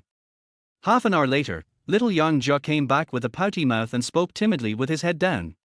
Boss Yang, Han Qian's phone is off. Bang! Yang Qingqing slammed the table and shouted angrily with a murderous look on her face. You don't know how to think of other solutions after turning off the phone. You have to come to me for instructions on everything. I asked you to come here to solve the problem, not to cause trouble. Little Yang Jia turned and ran, her calves moving very fast. Yang Qingqing's anger towards Han Qian had not subsided. He dared to fight with her during the interview, threw her shoes on the first day, was late on the second day, and didn't come on the third day at all, without even a phone call or asking for permission. Yarn Lan didn't dare to rashly help Han Qian to get away with it. She didn't know what was wrong with this young man. Liu Jiulong rolled his eyes, thinking this seemed to be an opportunity, and said with a flattering smile, "Boss Yang, this Han Qian simply doesn't take the company's rules seriously. He takes more than an hour to eat lunch and often goes out to smoke. It's better to just fire him." Except for Su Liang and Yarn Lan, everyone else in the General Affairs Department had a happy look on their faces. Han Qian should be fired. Without her, how could General Manager Yang come to the General Affairs Department? Yarn Lan seemed to have thought of something. She turned around, trotted back to the office in her high heels, took out a document and handed it to Yang Qingqing. "Boss Yang, this is the draft plan that Han Qian made yesterday. I've taken a look at it and it seems. What's the point of you reading it? Do you know how to plan?"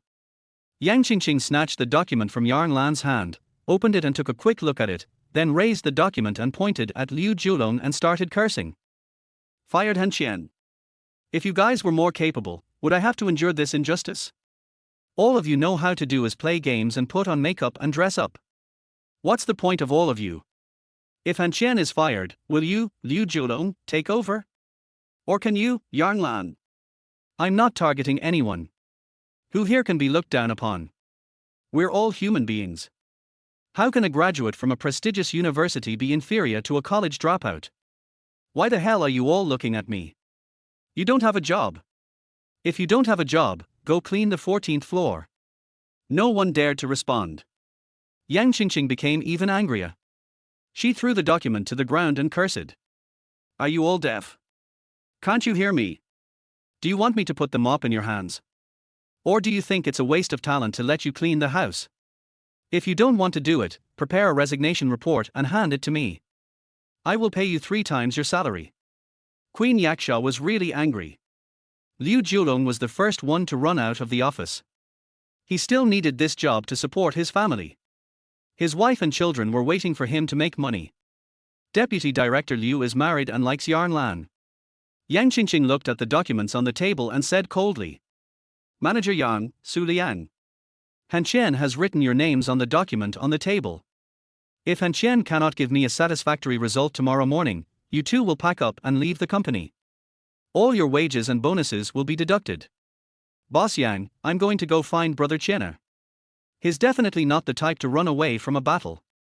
Su Liang also ran away, leaving Yarn Lan sobbing with her head down, her tears falling to the ground drop by drop, like a bullied young wife. Listening to Yarn Lan's crying, Yang Qingqing closed her eyes and sighed. "Don't cry. You are the only ones I trust in the company. It's not easy for you to raise a child as an orphan and a widow. But Han Qian is so unruly. When he comes back, you must discipline him, just like you disciplined little Yang Jia. Do you hear me?" "I understand, Mr. Yang. Can you please stop crying? I'm so annoyed." "No. Don't cry anymore, wow." Yarn Lan was too cowardly. After being scolded by Yang Qingqing, she cried even louder. Yang Qingqing suddenly felt that her world exploded. She picked up the documents and fled. But just after Yang Qingqing left, Liu Jiulong came back. Seeing Yarn Lan crying like a tearful person, he felt distressed. He took out a tissue and handed it to Yarn Lan, and said softly, Lan, don't cry. Don't comfort me, go find Han Qian, I don't want to be unemployed." Okay, I'll go right away. Liu Jiulong really likes Yarn Lan, but unfortunately Yarn Lan only treats him as a colleague. Chapter 19, Sending Gifts to Each Other? The General Department of Glory Group was in an uproar. All departments came to laugh at the joke. The people in the General Department hated Han Qian to death. But at this time, Han Qian was shopping in the mall in a dirty shirt and a warm set of pajamas. The two of them could be said to be the shabbiest people in the mall, but their clothes couldn't hide the fact that they were a handsome man and a beautiful woman. When Yuan took Han Qian to various brand stores and even took Han Qian to see Vatran Constantine and Rolex. They looked at the watches, tried them on, but didn't buy them in the end. The sales staff at Romeo department store didn't show any impatience and served with all their heart. Wen Yuan came here just to cause trouble, but the result disappointed him a little. In this respect, she did much better than Han Qian. Han Qian didn't let Wen Yuan make trouble anymore and dragged her to the ladies' store on the second floor to buy clothes. She couldn't keep wearing pajamas, could she? Shopping is the best medicine for women. Wen Yuan's headache was gone, and her legs were no longer sore. Wandering around the shops on the second floor, Han Qian saw a white long-sleeved fairy dress that he liked. It would look great on Wen Yuan. He thought that since Wen Yuan was sick last night and didn't answer his call, he should give her some compensation and comfort. Wen Yuan, what do you think of this skirt? Haven't you always liked white? She was looking at the warmth of the discounted jeans, turned her head and pouted. It's not that I like white, it's you, a misophobic freak, who likes white. While talking, Wen Yuan came to Han Qian's side. She didn't look at the skirt at first glance. She never deliberately chose a certain piece of clothing. She knew that whatever she said was the best looking. Wen Yuan saw the price on the label. 999. No discount. Wen Yuan gave up decisively. I don't buy it. I don't like it. I haven't seen you wear a skirt like this before. It must look great. Why don't you try it on? Han Qian's heartless persuasion made Wen Yuan a little angry. She knew that Han Qian only had a little over 1,400 yuan in his hand, and this skirt would use up 2/3 of it. Wen Yuan was reluctant to part with it. No. Girl, your boyfriend has really good taste. I'm not talking about this dress, but about you. You are so beautiful, whether in temperament, figure or appearance. Your boyfriend is so lucky.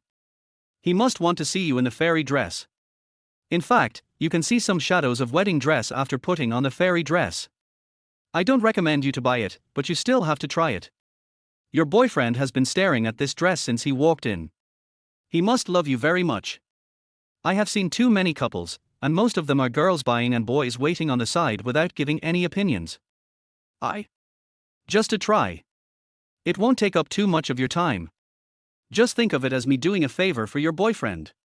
The clerk's recommendation made Wen Yuan feel embarrassed to refuse. It was not because she was worried about refusing the clerk, but because she did not want to refuse Han Qian. She pouting and reluctantly took the skirt and went to the fitting room. At this time, Han Qian went to look at shoes, and finally chose a pair of canvas shoes after looking for a long time. Wen Yuan was very tall and did not need to wear high heels. Moreover, high heels were not suitable for shopping, and wearing slippers was not appropriate. After looking at the shoes, Han Qian left the store and walked into a lingerie store in full view of everyone. He came back soon with a black bag. Although he had never touched Wen Yuan's figure, Han Qian knew her too well. Small mango. The female clerk carried the shoes and black bag into the fitting room with an envious look on her face. At this time, Han Qian also started chatting with other clerks and paying the bills. He asked them whether the store was rented or purchased, how much the rent was, and whether the price would be different for different locations. Han Qian. During the conversation, Wen Yuan came out, wearing a white fairy dress that made her look even more outstanding. Han Qian knew too well what Wen Yuan looked like at home, and he had seen her for 3 years. He could not think of any words to describe the woman, except for the 4 words, lotus emerging from the water. The hem design of the pleated skirt hides her beautiful legs, but makes her look taller. The corset makes her slender waist look very attractive. The pleats on the chest hide the floor of her small breasts. Han Qian's gaze stayed on her for a long time. He was not stunned by her because he was so useless. He thought it was a recognition and respect for her clothes, and smiled at her. Put it on. I know you look good in anything. I've already paid for it, and they don't accept returns. As soon as she finished speaking, Wen Yuan rushed over, pinching and kicking Han Qian, but she did not ask for a refund. Han Qian grinned foolishly, and when Yuan pushed Han Qian out of the store, gritted her teeth and whispered. How expensive? More than $1,000, Han Qian. Your Highness, I just want to make up for my mistake last night. Please forgive me. When Yuan puffed her cheeks and glared at Han Qian, then she stepped forward, grabbed Han Qian's arm with both hands and dragged him to the first floor, all the way to Gucci. Han Qian tilted his head to look at Wen Yuan, shaking his head repeatedly, and Wen Yuan snorted coldly. You have less than $300 in your hand, and you can't afford it. Go in and cause trouble for the clerk. I want to see if all the salespeople at Honor are so good-tempered. It turned out to be a test. Han Qian breathed a sigh of relief and followed Wen Yuan into Gucci. After entering the store, Wen Yuan abandoned Han Qian and walked lightly in front of the suits with her hands behind her back, stopping and starting, and from time to time she took one off and gestured to Han Qian. The plaid one is not suitable for work, it is too flashy. The black one looks too demure. White. White is not a good choice. It will make you look too cool when you wear it and it's not safe. I don't know where the words warm and unsafe came from, but white is not acceptable. Gray, yes. Wen Yuan pointed at the gray suit and then at Han Qian. Han Qian knew Wen Yuan's figure, and Wen Yuan naturally knew Han Qian's height. In Han Qian's confused eyes, he was pushed into the fitting room by several girls. Then Wen Yuan picked out a very ordinary white, the cheapest gray shirt. Even the cheapest one was much more expensive than the skirt she was wearing. Han Qian was quick and even fixed his hair. He walked up to her, patted her shoulder, and frowned. Why are you still trying on the suit? The clerk just said. Shut up. After saying that, Wen Yuan turned around and took 2 steps back, holding her chest with one hand and her chin with the other hand, looking Han Qian up and down. Very good. Gray was much more restrained, with broad shoulders and an upright posture, matched with his crew cut, giving him the feeling of a thug in a suit. Very handsome and mature. Wen Yuan also did not praise Han Qian. She made a gesture to Han Qian to keep quiet and walked towards the bar. With her back to Han Qian, Wen Yuan took out a card from a black plastic bag and handed it to the clerk stealthily. Card swiping successful. Wen Yuan turned around and gave Han Qian a foxy smile, grinning. Han Qian, you owe me 4,030,000, har har har. Work hard to pay off your debt. This princess will leave first as a token of respect. The warmth is gone. Han Qian stood there with his eyes wide open, not knowing what to do. 3 pieces of clothing for 30,000. Then Han Qian whispered to the clerk. Wait a minute, I'll catch him and change him to a cheaper one. The clerk did not take this sentence to heart. From the time the fairy-like girl walked into the store until she checked out, he did not ask a single question about prices. Wen Yuan, who was wearing canvas shoes, waved his arms exaggeratedly and giggled non-stop. Han Qian beside him had a bitter face and was about to cry. He hadn't paid back a penny yet and he owed another 30,000. He looked at the receipt in his hand. The suit costs 28,000. Shirt 3,999. If he worked for half a year without eating or drinking, it would not be enough to buy these clothes. Han Qian turned around with a sad face and looked at Xian Wen Yuan. Your Highness, the clothes are a little tight, can you go back and change into another set? I will never return them. No, Your Highness, the princess knows you want to change to a cheaper one. It's too expensive. I feel bad. When Han Qian said this, Wen Yuan stopped, turned around, looked at Han Qian seriously and whispered. You had less than 1,500 yuan in your hand, and you spent 1,200 yuan on clothes and shoes for me. Although it's not expensive, it's all you have. I have 800,000 yuan in my card. What's wrong with me buying you a suit worth 30,000 yuan? You think it's expensive, but I think it's cheap. Han Qian, it was indeed your fault last night, but I know that if I told you that I was sick first on the phone, you would put down everything you were doing and come home to see me. Don't blame yourself with guilt, and I don't want to owe you anything. Let's just leave it like this, don't make me feel too embarrassed and humble. We are not husband and wife anymore, we are best friends and best confidants. Do you have the only right to give me clothes and take care of me when I'm sick? I have that too. Okay. I've been shopping with you for the whole morning, and I'm going to work now. Good. Still one word. Chapter 20 Love, a long and arduous journey.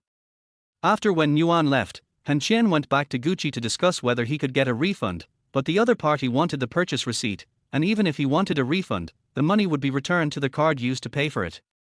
Han Qian sighed helplessly, leaned over the counter and asked if he could get a few pairs of socks as a gift since he bought such expensive clothes without bargaining. This request was not rejected. Han Qian, who took the socks, still felt that he had made a big loss. What brand is it? Aren't they all clothes? As long as they don't show any flesh, why are they so expensive? The clerk also saw Han Qian's distress and walked up to him with a smile and said softly, "Sir, you must be very happy to have a girlfriend like this." Happiness? Thinking of Wenwan, Han Qian shuddered. Wenwan had been quite well behaved these past few days. It would be maddening if she wasn't. Han Qian turned around, scratched his head shyly, and chuckled. "Friends, just friends. Your clothes are so expensive. I don't think you have many customers. Can you make back the rent for this month?" The clerk was slightly stunned after hearing this, and then laughed. "Sir, you are such a joke. Gucci doesn't need too much sales. We pursue their highest-end brand and target high-spending people. I, as a shop assistant, don't know whether we make money or not, but I know that even if we don't make money, our boss can still accept the annual rent of 200,000 yuan. Aren't you employees of Glory Group?" "No, but you have to go through glorious training before you can take up the post." "Is there anything else, sir?" "No, no." Han Qian scratched his head awkwardly and turned away, chewing over what the clerk had just said in his head, which was of great help to him. Walking out of Glory department store, the sunlight was dazzling. Looking at the sun hanging high in the sky, Han Qian felt a warmth. Then he slapped himself on the head and forgot to go to work. It was all because of the warmth. Being a housewife for 3 years made Han Qian forget for a moment that she had to punch in at work every day. She gritted her teeth and hailed a taxi. After getting in, she began to instruct the driver to take that route, which might be a little farther, but Han Qian could not accept the extra time charge caused by traffic jams. He is poorer now. He walked into the gate of honor with trepidation and nervousness. When the round-faced girl at the front desk saw Han Qian, she suddenly stood up, picked up the phone and dialed the number of the general manager's secretary desk. Unfortunately, no one answered. Han Qian also noticed the girl's abnormality and gave her a sunny smile. The round-faced girl stood there in a daze. Who on earth was this Han Qian who had just arrived 2 days ago? After coming to her senses, she turned around and ran to the 14th floor to inform President Yang that the great Han was back. Han Qian took the elevator to the 11th floor. When he opened the elevator, he saw colleagues from the General Affairs Department either mopping the floor or wiping windows and watering the flowers. Ouch! Han Qian smiled. The work of Glory Group was really good. They even let their employees stretch their muscles. He walked up to Liu Julong with a curious look on his face and stood in front of him, smiling. Deputy Director Liu is really hands-on.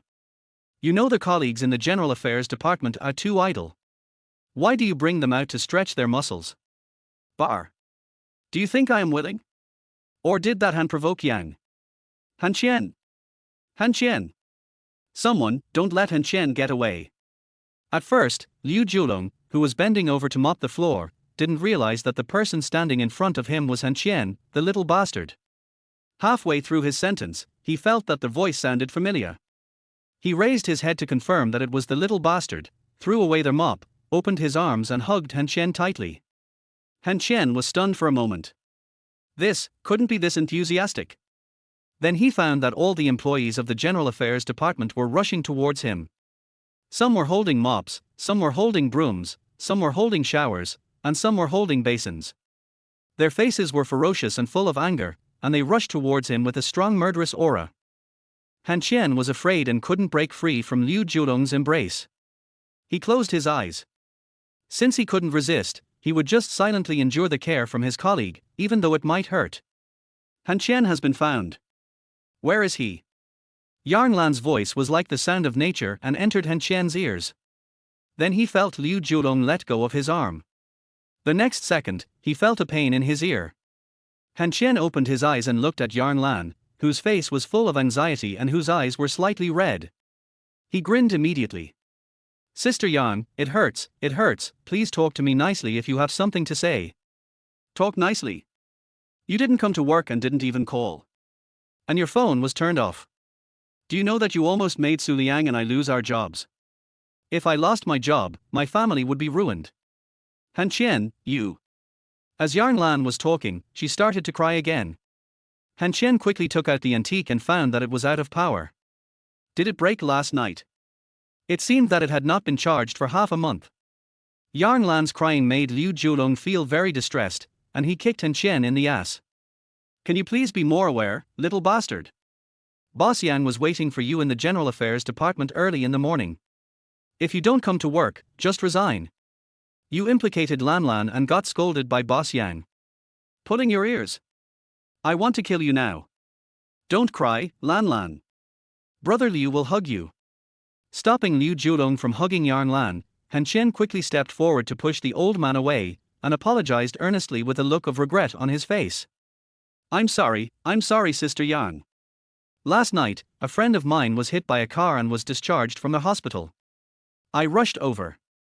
I was so scared at the time that I forgot about the phone. Her parents were not around, and the little girl was all alone. When Yuan, you should just take the blame for me. Why do you have to go shopping? Han Qian, have you changed your clothes? This dress looks pretty good. Did you buy it in the hospital?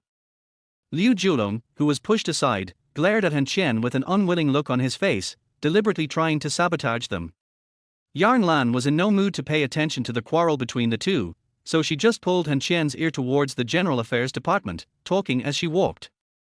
Boss Yan wants you to do something very urgent. How can you still be in the mood to buy clothes? If you have nothing to wear, tell me and I'll buy you some. You can't disappear suddenly. You are more important to Boss Yan right now, otherwise you would have been fired long ago. Han Qian, whose ears were pulled, grinned, looked at Yarn Lan blankly and whispered. Why is she so anxious? Didn't I say I'd give her the result tomorrow morning? Sister Yarn, don't feel wronged. This is my fault. I'm going to have a fight with her. Yarn Lan threw Han Qian onto the chair and cursed with red eyes and gritted teeth. Why did you accept this hot potato? Hot? My ears are really hot. Sister Yarn, you were too harsh. Oh. Don't tell me that it was because of me that our General Affairs Department went out to clean. Liu Jiulong rubbed his hands together and looked at Han Qian, gritting his teeth. Do you think we are the ones who feel sorry for the cleaning lady? Uncle Liu, we call her auntie, you should call her big sister. You little bastard, are you looking for a beating? I, your brother Liu, am only 39. How to describe Liu Jiulong? He is not a good person, but he is not a purely bad person. What you like or dislike about him will appear on his face. Han Qian scratched his head awkwardly, ignored the greasy uncle, turned around, raised his head and looked at Yarn Lan with a grin. Sister Yarn, calm down. I'll pay for it after this is over. You can treat everyone to a good time. After all, I got you into trouble. Where's Su Liang? Did you come to see me? Yarn Lan took a deep breath, and her expression was so overwhelming that Han Qian lowered his head in embarrassment. Just as Yarn Lan was about to speak, little Yang Jia came running over in a hurry, followed by Su Liang in an apron. Little Yang Jia breathed a sigh of relief when he saw Han Qian, then walked up to him, grabbed Han Qian's arm and dragged him out the door. If you go to see President Yang now, you can still keep your body intact. Han Qian was pulled away by little Yang Jia, but his eyes were on Su Liang and he smiled slightly. Card or cash? Su Liang also replied with a smile. Now, it's fun to look at it. It's so thick, it's good for picking up girls. Hee, brother Qian, you know what I mean. Okay, I'll give it to you tomorrow. Han Qian was dragged away, and the entire general department breathed a sigh of relief. At this time, Su Liang was hugged by Liu Jiulong's shoulders, who threatened in a low voice to let Su Liang know what Han Qian was planning. When Su Liang saw Han Qian's smiling face, he felt relieved and shrugged lightly. I don't know the details, I just know that brother Qian took me with him, and I was able to receive such a thick stack. Su Liang, didn't you enjoy cleaning the toilet? Yarn Lan's scolding made Su Liang shut up. It was not known whether he could succeed now. If everyone knew about it and Han Qian failed, he would not be able to continue working in the General Affairs Department. Liu Jiulong let go of Su Liang and turned to walk towards Yarn Lan with a flattering look on his face.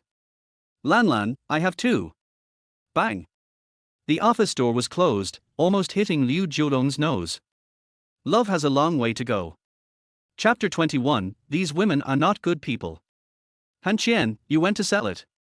You were taken care of by a few rich ladies all night, and they served you well and even bought you a suit.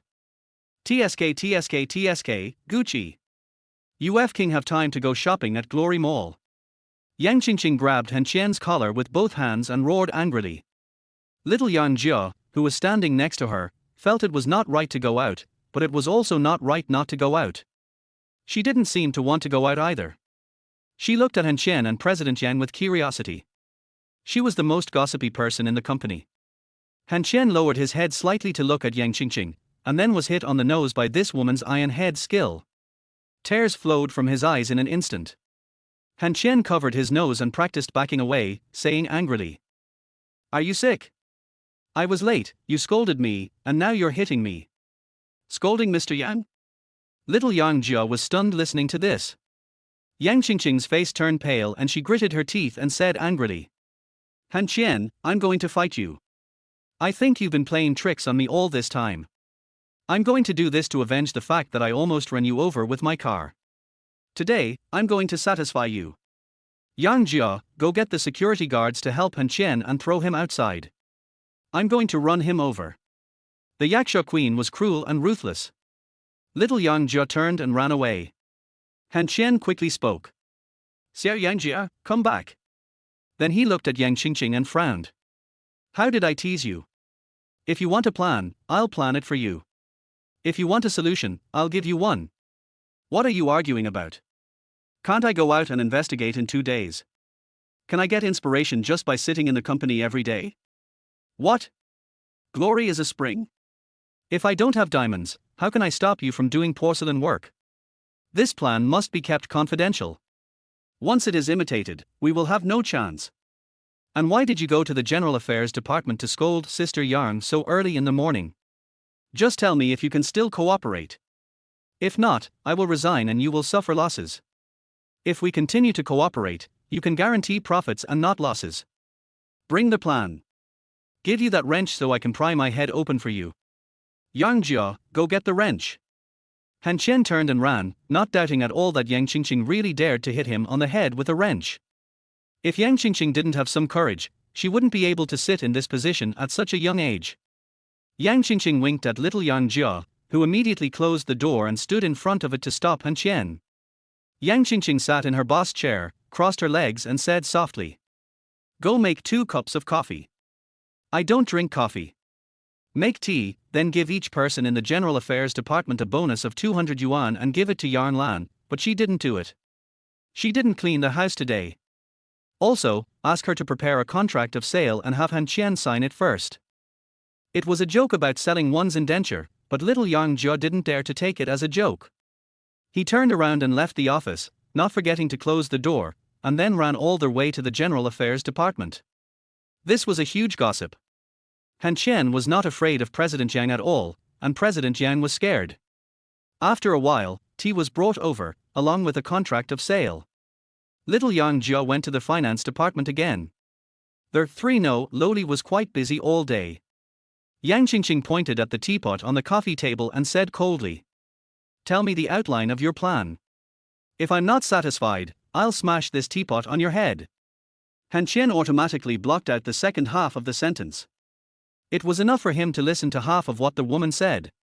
He picked up the teapot and walked towards Yang Qingqing. Upon seeing this, the latter suddenly stood up, looked at Han Qian with a pale face, and said in a trembling voice, "Han Qian, don't do anything stupid." Han Qian ignored the woman, filled her cup with hot water, and spoke calmly. "Drink some hot water when your period comes. My plan is to still choose to open a shopping mall. I will ask Su Liang to do a final inspection this afternoon and make a decision. You will be prepared to approve the permission at that time. I don't have time to write the details. I can only say that you should try your best to get this piece of land, whether it is a life and death agreement or a contract of sale. I will never let you do a business at a loss, because I need the 400,000 to save my life. I tell you that you may not be able to remember everything, so you can notify the senior management in advance to prepare for a meeting tomorrow morning to discuss this matter. I will go to the conference room to explain my detailed plan to you." Yang Qingqing picked up the water cup on the table, stopped getting angry with Han Qian, and asked with a frown, "You are very confident in yourself. There is no need to alert the board of directors about this matter, but we need to hold a high-level meeting. I can't be sure whether you are someone sent by my enemies to embarrass me. I can't trust you." Han Qian nodded lightly. "Your consideration makes sense. We are not familiar with each other, so you certainly cannot trust me, and I cannot give you any guarantees. I can bring Sister Yang from the General Affairs Department to the conference room with me. She has some preliminary plans I made, and I will not sacrifice a single mother even if I am being cunning. Besides, even if I make a fool of myself, it is better than being helpless. I am the one who makes a fool of myself, and at most you will be accused of misjudging people. You don't have to pay me 400,000, which is an astronomical figure for me. I can sign an agreement with you. If I fail, you can hang my photo on the display screen of Glory Plaza and make me socially dead. Han Qian is confident in himself deep down, and he is also proud that he cannot fail. Yang Qingqing was moved. Han Qian's last words were the most effective reassurance. If he failed, he would not be able to survive in this city, and he would not be able to survive even in the surrounding cities. What Yang Qingqing was most suspicious about was where did Han Qian get such an expensive Gucci suit? Wasn't he short of money? Why would he spend tens of thousands of yuan to buy a Gucci suit? Seeing Yang Qingqing staring at his suit, Han Qian scratched his head awkwardly and said in a low voice, "I rent it for 500 yuan a day. I won't be looked down upon if I wear something more expensive in the mall. Then I might meet some people from the decoration company to show off. I swear I am not buying it for myself." Yang Qingqing's eyes revealed contempt, and then she took out a tie from the drawer and threw it to Han Qian. "Put it on.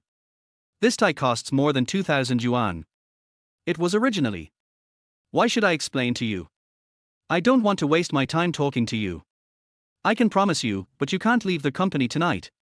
At the same time, Su Liang and Yang Lan can't leave. I will also keep an eye on you in the company. If you pass the meeting tomorrow morning, you can go back and rest. I will pay you a bonus of 100,000 yuan. The rest can only be given to you after your plan is confirmed to not lose money. Otherwise, you have to go home." Han Qian hesitated. There was an idiot at home who would burn himself to death if he cooked. If he didn't agree, the plan might fail, and he might even lose his job. After a long silence, Han Qian spoke. "How's the dinner tonight? For dishes and one soup, as much drink as you want, 2 packs of soft serve Zhonghua. Well, prepare a bed for Sister Yang. She's old and it's not good for her to stay up late. Okay, why didn't you say you would prepare a bed for me? Mrs. Yasha needs some rest. Han Qian, I'll kill you." The moment the hot water burst out, Han Qian turned around and ran. After he went out, he heard a roar coming from the office. Han Qian was frightened. He thought all his toughness was fake. His legs trembled when he saw Yang Qingqing. These women are really not good people. Chapter 22, it turns out that he can drink. When we returned to the General Affairs Department, Yang Lan was distributing bonuses to everyone. Little Yang Jia was telling everyone about the ice and fire between President Yang and Han Qian in the office with great enthusiasm. Just when he was talking excitedly, someone grabbed Fate's neck. "Little Yang Jia, do you want me to tell President Yang that you are very free?" This voice sounded like the call of the god of death to little Yang Jia's ears, and the hand on her fair neck was the scythe of the god of death. As she slowly turned her head, tears welled up in her eyes, and she spoke in a small voice with grievance. "Brother Qian, I was wrong, wow." Crying again? Han Qian would not be fooled this time. He smiled. Seeing that the situation was not good, Xiao Yang shouted that he was going to pee his pants, turned around and ran away. Looking at the back of the 3 no lowly, Han Qian shook his head and smiled. The people in the General Affairs Department did not become much less hostile towards Han Qian after receiving the bonus, but Han Qian didn't want to pay much attention to them either. He is a young man from a wealthy family, my little princess. We, who are just earning our living in the countryside, can't compare to him. Han Qian's guess was correct. Most of the people who could come to the General Affairs Department were not simple characters, most of them. He walked up to Su Liang, patted him on the shoulder, and said softly, "Pack up, I have to go out soon." The latter stood up with his suit jacket in hand and was ready, but unexpectedly, Liu Jiulong heard this sentence clearly. When he heard that Han Qian was still going out, he immediately grabbed Han Qian's arm and yelled, "You still want to run? Han Qian, are you here for work? You were late yesterday, absent this morning, and what did you do this afternoon? I am a deputy supervisor, but I am not as busy as you." Han Qian looked a little embarrassed. At this time, Yang Lan also came over, frowned and looked at Han Qian and asked, "You're going out again? With Xiao Yang?" Han Qian nodded awkwardly and lowered his head and whispered, "I need to go and discuss the planning proposal. And Sister Yang, you may have to work overtime at the company tonight. Yarn Lan frowned even more tightly, took another step forward and asked in a low voice. About the planning proposal. Don't tell me that your planning proposal has been completed. It doesn't matter if you work overtime all night, but Bebe is alone at home. I'll do it. Lan, you go home, I'll work overtime for you. As long as he can catch the opportunity, Liu Jiulong will never let it go. This guy is being extremely attentive. Yarn Lan was slightly moved and said again. Did President Yang make the decision? Deputy Director Liu. Han Qian shook his head and said seriously. No, the purpose of you staying here to work overtime tonight is to cooperate with President Yang to keep an eye on me and don't run away. You have to attend the high-level meeting tomorrow morning. I also need to talk to you about something tonight, Deputy Director Liu. It's a little small. At first, Liu Jiulong didn't listen. When he heard the last three words, he almost smashed the chair and killed Han Qian. How could this little bastard say everything outside? And Lan smelled really good. Liu Jiulong leaned towards Yarn Lan little by little. Yarn Lan kept leaning back to dodge and frowned at Han Qian. Since it's President Yang's order, don't worry, I'll go with you. At this time, Su Liang reached out and caught Deputy Director Liu's big head, and said with a smile. Brother Liu, do you have a stiff neck? Look where you pushed Sister Yang to. There was a burst of laughter in the General Affairs Department. Liu Jiulong blushed slightly and scratched his head awkwardly. Then he said that he wanted to keep an eye on Han Qian and Su Liang, but Yarn Lan disagreed and asked him to stay in the General Affairs Department to prepare for work. 20 minutes later, a white Volkswagen Bora slowly left the Rongyao underground parking lot. Su Liang originally wanted to help Yarn Lan drive, but was rejected by Han Qian. Stop driving, Liang. Call the manager of the largest decoration company in our city. He said Rongyao Group wants to discuss cooperation with them. Hey! We have to go back. I forgot to ask Mr. Yang for money. We need to eat. Sister Yang, please turn around and go back. Yarn Lan shook her head seriously and said softly. No, I brought the money. Han Qian, tell me what kind of plan you made that made President Yang indulge you. To be honest, I am a little envious. Yarn Lan, who left the General Affairs Department, was dressed very urbanely, with a white chiffon shirt paired with a blue blazer, a white one-step skirt paired with flesh-colored stockings, and her hair tied up high to reveal her fair neck. No wonder Liu Jiulong was so flattering. Yarn Lan was a beauty. If she were a few years younger, she would have scored at least 80 points. Fortunately, Han Qian had lost his fondness for women. He half lay on the back seat, closed his eyes and spoke lazily. It's the land of the airport. Sister Yang, you should know this. My plan is to build a shopping mall, but this mall is a little special. I need to talk to the people of the decoration company about the knowledge of decoration. I will tell you the details tonight. You two will have to cooperate with me, a newcomer, to act a role. I'm sorry, Sister Yang, you have to play the role of my secretary, and Lianger has to be my assistant. Nowadays, people look down on others when they do things. I didn't sleep last night, so I'll take a nap. Sister Yang, I'll ask President Yang to reimburse you for your expenses. Yarn Lan was confused, and when she asked, she found that Han Qian had fallen asleep. She had no choice but to ask Su Liang. The answer she got was a high-end building materials mall. Yarn Lan's eyes lit up. This seemed feasible. She also understood that Han Qian was going to cheat people today. She took out her phone and booked a room at the Huatai Hotel. The price of drinks and dishes would be around 3,000. The Glory Group was negotiating with the decoration company, and 3,000 was already a compliment to them. When Han Qian was drooling in his sleep, Su Liang slapped him twice to wake him up. Su Liang stood outside the door and said with a wicked smile. Boss Han, it's time to get off the car. Han Qian, who had just woken up, looked around in confusion. It took him a long time to come back to his senses and realize that it was Mr. Han who called him. He cursed with a smile and got out of the car. He asked softly if everyone had arrived. Su Liang nodded. 4 people came, 2 managers, a chief designer and a supervisor.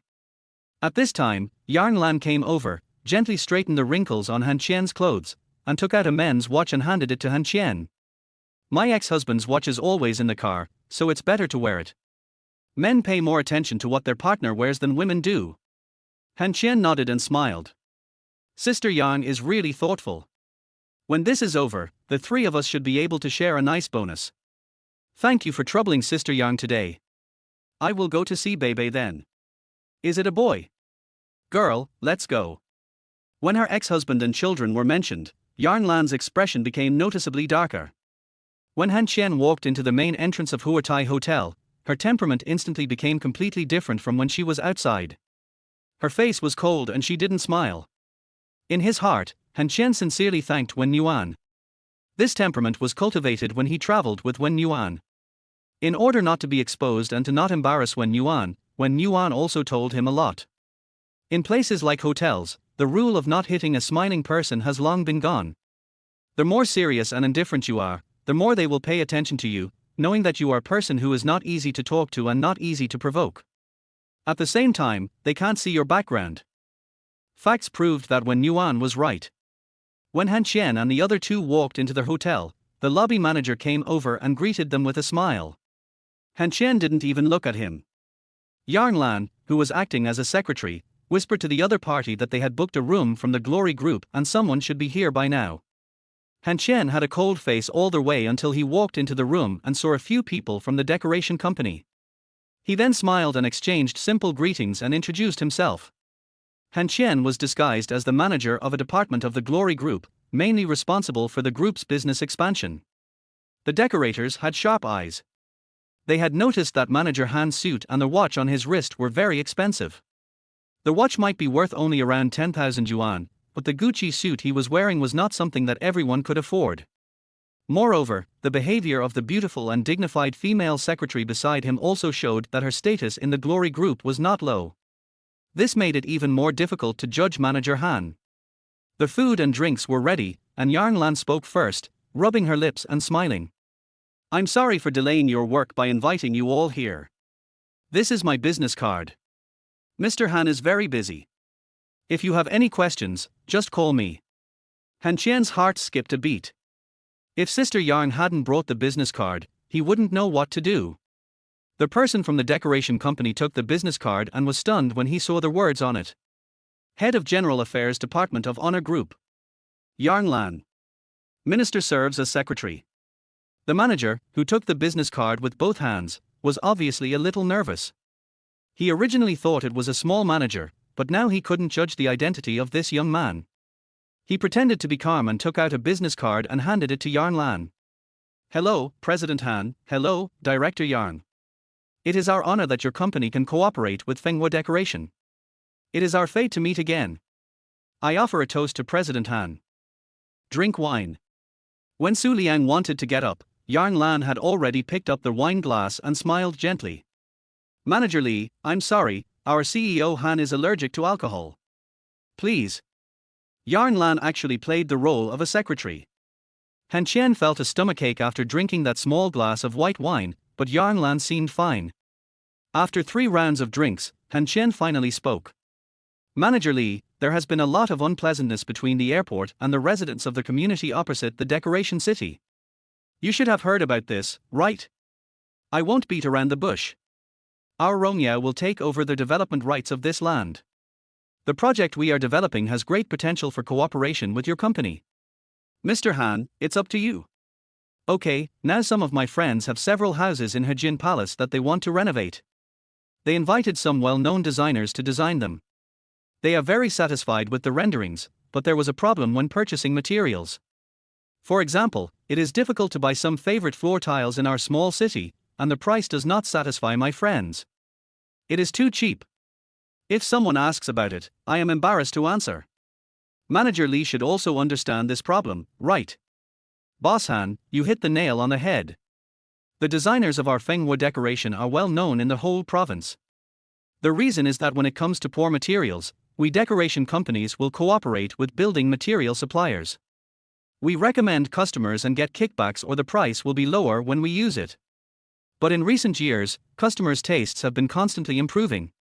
Many products of our city's building material suppliers cannot satisfy customers.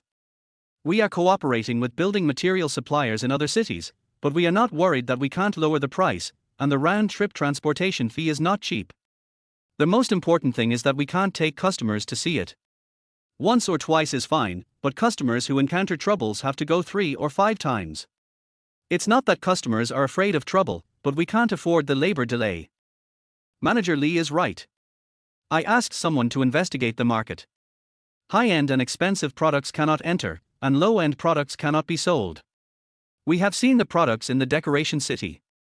Most of them are aimed at the needs of middle and low-end customers. If a high-end brand moves into the decoration city, it will not only not improve the taste of the decoration city, but will also not be shipped because of the high price. As for the building materials market in the outer ring, let alone, the local carpenters make products without any quality assurance.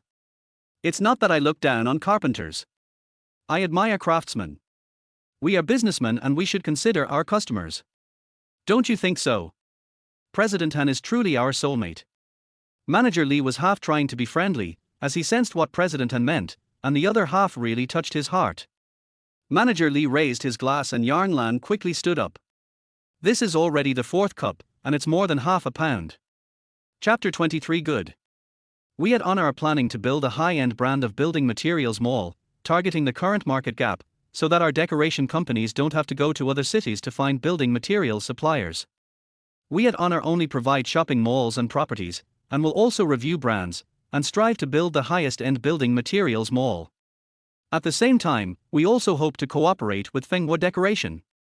The mall will tell the building materials suppliers that move in that our primary cooperation is Fenghua Decoration. When the mall is under construction, the display screen outside the Honor Group will give your company 15 seconds of advertising, from the time the foundation is laid to the end. After the mall is completed, the advertising space in the middle of the main entrance will be reserved for your company for 3 years, free of charge. Assistant Su, please show the renderings to Manager Lee. At this time, Su Liang had already taken out a rough rendering from his bag. When Fenghua's chief designer saw this rendering, his face was drooping. Is this also called a rendering? Han Qian smiled when he saw this. Our company's design department is definitely not comparable to yours, and this is just a sketch. We may ask your company to help with the specific design at that time. The cost will be calculated normally. I will try my best to get the design rights to Fenghua. This is the original intention and purpose of meeting you today. Of course, the early publicity also shows off your company's influence. Secretary Yan, did you bring the contract? Han Qian pressed on step by step, and finally used a contract to express his sincerity, but where was the contract? Yarn Lan was a little confused about what Han Qian meant, so she could only reply with gritted teeth. Boss Han, there are several companies that are in contact with us. We have already called them. Also, Manager Lee is drunk. We should wait until the mall starts construction before signing the contract. Okay, in that case, we still have things to do, everyone, please relax. Has Secretary Yang bought the bill? I have bought it, Mr. Han. Han Qian stood up and nodded to them with a smile. The 3 of them didn't touch the food on the table. It doesn't matter whether the people from Fenghua agree or not. They are of no use to Han Qian.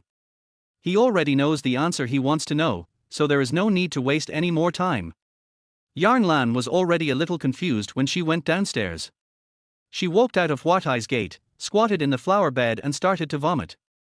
No one can handle drinking this little pound of liquor, especially since they haven't eaten anything yet. Han Qian helped Yarn Lan into the car and drove with a frown. Lianga, we may not be able to eat for a while. I have a crying baby at home. I'll go home and cook dinner now. It will only take about 20 minutes. You can order 2 takeout meals to the company. I haven't eaten for a whole day and night. Okay. Come down and I'll drive. Where is your home? Shanshui Dragon City. Han Qian felt so tired, but deep down in his heart he actually felt a perverse joy. He really enjoyed the tiredness and busyness brought by this job. The elevator had not been repaired yet, so he climbed to the 11th floor, took off his suit and put on an apron, then took out his cell phone and made a warm call. Hello, Han Qian. When Yuan seemed to be sleeping, her voice was very lazy and weak. Han Qian was busy cutting vegetables and spoke softly. I was caught absent from work this morning, so I have to stay at the company to work overtime tonight. I won't be able to come back at night. I'm making dinner for you now. I bought a thermos bucket. I'll put it under the sofa cushion after it's done. Remember to eat when you come back. Don't order takeout. I bought some medicine and put it on the table. Remember to take it when you come back. 2 tablets. Don't throw the medicine away secretly. Don't open the door if anyone knocks at night. I have the key with me. I know. Han Qian, you are so long-winded. Why don't you come and enjoy the work? Then you can keep an eye on me. I'm going to fight with Lin Zongheng for fun. Don't sleep anymore, wake up and drink some water. I get it, long-winded. Wen Yuan let out a scream of annoyance and hung up the phone, then laid on the desk and looked at the call records on her phone. One page was full of Han Qian's calls. She was so annoyed. She said to herself, I'm so annoyed, with a slight smile on her face. At this time, there was a noisy sound outside the door. The company's acting president returned to China. Lin Zongheng waited for Wen Yuan for the whole morning but didn't see her and became very anxious. After finishing his work in the afternoon, he heard that Vice President Wen had returned, so he rushed over, but was stopped outside the door by the secretary. Lin Zongheng was so angry that he pushed the secretary aside and opened the door. When he saw the lazy warmth, his throat moved involuntarily. He hadn't seen this woman for 3 years and she was even more beautiful. She had lost her youthfulness and became mature, especially the pair of legs on the table, which almost made Lin Zongheng explode. The anger disappeared, and a humble smile appeared. Xiao Yuan, I'm back. When Yuan slowly turned her head and glanced at Lin Zongheng, then lay down on the table and looked out the window, only uttering an "oh." Lin Zongheng is very handsome. He is 1.85 meters tall, has a pair of long legs, a handsome face and hairstyle like a Korean opera, and a custom-made Italian suit that makes him look perfect. But Wen Yuan doesn't know why she has no interest in Lin Zongheng at all. When she thought of those women's voices coming from the phone, Wen Yuan suddenly felt nauseous. From the time she left until now, Wen Yuan gradually understood one thing. Maybe she didn't like Lin Zongheng, but he was the only person of her age around her since she was a child. They played together since they were young, went to school together when they grew up, and graduated together. Wen Yuan went to the company, and he went abroad. Wen Yuan seemed to have never said that she wanted to fall in love with the other person or marry him/her. It was the same 3 years. It was 3 years that you, Lin Zongheng, went abroad, and it was also 3 years that Han Qian was by your side. He could endure not smoking for 3 years, but you couldn't control your own desires. And what was Han Qian enduring differently during those 3 years?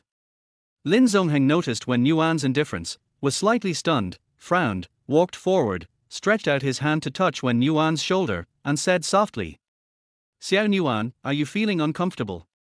At the moment of contact, Wen Yuan suddenly stood up and leaned back. This action made Lin Zongheng stunned. However, Wen Yuan, who was used to bullying Han Qian, did not feel any discomfort. She frowned and whispered, I have a cold, don't pass it on to you. Lin Zongheng smiled. Don't be afraid. Didn't you stick to me when you had a cold as a kid? Have you taken your medicine? I know a very good doctor. Come on, pack up and I'll take you to see him. Lin Zongheng still has the impression of Wen Yuan from 3 years ago. At that time, Wen Yuan was like a follower, a submissive little wife. As long as it did not cross the line, she would never refuse Lin Zongheng's decision.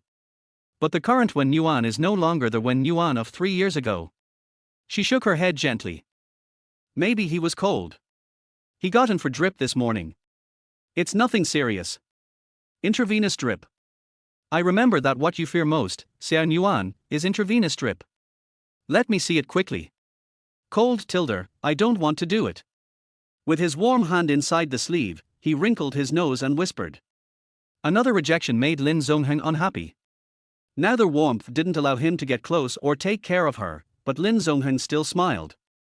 Xiao Yuan, we haven't seen each other for 3 years. I have a lot to say to you. I have booked a restaurant. Let's go together after get off work. When Yuan put her hands in her sleeves and shook her head aggrievedly.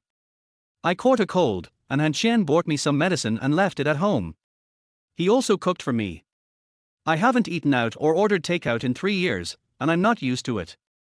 These words hit Lin Zongheng on the top of his head like a bolt from the blue. Han Qian, Han Qian. Habit. Has Han Qian become a habit in Wen Yuan's heart? Lin Zongheng suppressed his anger and spoke in a low voice with gritted teeth. You two are divorced, right? When you recover from your cold, Brother Lin will cook for you.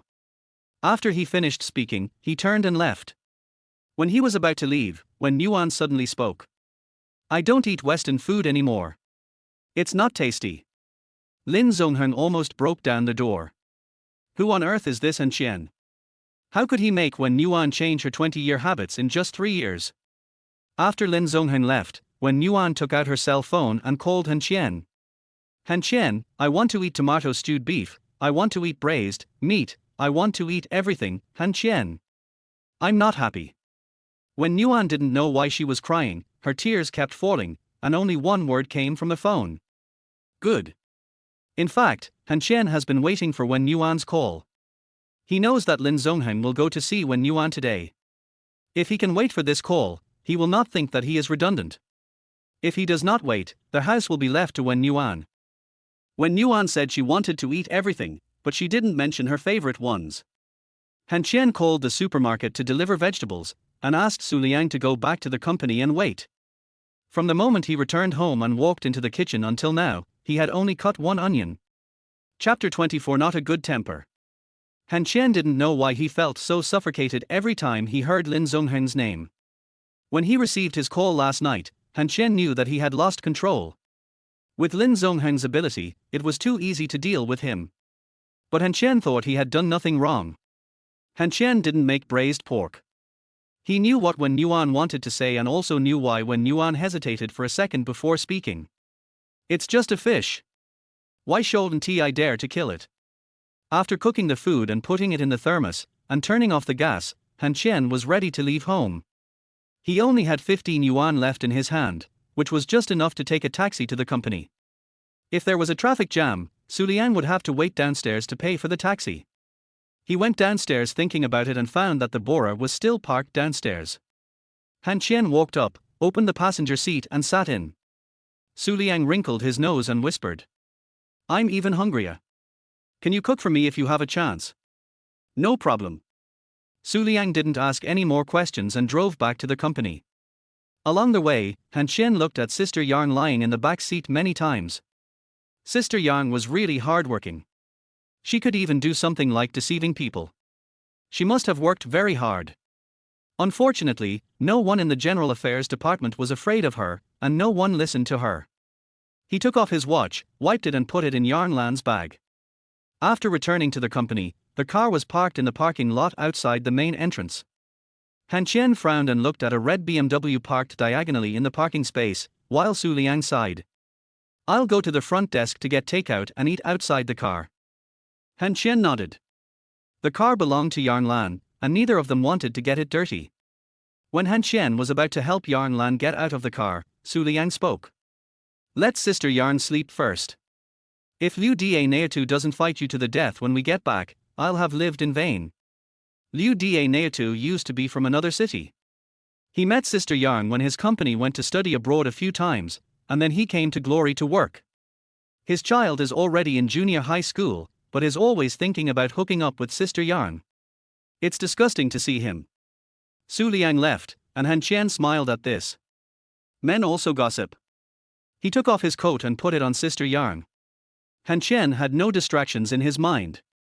He had no space in his mind to think about these messy things. He just hoped that Sister Yarn would not catch a cold.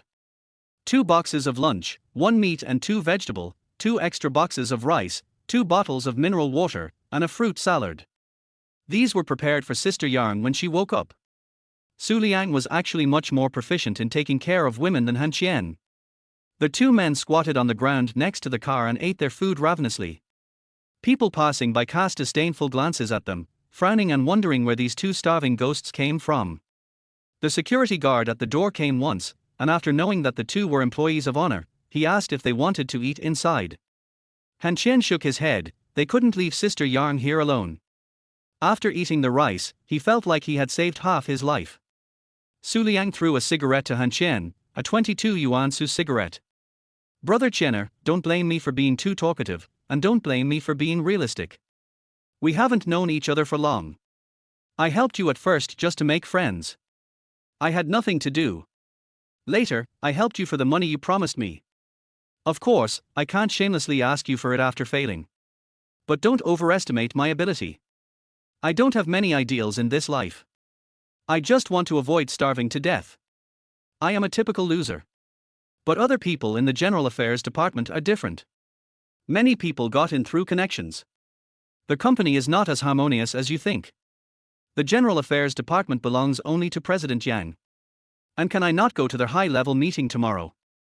At first Han Qian was still nodding seriously, but when he heard the last sentence he turned around and laughed and scolded. Are you fucking scared? Don't even think about it. Once you're on the boat, don't even think about getting off. Don't you want the 20,000 yuan? It always feels so unreal. Earning 20,000 in 2 days. It just doesn't feel real. Qianer, where did you sell it last night? Is the rich woman pretty? Su Liang is the typical person who can only say 3 serious sentences and then starts to go off topic. The 2 grown men were playing and fighting downstairs, and the pressure was relieved in an instant. This made Yang Qingqing on the 14th floor very angry, and she pointed at the 2 guys on the stairs with gritted teeth. How come they don't seem to be in a hurry to get angry? They even have time to eat lunchboxes, smoke and play around. It was almost 5 o'clock when Yarn Lan woke up. She opened her eyes and looked around in a daze. She suddenly felt a splitting headache. When she stood up, her suit slipped off. Yarn Lan got up and opened the car door. She saw 2 young men squatting on the ground playing the game of catching thieves. It was childish to the extreme. They both heard the sound of high heels and turned their heads at the same time, laughing at the same time. Sister Yang, are you awake? Su Liang is on the road. Today, thanks to Sister Yang, no one expected that Manager Li could drink so much. Here is a portion of vegetable grits. I'll go get you a glass of milk later. Yarn Lan took the salad but did not open it. Instead, she squatted beside the 2 of them and watched the childish games they were playing. Her mind was blank at this moment and she had no thoughts. This scene was seen by Yang Qingqing again. Her hand holding the telescope was trembling slightly. How could Yarn Lan be infected by them? About 20 minutes later, the Glory Group got off work. The liberated employees were like children after school, finally ending a busy day. Han Qian and the other 2 stood up, and Su Liang supported Sister Yang as they walked into the gate of glory. As they walked up the stairs, an unfriendly female voice suddenly came from behind them. Manager Yang, please don't park your car here next time. Yarn Lan covered her head, turned around and forced a smile, saying repeatedly. Okay, today. I don't want to hear your excuses. You guys in the General Affairs Department are already idle, so stop wasting the company's resources. Han Qian turned around and looked at the woman who was speaking. She was about the same age as Yarn Lan, with an above-average figure and appearance. She was dressed brightly and beautifully, with all the famous brand logos on her body. Her makeup and hairstyle seemed to be learned from Yang Qingqing. She was very seductive, but her appearance and temperament were far inferior to hers. This woman was getting a little unreasonable and even started to make personal attacks, saying that Yarn Lan's driving skills were not good enough so she shouldn't have parked there, which caused her to have to reverse to drive out. Yarn Lan kept her head down to apologize, and this time Su Liang and Han Qian couldn't help it. Su Liang frowned and spoke. I parked the car. If you have any problem, just come to me. Mr. Sun? Still an official. Mr. Sun didn't even look at Su Liang. He looked Yarn Lan up and down, looked at her with contempt and laughed sarcastically. Oh, Director Yang has a driver. The general manager of the General Affairs Department who eats for free is really impressive. How much salary does he pay per month? Yarn Lan lowered her head and said nothing. When Su Liang was about to speak, Han Qian stepped forward and stood in front of Yarn Lan, frowning. It's related to you? You get old quickly if you worry too much. You want to interfere in the affairs of the General Affairs Department? Which department are you from? Han Qian really has a good impression of Yarn Lan, the kind of feeling that a younger brother has for his older sister. From the last time he was late and Yarn Lan lied for him, to crying in anxiety at noon today, to resisting drinking at the table in the afternoon, Han Qian could never have imagined that Yarn Lan could be a bad person, and a single mother with a child. But Han Qian didn't understand, little Yarn Jia should have a high status in the company, so how could this woman dare to bully Yarn Lan? Are you asking me? Sun Ya, General Manager of the Public Relations Department. Haven T. You noticed just now that there's not only Su Liang, a handsome boy, beside Yarn Lan, but there's another one here. At this time, Yarn Lan suddenly tugged at Han Qian's sleeve. Han Qian reached out and took Yarn Lan's hand away, then looked at Sun Ya and frowned. If you can drive the car, then drive it. If you can't drive it, then don't drive it. What department or position you are in has nothing to do with me. If you are causing trouble for Sister Yarn, don't force me to beat you. After saying this, he turned and looked at Yarn Lan. Sister Yarn, park your car in the parking lot outside tomorrow. If anyone wants to cause trouble for you, come to me and Su Liang. I don't have anything else but a bad temper. TSK, Brother Qianer has such a bad temper. He dared to fight with President Yang on his first day at the company. President Sun, I advise you not to provoke him. Little Yang Jia suddenly appeared, walking towards her with strange voices. Seeing that little Yang Jia was coming, Sun Ya felt it was not appropriate to continue making trouble. At the same time, she was a little scared. Some time ago, someone in the company really had a fight with President Yang, and it was said that someone even pulled out a strand of President Yang's hair. Leaving a threatening look to the few people, he snorted coldly and walked out of the main door. Han Qian just frowned slightly, pressed the elevator button, and the four of them walked into the elevator. There was no one else, and Han Qian frowned. Sister Yarn, are you afraid of her? Who the hell is this Sun Ya? Yarn Lan lowered her head and did not answer. Little Yang Jia, who was standing next to her, felt unhappy seeing her sister being bullied, and frowned and whispered. Vice President Gao's cousin, the manager of the Public Relations Department, has some skills and abilities, and she bullies my sister because she's honest. Han Qian, just beat her up next time. Shut up. Yarn Lan raised her head and scolded little Yang Jia harshly, then continued. Do you still think Han Qian is in enough trouble? Just stay away from her from now on. There's no need to fight her again. Also, you can't tell anyone about the fight between Han Qian and President Yang. How are you going to convince President Yang in the future? Go home and take care of Bebe. I'm going to stay and work overtime today. Oh. Little Yang Jia took the car keys with a wronged look on his face and walked out of the elevator. When Yarn Lan wasn't noticing, he turned around and made a "yeah" gesture to Han Qian. Han Qian smiled, and when the elevator closed, he remembered what Su Liang had said. Perhaps glory was not as simple as he had imagined. Chapter 25 Summoning an Ancestor. When they returned to the General Affairs Department, everyone had left. Only Yang Qingqing was sitting alone in Han Qian's seat. Han Qian pointed at Yarn Lan and then at the office. Yang Qingqing nodded. At this moment, Liu Jiulong suddenly showed half of his head outside and looked at Yarn Lan with a distressed look on his face. Unfortunately, no one paid any attention to him. Yarn Lan went to rest. Han Qian glanced at Yang Qingqing, who was sitting in his seat, then walked behind Su Liang and whispered to him to make some written records. Just write a rough outline of the copy, and the main thing is the drawings. Could they be clearer and more detailed? Liu Jiulong also sat next to Su Liang to join in the fun. At this time, Han Qian turned and looked at Yang Qingqing. Boss Yang, should the demolition compensation be paid by the government or by us? Yang Qingqing frowned and said softly. It is said that it is only the land money. I will call to ask for details tomorrow morning, but I heard that the residents will be moved to a community that is being developed. I am not sure about the details. Han Qian, have you calculated how much money you will have to pay? If nothing unexpected happens, compressing it within 6 million is a sure win, and the funds will be recovered quickly. I'm sure there won't be enough time to write the specific copy. Should I be able to dictate it at tomorrow's high-level meeting? I'll make a phone call.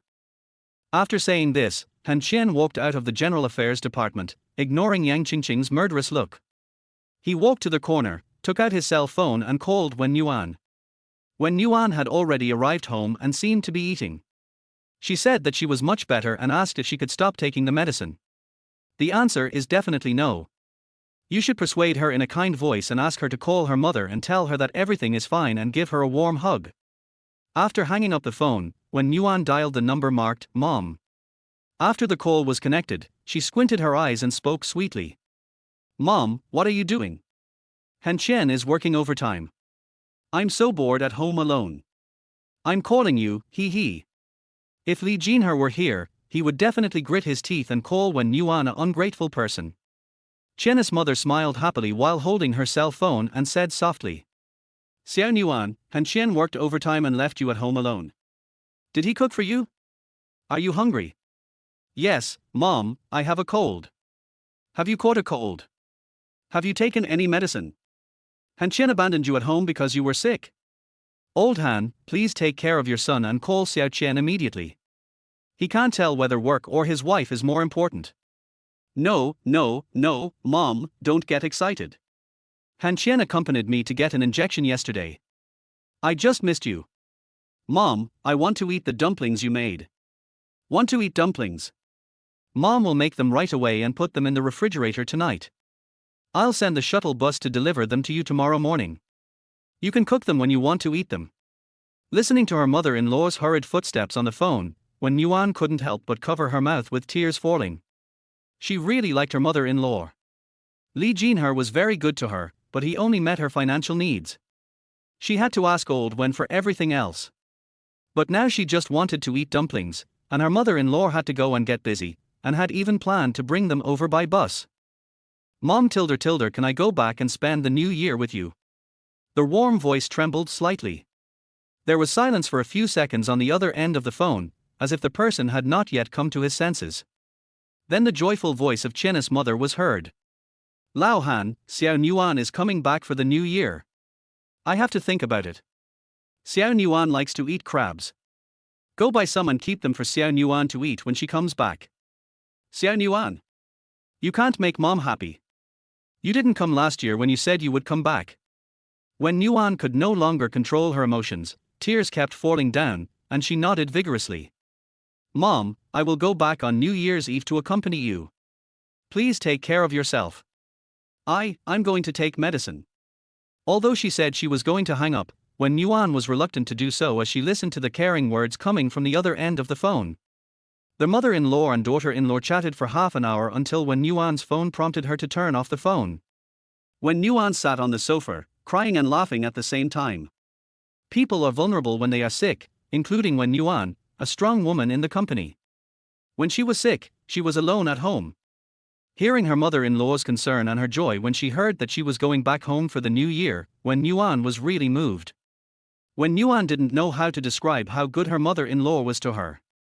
She only knew that when she went back for the first Chinese New Year, her father-in-law started heating the Kang in Han Qian's bungalow before dawn. He was worried that she would be cold, so he killed the crowing rooster. When Wen Yuan woke up and had breakfast, her mother-in-law would hold her hand and talk about the past and Han Qian's ugly deeds. At that time, Wen Yuan would always hug her mother-in-law's arm and act coquettishly, saying that she wanted to eat this and that. Her mother-in-law would nod with a smile on her face and ask her father-in-law to prepare it. In fact, Wen Yuan didn't know that at that time she had already gotten used to Han Qian and accepted her mother-in-law and father-in-law with open her heart. After charging her phone, Wen Yuan sent a text message to Han Qian. Don't tell my parents we're divorced. Han Qian looked at the text message with a confused look on his face. Why did Wen Yuan suddenly send this text message? The next second, his cell phone rang. After answering the call, the old man scolded him. Han Qian collapsed on the chair powerlessly. Let Wen Yuan tell Li Jinhe not to worry. How come she called her mother? Han Qian only remembered what the old man said, you little bastard, wait till you get home. The old man is a man who would not make a promise easily. Whenever he said this, Han Qian never escaped. He really wanted to beat him. This spendthrift woman is thinking of reporting herself even when she is sick. Then Han Qian called his mother-in-law. His mother-in-law seemed to be scolding Lao Wen for drinking secretly at home, and told Han Qian not to pamper the little ungrateful boy too much. After listening to Lao Wen's words that he was not allowed to bully his daughter, Li Jinhe's roar pierced Han Qian's eardrums. Bullying your daughter? Old Wen, is that human language? Don't you know what kind of child Xiao Qian is? Don't you know that Han Qian stayed with Wen Yuan in the hospital all night just because she had a cold?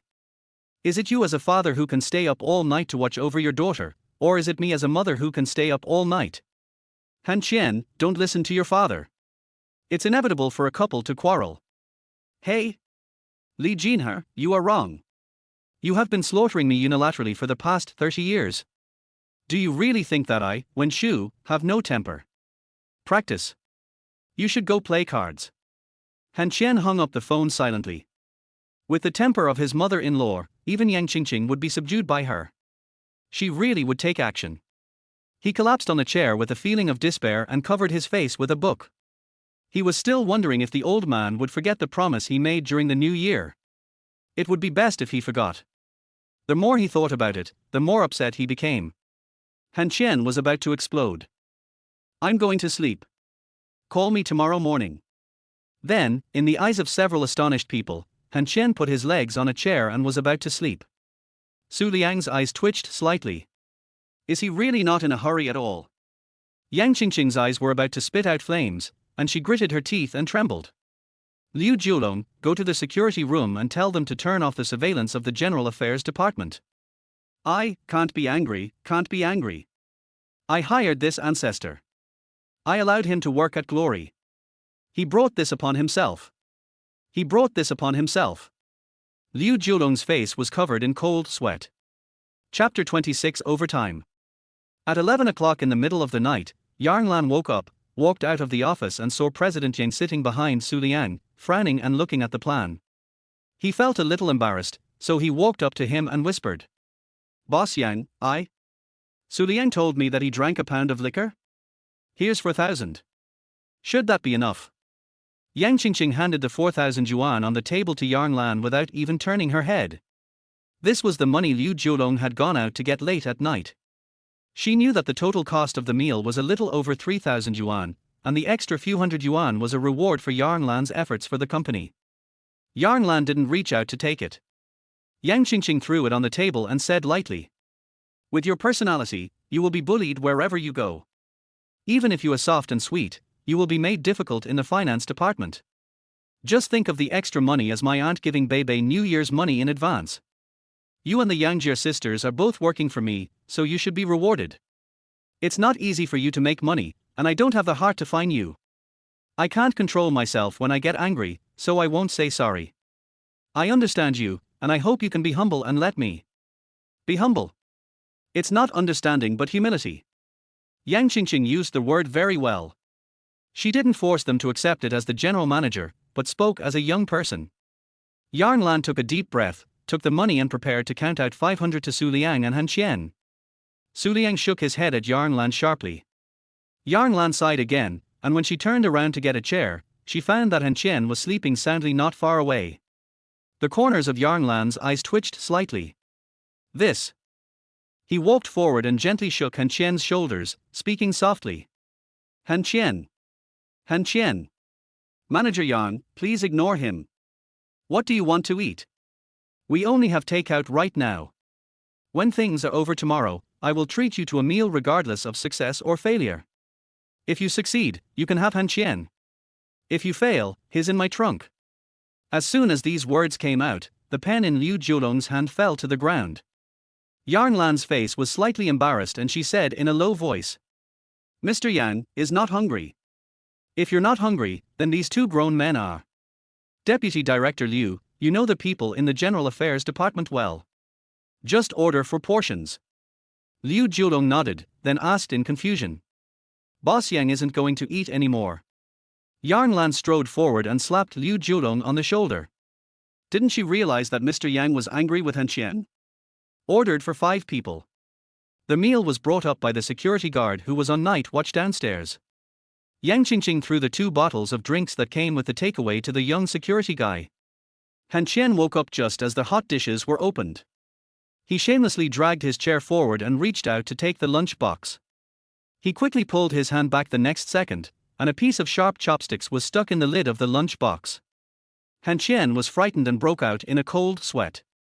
Yang Qingqing glared at Han Qian coldly. "You're sleeping while we're busy? And you still have the nerve to eat? Boss Yang, calm down. Han Qian, stop glaring at me. Eat, eat. You can't sleep after eating." Yang Lan spoke to smooth things over. Yang Qingqing snorted coldly and was very quiet during the meal. This was also the first time they had eaten at the same table with President Yang. Yang Lan hadn't eaten for almost 10 hours and was already hungry. Su Liang had been busy all night and quickly finished a box of rice.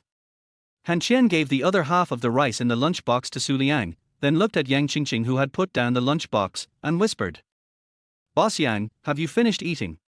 Blind. Oh. Then I'll eat it. Without thinking, Han Qian took Yang Qingqing's lunchbox in front of the four people's astonished gazes, and put the other half of the rice that had not been touched into his own lunchbox. Yarn Lan was shocked, Liu Jiulong widened his eyes, and Su Liang looked at Han Qian with admiration. No matter how calm Yang Qingqing tried, she felt a little unnatural. This. Han Qian didn't take it to heart. He was really hungry. Besides, Yang Qingqing didn't even touch half of the food. He picked up some dishes and slid over to Su Liang's computer. Looking at the rendering, Han Qian took a bite of the food and said vaguely. Almost. It's the same as I imagined. Don't change this one. When shooting outside, remember not to leave any windows. The rendering is just a way to make it more convincing. It's not very important. You can give it to Brother Liu later. Type what I told you. Oh, and mark the nearby bus stops and so on. Su Liang nodded, and Han Qian continued. Sister Yang, I may have to trouble you. I want to teach you a paragraph. Remember to memorize it. If you can't memorize it, you can print it out and read it. Maybe it will be useful, maybe not. It's probably about persuading senior executives to attract investment.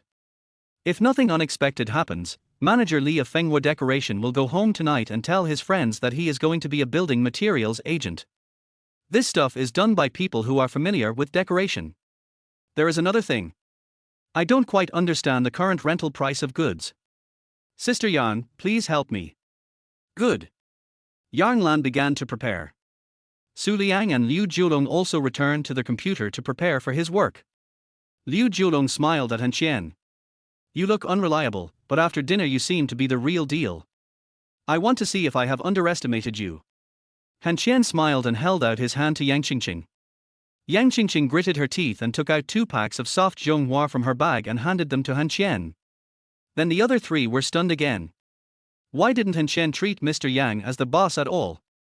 Han Qian threw the soft zhonghua to Liu Jiulong and said with a smile. Believe me. Yang Qingqing looked at Han Qian coldly and frowned. You ask them to do something, and what do? Keep sleeping. I'm not going to sleep anymore. I can't fall asleep even if I wake up. I need to calm my brain. All planning must be coordinated with the renderings and oral descriptions. This also avoids mistakes in the copywriting and being caught. By the way, President Yang, I want to ask you something. Is Sun Ya from the Public Relations Department very good? I have some skills. I have trained a group of handsome men and beautiful women. I am considered a small contributor to the company. If I slap them both, it will be a huge trouble. As soon as these words were spoken, Yarn Lan quickly spoke up to stop Han Qian. Han Qian stretched out his hand to signal Sister Yarn not to say anything for now, as he was looking at Yang Qingqing. Yang Qingqing frowned and said softly. The PR department is not within my management. If you slap him twice now, Gao Xingli might punish you. If you want to vent Yarn Lan's anger, this plan will be a perfect success. I'm not just talking about passing it. I'll just slap him when the time comes. I don't like this flirtatious woman. Compared to you, isn't it like a little fox meeting Sudeji?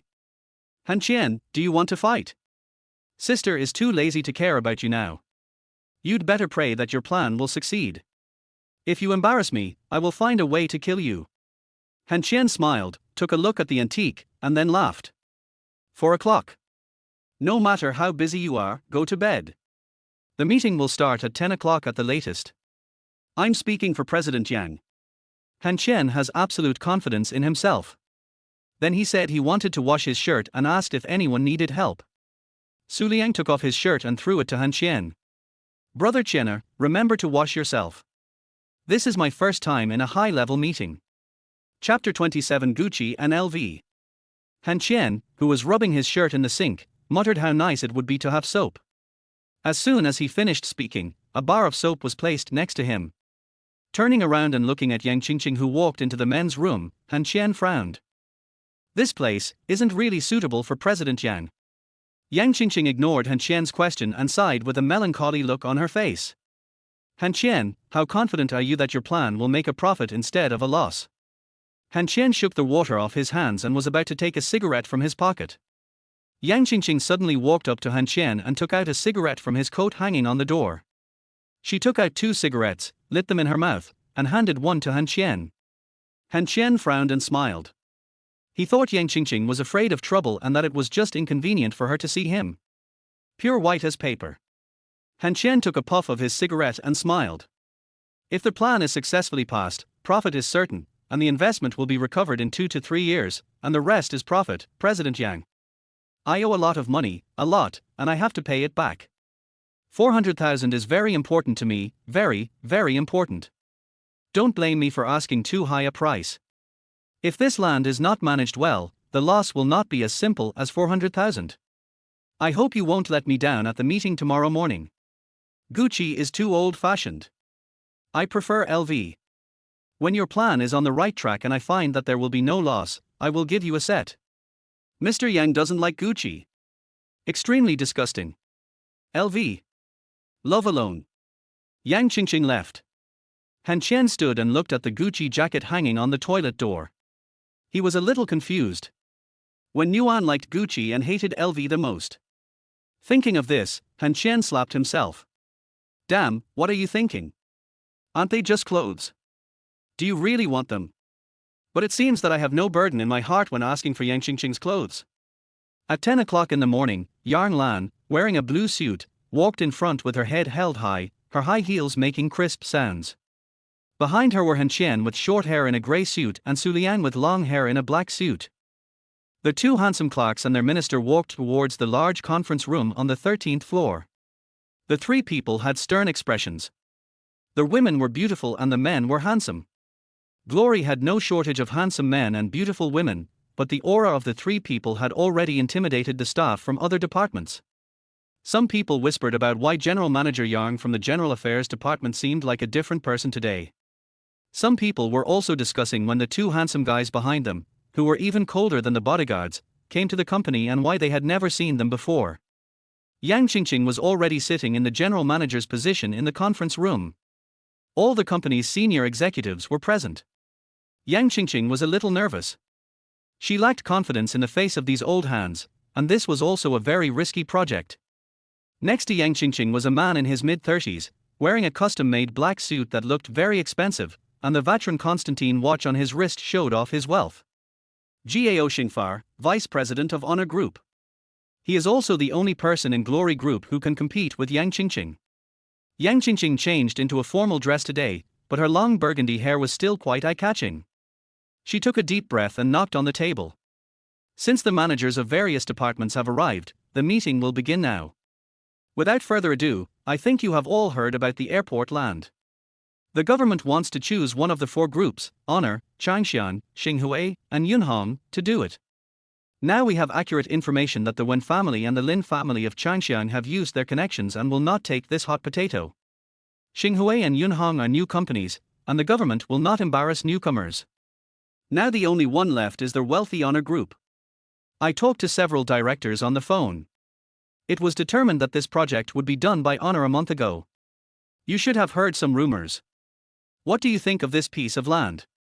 Song Jing from the Human Resources Department lowered her head slightly, and Sun Ya from the Public Relations Department shrugged and spoke. Boss Yang, I heard that this project would be in the hands of Honor a long time ago, not a month ago. At that time, I wanted to communicate with the people at the government office, but was evasive and rejected. Although I don't understand investment, this piece of land has failed no matter how I try. Yang Qingqing nodded and set her eyes on the head of the investment department. The middle-aged man took a look at the information in his hand and replied with a frown. Boss Yang, the location is indeed good. There are bus stops for number 3, number 18, and number 22. It's a 10-minute walk from the bus station. Across the road is the Decoration City and Small Commodity City. A 20-minute walk is RT Mart, Fortune Street, etc. But all the landmark buildings are on the south side, and we are on the north side of the road. Behind us is the military airport, where pilots are trained. The airport was going to move to another location a few years ago, but the government officials didn't seem to agree. Now the airport has stated that it will not be moved, and requires that all buildings must not hinder their flight training. The Small Commodity City and Decoration City are only 2 stories high, so the investment department does not recommend investing. Then someone from the risk department followed up. Boss Yang, we have evaluated the price of this land. It has a good location, a low price, and low development potential. Nowadays, the surrounding communities are all high-rise villas. Even if they are soundproofed, you can still hear the planes taking off at night, and it is impossible to build high-rise buildings. All conditions are not met to build a community. The probability of loss is 80%. If a shopping mall is built, there are small commodity cities, RT Mart, and Fortune Street opposite. They are all old shopping malls with a fixed customer base. Moreover, it is only a 10-minute drive from the city center. The loss rate of building a shopping mall is more than 70%. As for the amusement park and golf course, the area is too small and the loss is 100%. I forgot one thing. The Second People's Hospital is 2 kilometers away. The hospital cannot be built there, and the height will exceed the standard. The head of the planning department lowered his head and didn't dare to look up at Yang Qingqing. Of course, Yang Qingqing had given up on him long ago. She turned to look at Gao Luxing and smiled bitterly. Mr. Gao may have a way to transfer this land to another company, or some other way. Gao Luxin's expression was calm, and he even smiled softly. Boss Yang, the board of directors has probably already used all the connections they can, and tomorrow is the day for the bidding. I don't have any other options. If it really doesn't work, I will accompany Boss Yang to the board of directors to admit my mistake. Oh! Gao Luxing sneered in his heart. He had secretly used his connections to get this piece of land just to cause trouble for Yang Qingqing and let the board of directors see that she was not capable of sitting in the position of general manager, a little girl. In fact, it is of no use whether you go to the bidding tomorrow or not. This piece of land is now glorious, and you just need to wait for the formality and pay the money to the government. Yang Qingqing frowned, smiled bitterly and sighed. Then let's talk about this. After the bidding is over tomorrow, hey! Vice President Gao, you may not know that the bidding time has been changed. It's not tomorrow, but tonight. Vice President Gao, are you coming with us? President Yang should go. As a vice president, I don't want to go there and get in the way of President Yang. The meeting is adjourned. Yang Qingqing stood up and walked out of the meeting, shaking her head slightly at the three people outside the door. Manager Yang will give you a day off, as will Su Liang. Han Qian will stay. The three people who were already prepared were stunned for a moment. Han Qian became anxious on the spot. He stepped forward and blocked Yang Qingqing, frowning and speaking coldly. Are you kidding me? Yang Qingqing replied coldly. I don't have the time or the mind to do that.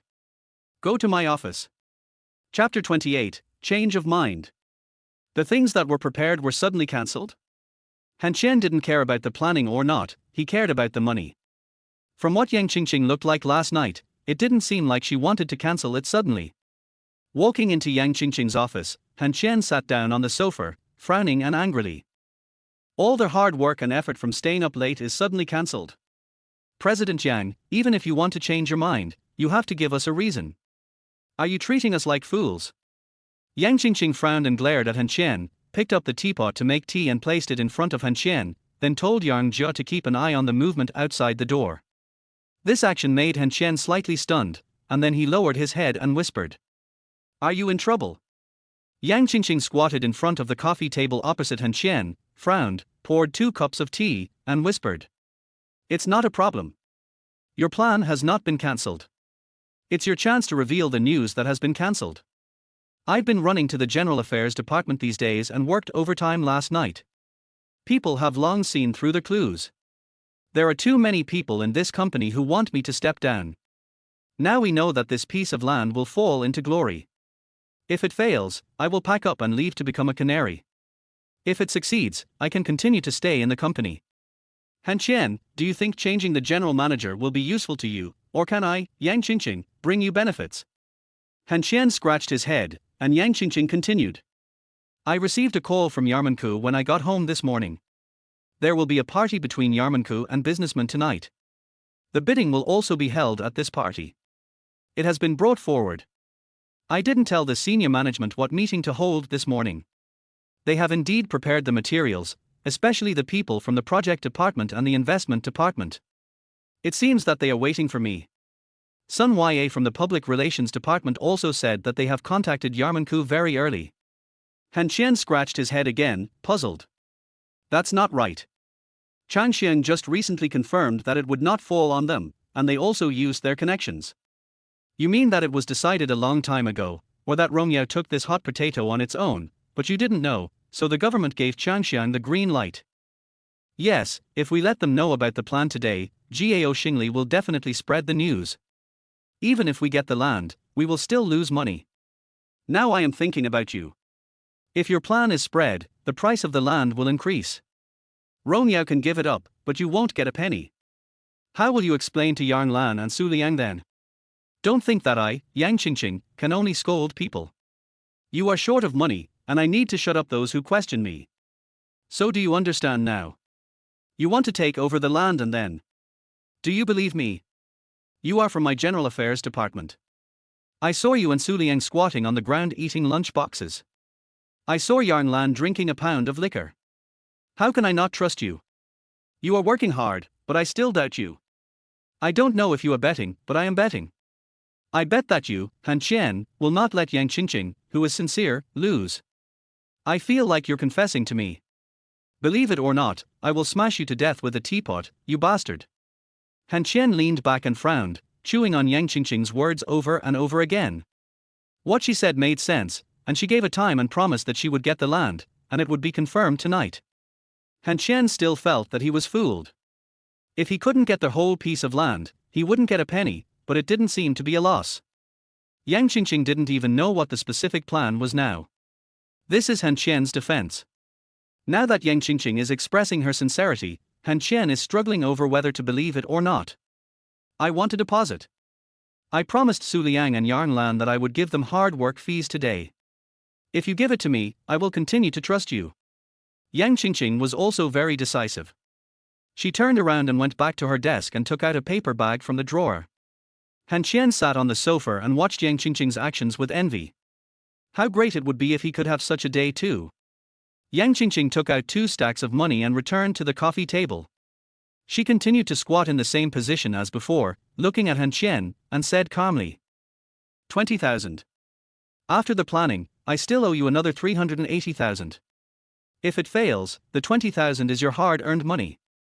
Han Qian, I've said before that I want to continue to sit in this position. As long as I sit in this position, I won't be short of these few 100,000 small amounts of money. Do you understand what I mean? If you don't believe me, you can go to the party with me tonight. It just so happens that I'm short of a male companion. No, go home and cook. Han Qian took the money and turned away without leaving any promise to Yang Qingqing. Little Yang Jia looked at Han Qian with a gossipy look on his face. Han Qian told Yang Jia to call Yang Lan and tell her not to rush home and to wait for her downstairs. At the same time, he took out his cell phone and called Su Liang. At the main entrance of Glory Group, Han Qian saw the two of them and threw a stack of money to Su Liang, who smiled and put it in his pocket without caring about the remaining one. Yang Lan frowned and asked Han Qian what was going on. Han Qian told Yang Lan that he might have to wait until tomorrow's high-level meeting. Yang Lan did not take the money. After taking it, she put the cash in Han Qian's pocket and said softly, I am doing my job, and you have worked hard, too. I cannot accept this money. Han Qian insisted on refusing. No, just because you helped me drink a pound of liquor yesterday, Sister Yang, you have to accept the money. 10,000 yuan is not a lot. Just consider it as my New Year's gift to Bebe. If you don't accept it, I will give it to Xiao Yangjia, and she will help you collect it. How about this, I'll collect it tomorrow after the plan is approved, okay? Yang Lan's insistent attitude made Su Liang feel a little embarrassed. Just as he was about to take out his pocket, Han Qian kicked him on the butt and told him to get lost. Then he felt relieved after confirming with Yang Lan that he would collect the money tomorrow. He turned around and took the elevator to the 14th floor. He did not go to President Yang's office, but sat outside and chatted with Yang Jia. He really did not want to go back to the General Affairs Department. Of course, the snacks were bought by Han Qian. Neither of them went downstairs at noon. Little Yang Jia knew that Han Qian was avoiding Liu Jiulong from the General Department, so she was busy with her own things while Han Qian continued to sleep aside. He slept until around 2 o'clock in the afternoon when he was woken up by his cell phone. Han Qian answered the call in a daze. What's wrong? Do you want to order food again? Han Qian. I may have to go to a party at the government office tonight, so I will be home late. If you don't want to cook, I will bring it to you when I get home. Hearing the warm voice, Han Qian suddenly sat up and frowned. That party at Vision? Yeah, actually I don't want to go. I want Lao Wen to go. He said he wants me to exercise. What do you want to eat? Sister will buy it for you. It's so warm inside. I might want to go there tonight. There was silence on the other side, and then when Wenwan screamed angrily. Han Qian, tell me, are you working at Glory? Han Qian. You and I are reconcilable, so you should wait until you get home in the evening. When Wenwan hung up the phone, and Han Qian remembered the old man's threat again. You wait to go home. What is going on? Chapter 29 Han Qian. When Yang Qingqing got off work, she met Han Qian outside the door. Han Qian touched his belly and whispered. Is there anything to eat at the dinner? Help yourself. It doesn't cost money, does it? Scrooge, go drive. Yang Qingqing has an advantage, it is time saving and labor saving to talk to him, and she is a woman who is not fussy about details. After driving the warm Alpha Clover several times, Han Qian was not used to this large raptor. The throttle was very shallow, and the speed would soar to around 80 with a light step. Before getting in the car, Han Qian threw a useless document to Yang Qingqing. He had no other purpose, he just wanted to have a quiet journey. But he underestimated Yang Qingqing's brain. This woman was not dressed like a mistress at this moment. She was wearing a white floral collar shirt, a deep blue suit uniform, cropped trousers with white high heels, about 4 or 5 centimeters long. Her long burgundy hair was casually combed up, and her light makeup made this woman seem like a different person. Look, do you think I'm useful? Look at the light. How could such a foxy woman have such a big mouth? When God opens a door for you, he will definitely close a window for you. Han Qian sighed softly and drove seriously. After about 10 minutes, Yang Qingqing spoke again. Han Qian, I think I understand. You still want to run a shopping mall, but you won't sell clothes or anything like that. But you can see that the small commodity city and decoration city across the street are only 2-story buildings, and we are on this side of the road. Now the small commodity city is the first choice for customers, and then they go to RT Mart to buy some snacks and vegetables. They won't choose to come to our mall because the direction is the opposite, and the price is not comparable to RT Mart. I know, 2 floors are too few. The rendering shows a 4-story building. I calculated that the height should be enough. We won't have any conflict with RT Mart Fortune Street. I'm a novice driver, so don't bother me. Are you so confident? Han Qian, please give me some confidence. I beg you, okay? I planned the armored world by myself, and I sold it to someone else for money. Is this answer okay? Yang Qingqing was stunned and tilted her head to look at Han Qian with eyes full of suspicion. The predecessor of Military World was Changxiang Department Store, which was facing bankruptcy due to the joint attack of Glory Department Store and Old Department Store. Later, Changxiang suddenly made a major change and changed Changxiang Department Store to Military World. It not only saved the mall that was on the verge of closing, but also won praise from the government, claiming that Changxiang Group knew how to consider the people and was not obsessed with money. After that, it gave the green light to Military World's application. Was it planned by Han Qian? Yang Qingqing was a little bit unconvinced. At this time, Han Qian laughed at himself, looked at the red light in front of him, took out a cigarette from his pocket and put it to his lips, and said to himself with a self-deprecating smile. In the autumn 3 years ago, Changxiang's legal department seemed to be busy with a case, right? Then the case was suddenly suppressed and nothing was done. Do you want me to tell you the details? Pop. Yang Qingqing took out a lighter from somewhere and lit the cigarette next to Han Qian's mouth. She shook her head slightly when she took the lighter back. If you don't want to know, don't tell me. I'm a lunatic, so I don't want to provoke another lunatic. A woman can't be curious about a man easily. Han Qian opened the window and took a deep puff of his cigarette, then threw the rest out of the window. He stepped on the accelerator and the raptor rushed out like a roaring beast. He thought of one thing, when Wenwan would go to the dinner tonight, so Lin Zongheng would also be there. We are about to meet. The car stopped at the parking lot at the main entrance. Han Qian opened the door and got out. Suddenly, a black Mercedes-Benz sports car drew a black arc and stopped next to the Raptor. The door was opened and Wen Yuan got out from the passenger seat. She was wearing the white fairy dress that Han Qian gave her. Han Qian saw strong worry and anger in Wen Yuan's eyes when she looked at him. I almost bumped into Han Qian. After all, Han Qian went to glory, and there were only a few bright red Raptors in the entire city.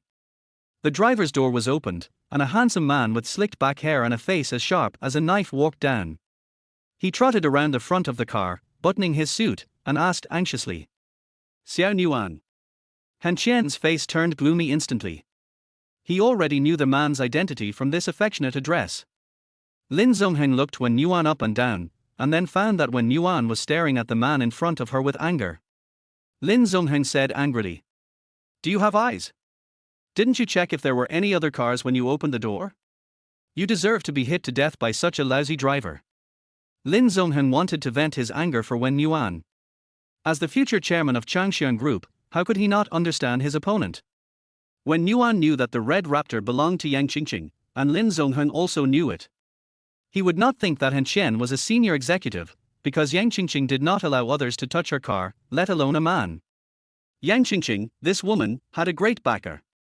Han Qian ignored Lin Zongheng and grinned at Wen Yuan. At this time, the passenger door of the Raptor was pushed open and a voice full of ridicule was heard. "Hey! I was wondering who was showing off in front of our Qianer. It turned out to be Lin Dahai. Excuse me, how about bumping into it? Let's see if your broken Mercedes is harder or my big red heart baby is stronger. Our home. Qianer?" Cold sweat instantly broke out on Han Qian's forehead. He found that Wen Yuan's eyes had changed. The worry was gone. Her big eyes were staring at Han Qian with anger and murderous intent. Wen Yuan bit her back teeth and said in a low voice, "Whose?" In order to avoid a conflict between Han Qian and Lin Zongheng, Wen Yuan did not mention Han Qian's name, but Yang Qingqing had already walked to Han Qian, took Han Qian's arm, and said with a smile, "Of course Han Qian is ours. How come Vice President Wen knows Han Qian?" Han Qian. Lin Zongheng's face was filled with surprise, and then he thought of Wen Yuan's hurried way of getting off the car, and then he remembered the guy who was yelling on the phone the day before yesterday. All kinds of images appeared in Lin Zongheng's head, and he became furious. Was this guy the one who got there first? He swung his fist straight at Han Qian's face. It wouldn't be too much trouble even if he killed this kind of peasant. Lin Zongheng. Seeing Lin Zongheng's move, Wen Yuan started to scold him, but at this time, his fist was already very close to Han Qian. Before Han Qian could come to his senses, his fist had already landed on his face. Han Qian, who felt the pain, did not hesitate at all and raised his leg to kick Lin Zongheng in the lower abdomen. "What, CEO or not? You are all one head and two legs. Am I afraid of you?" Wen Yuan stopped Lin Zongheng, who was about to fight back, while Yang Qingqing had already taken off her high heels and held them high. As long as Lin Zongheng dared to step forward, she would smash his head with her heels. Now Han Qian was a member of her company and someone she needed to pay attention to. At the same time, she remembered that she had indeed heard of the name Han Qian before. When Yuan stood in front of Lin Zongheng with his back to Han Qian, with a murderous look on his face, and said in a low voice, "Boss Lin, do you still want to be laughed at by others? Look where you are." But Xian Yuan, this is between him and me. Lin Zongheng took a deep breath, patted the dust off his body, looked at Han Qian coldly, snorted coldly and walked towards the main entrance of Wei Jing. When Yuan turned around and looked at Han Qian, her right cheek was slightly swollen. When Yuan glanced at Yang Qingqing and turned and left. Han Qian's eyes were cold, and he stared at Lin Zongheng's back for a long time without coming back to his senses. At this time, Yang Qingqing put on high heels and smiled sweetly. When I heard the name Han Qian, I felt familiar with him. It turned out that he was the man who suddenly married Vice President Wen 3 years ago. This matter is no secret in the upper class circle. TSK. It's interesting that the ex-husband meets his old lover. Your ex-wife is also interesting. Is she not talking to you because she is afraid that I will guess your relationship? TSK, so stupid and annoying. Han Qian slowly turned his head, his face livid. Yang Qingqing immediately raised her hand and spoke with a somewhat aggrieved tone. Hey. I've been helping you the whole time. Chapter 30 My Grassland, My Horse. Those who came to the party were either the top or second in command of the company, and there were many socialites among them. Han Qian had never understood what socialites did.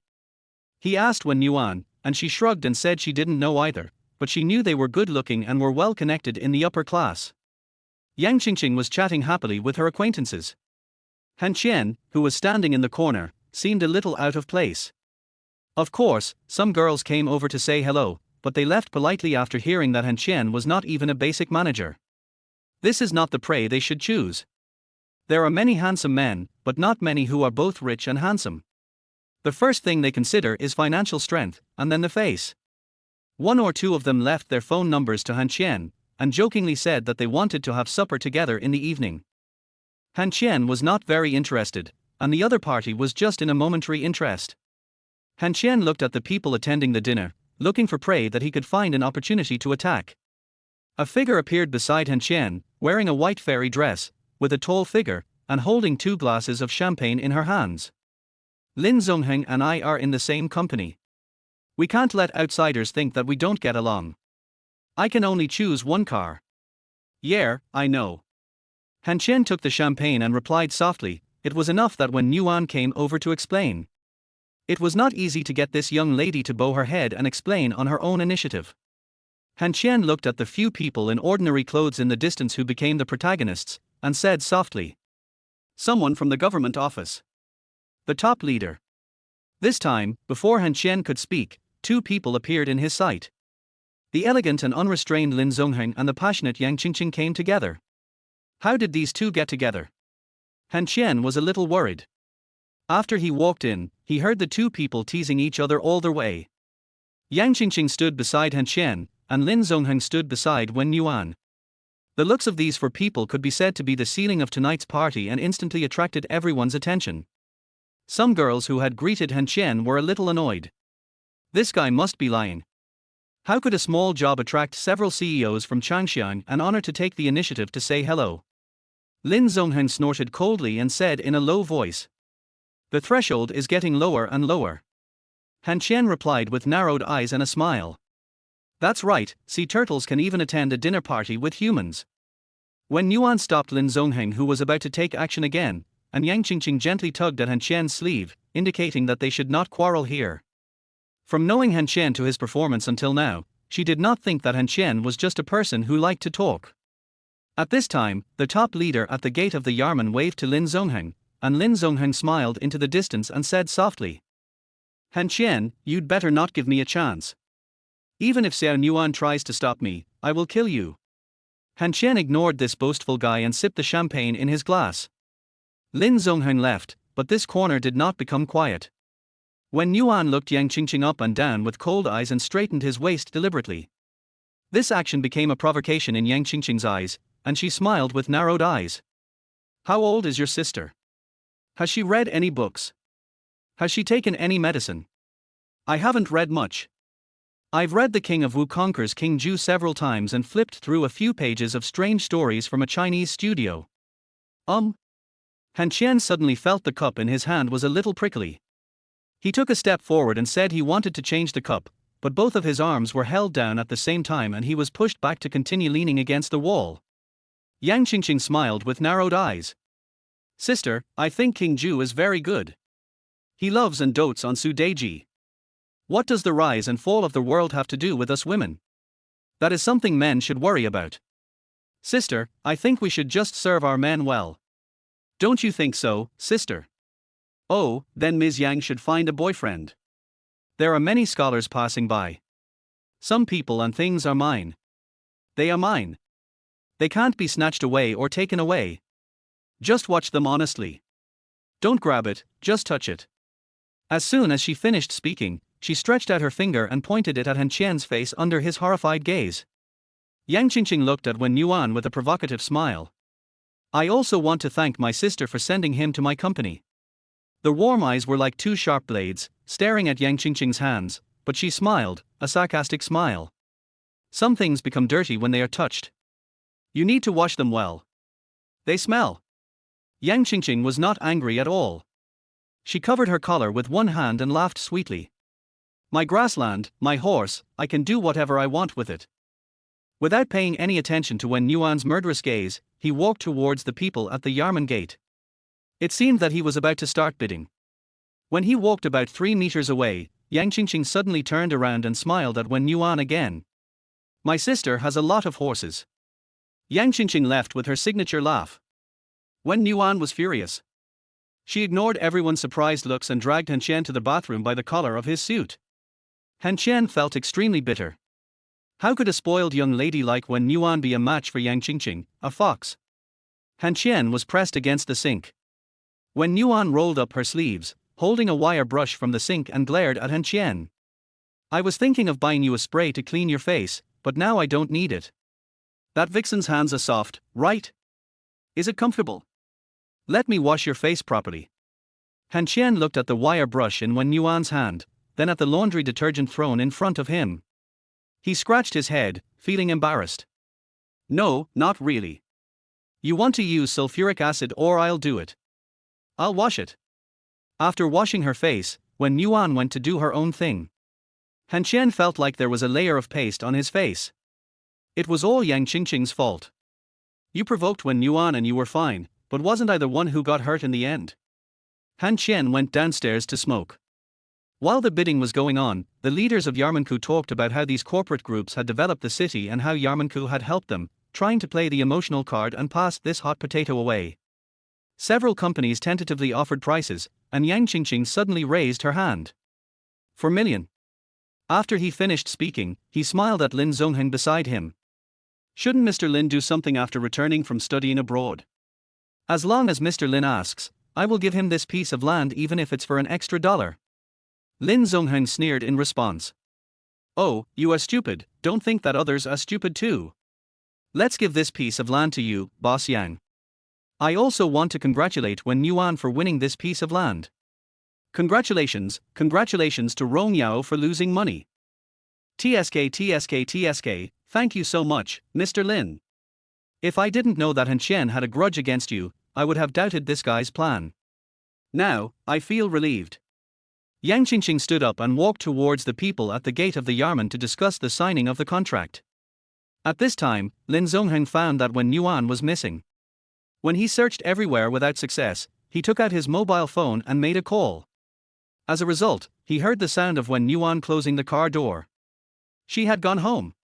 In the taxi, Han Qian sat in the passenger seat and Wen Yuan sat in the back seat. Han Qian, you have to resign. Yang Qingqing doesn't look like a good person. If you quit your job, will you support me? I'll support you, no more debts. I'm afraid you'll use a wire brush. Do all you rich ladies have this habit? Bang! Han Qian got slapped on the back of his head. Chapter 31. Mom, please take the person away. After returning home, Wen Yuan went to take a shower angrily. Han Qian heated up some food. When they were ready to eat, Yang Qingqing called and told Han Qian that she had already acquired the land. If tomorrow's plan failed, she would find someone to break his arm. The antique cell phone was very loud, and Wen Yuan heard Yang Qingqing's words clearly. She cursed her in a low voice as a vixen. As a result, Yang Qingqing suddenly screamed and shouted, "My husband doesn't eat snacks," and hung up the phone. Wen Yuan, who had originally calmed down, recalled the phone call Han Qian received when he was playing basketball that day. It turned out to be from that bitch Yang Qingqing. The war between the two women seemed to have been provoked. Han Qian was still looking at his phone in confusion and whispering, "Is Yang Qingqing married?" After dinner, Wen Yuan returned to her room expressionlessly and did not ask about Han Qian's affairs. After a busy day, Han Qian took a shower and lay down early, thinking about tomorrow's high-level meeting. He took out his mobile phone and called Su Liang to ask about the preparations. The moment the call was hung up, the door was pushed open. Wen Yuan was wearing cartoon pajamas, her little fists clenched tightly and her mouth puffed out as she stared at Han Qian. Seeing this, Han Qian quickly stood up, and he remembered the nightmare he had a few days ago. "Han Qian! I'm going to fight you." The 1.72-meter tall man pounced towards Han Qian. Han Qian lay on the tatami, with Wen Yuan riding on his back. Han Qian really didn't dare to make trouble with this young lady who had no athletic ability, for fear of accidentally hurting her. He lay on the tatami helplessly. "What are you crazy about? Yang Qingqing and I don't have any ambiguous relationship at all. She's not as pretty as you, not as tall as you, and you have a better temper and personality than hers. Even if I'm blind, I can't ignore a beautiful woman like you and go after Yang Qingqing, a Hedong lion. You're almost turning into a rouge leopard now. Liar. Han Qian, you still owe me money. Wen Yuan gently slapped Han Qian on the back of his head, which was not much different from tickling. Han Qian suddenly chuckled. Wu Yuan, I didn't expect your butt is quite plump. You rascal. Wen Yuan screamed and hit the back of Han Qian's head with her heel.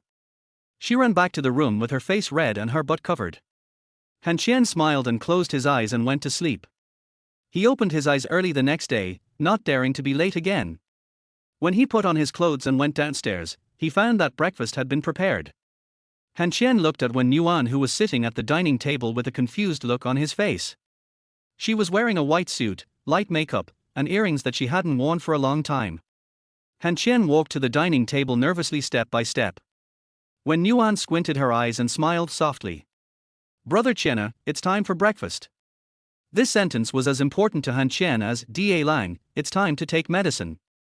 Wen Yuan, who would definitely not get up before 7 o'clock, would go downstairs to buy breakfast. And with her smart outfit today, Han Qian always felt that something was wrong. Wen Yuan was too abnormal. He had never seen her like this in 3 years. Han Qian swallowed and forced a smile. I'm not hungry. Wen Yuan, you should call me Han Qian. I'm in a hurry to go to work. Wen Yuan narrowed her eyes and smiled gently. Brother Qian, Rong Yao has to clock in at 9 o'clock. Do you want to pick up Yang Qingqing so early? If not, you should sit down. Of course, if you need me to drive you to work, that's fine too. Knowing that this matter would not be easily over, Han Qian sat down and ate the fried dough sticks with sweat on his forehead. He was about to collapse inside.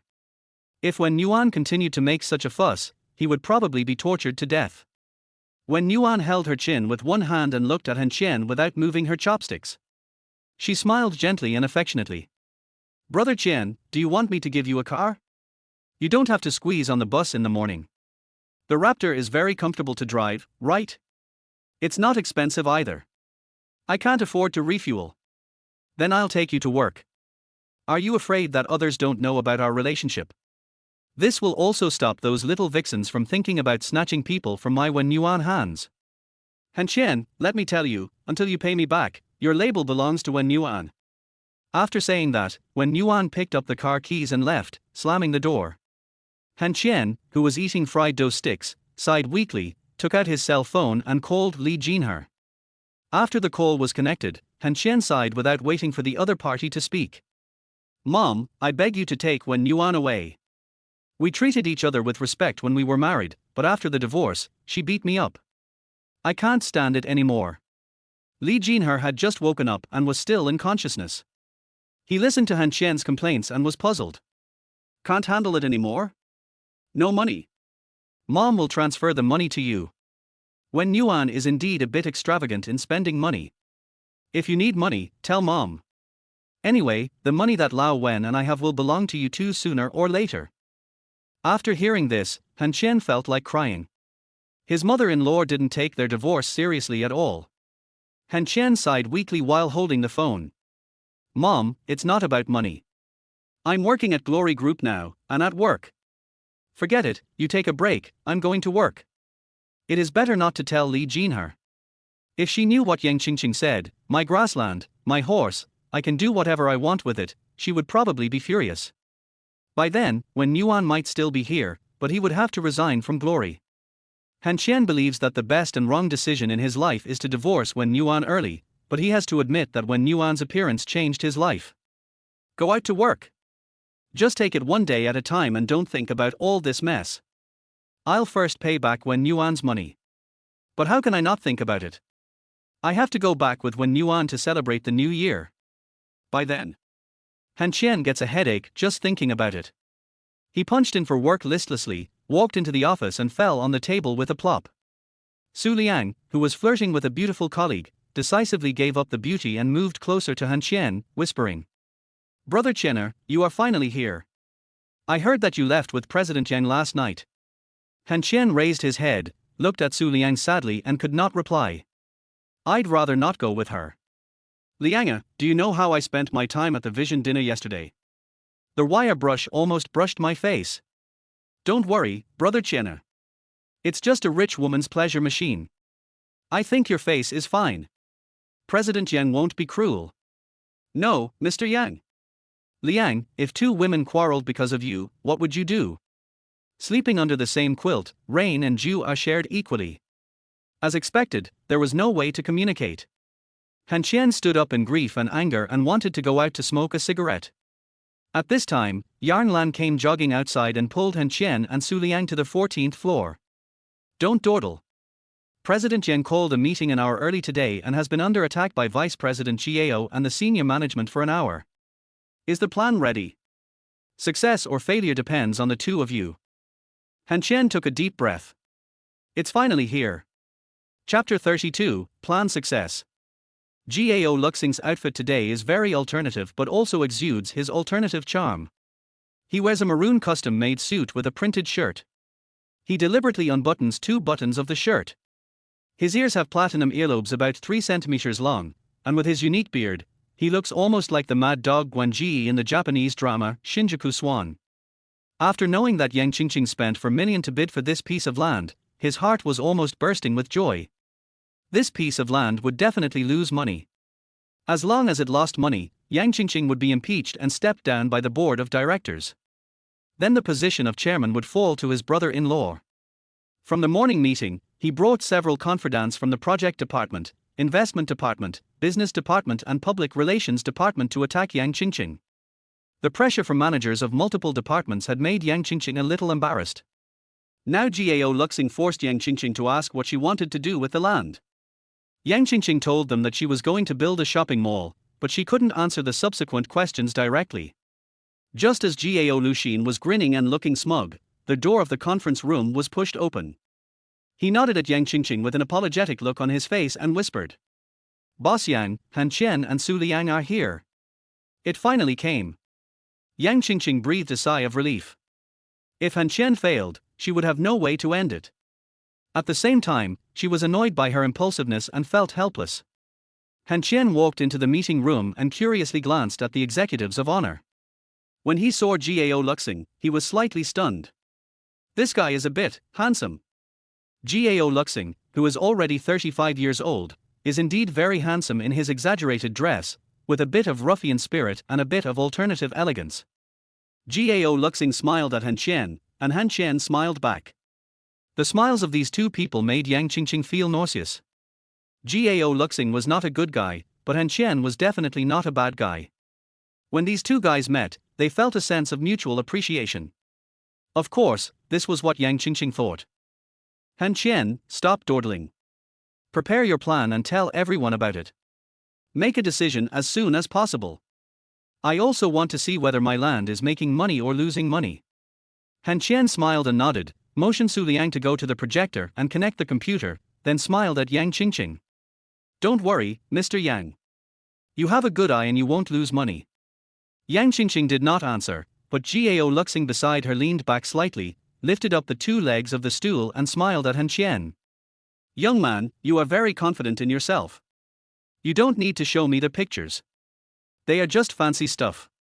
Tell me about your preliminary plan first. Han Qian frowned slightly. At this time, Yang Qingqing asked Han Qian to tell the plan to Vice President Gao. Han Qian then realized that this alternative handsome uncle was the Vice President Gao Luxing mentioned by Yarn Lan. Han Qian grinned and raised his hand to scratch his head. I'm new here and I haven't gotten to know everyone in the company yet. Mr. Gao won't mind, right? Of course, I hate those long-winded rules and I like capable young people. If there is anything I have missed, please give me some pointers, Mr. Gao. My initial plan is to build a high-end building materials mall and rent out shops to recover funds. Our General Affairs Department has already investigated the market. What our city lacks now is a high-end building materials mall. Customers who want to buy building materials at a high price have no place to go. I think this is a good idea. Han Qian spoke with a smile, and Gao Luxing also smiled. It's a good idea. If you can think of it, others can think of it too. This piece of land is across from the decoration city. Are you going to compete with the old business? This doesn't seem to be an easy task. In addition, you should also know that the decoration city only has 2 floors. If you want to do high-end business, it will be a problem if there are not enough floors. Have you heard of sensory impact? Everyone in the conference room was looking at Han Qian and Gao Luxing and listening to their conversation. Yang Qingqing and Yarn Lan were a little nervous. They didn't expect that Gao Luxing would also do research on this piece of land, but Han Qian was not afraid and smiled again. Vice President Gao has considered everything. I have also considered what you said. We have already inquired about the prices in the decoration city. Most of the consumers are in the middle and lower reaches. In addition, the distribution of the mall is quite messy, and the environment and service attitude are very poor. Our means of competing with them is to cooperate with Fenghua Decoration in the early stage, so there is no need to worry about the source of customers. As for the height of the floor, it cannot be too high. We can dig down and make a space in the middle to give people a spacious and bright feeling. Gao Luxin stood up and stretched his muscles, frowning slightly before speaking again. Is it the problem of airplane noise? Only a few bathrooms and fire escapes in the entire building have windows, and the rest are all closed buildings to reduce the impact of noise. All lighting is done by lamps. The ceiling in the middle of the hall is made of tempered glass. During the day, sunlight will shine directly from the 3rd floor to the basement floor. This not only allows for better lighting, but also allows the shops along the corridor to raise their prices because customers must pass in front of them. It is also stipulated that no stools, signs, etc. are allowed in the corridor, and no purchasing agents are allowed to stop and solicit customers. Is it a question of investment promotion? We have already spread the word and made a verbal agreement with Fenghua Decoration in order to disclose business opportunities to them. I have thought about a problem. Most of the people who run restaurants know how to cook, hairdressers must understand fashion trends, taxi drivers must know how to drive, and people who do building materials business must also understand building materials. The people in these decoration companies will tell their relatives and friends to seize this opportunity. Some decoration companies that are not doing well will also change their careers. After all, it is not difficult to run a store. You just need to get an agency. Of course, this will trouble the marketing department. Another promise is that as long as they prepare to move in advance, they can use the advertising space outside for free during the construction.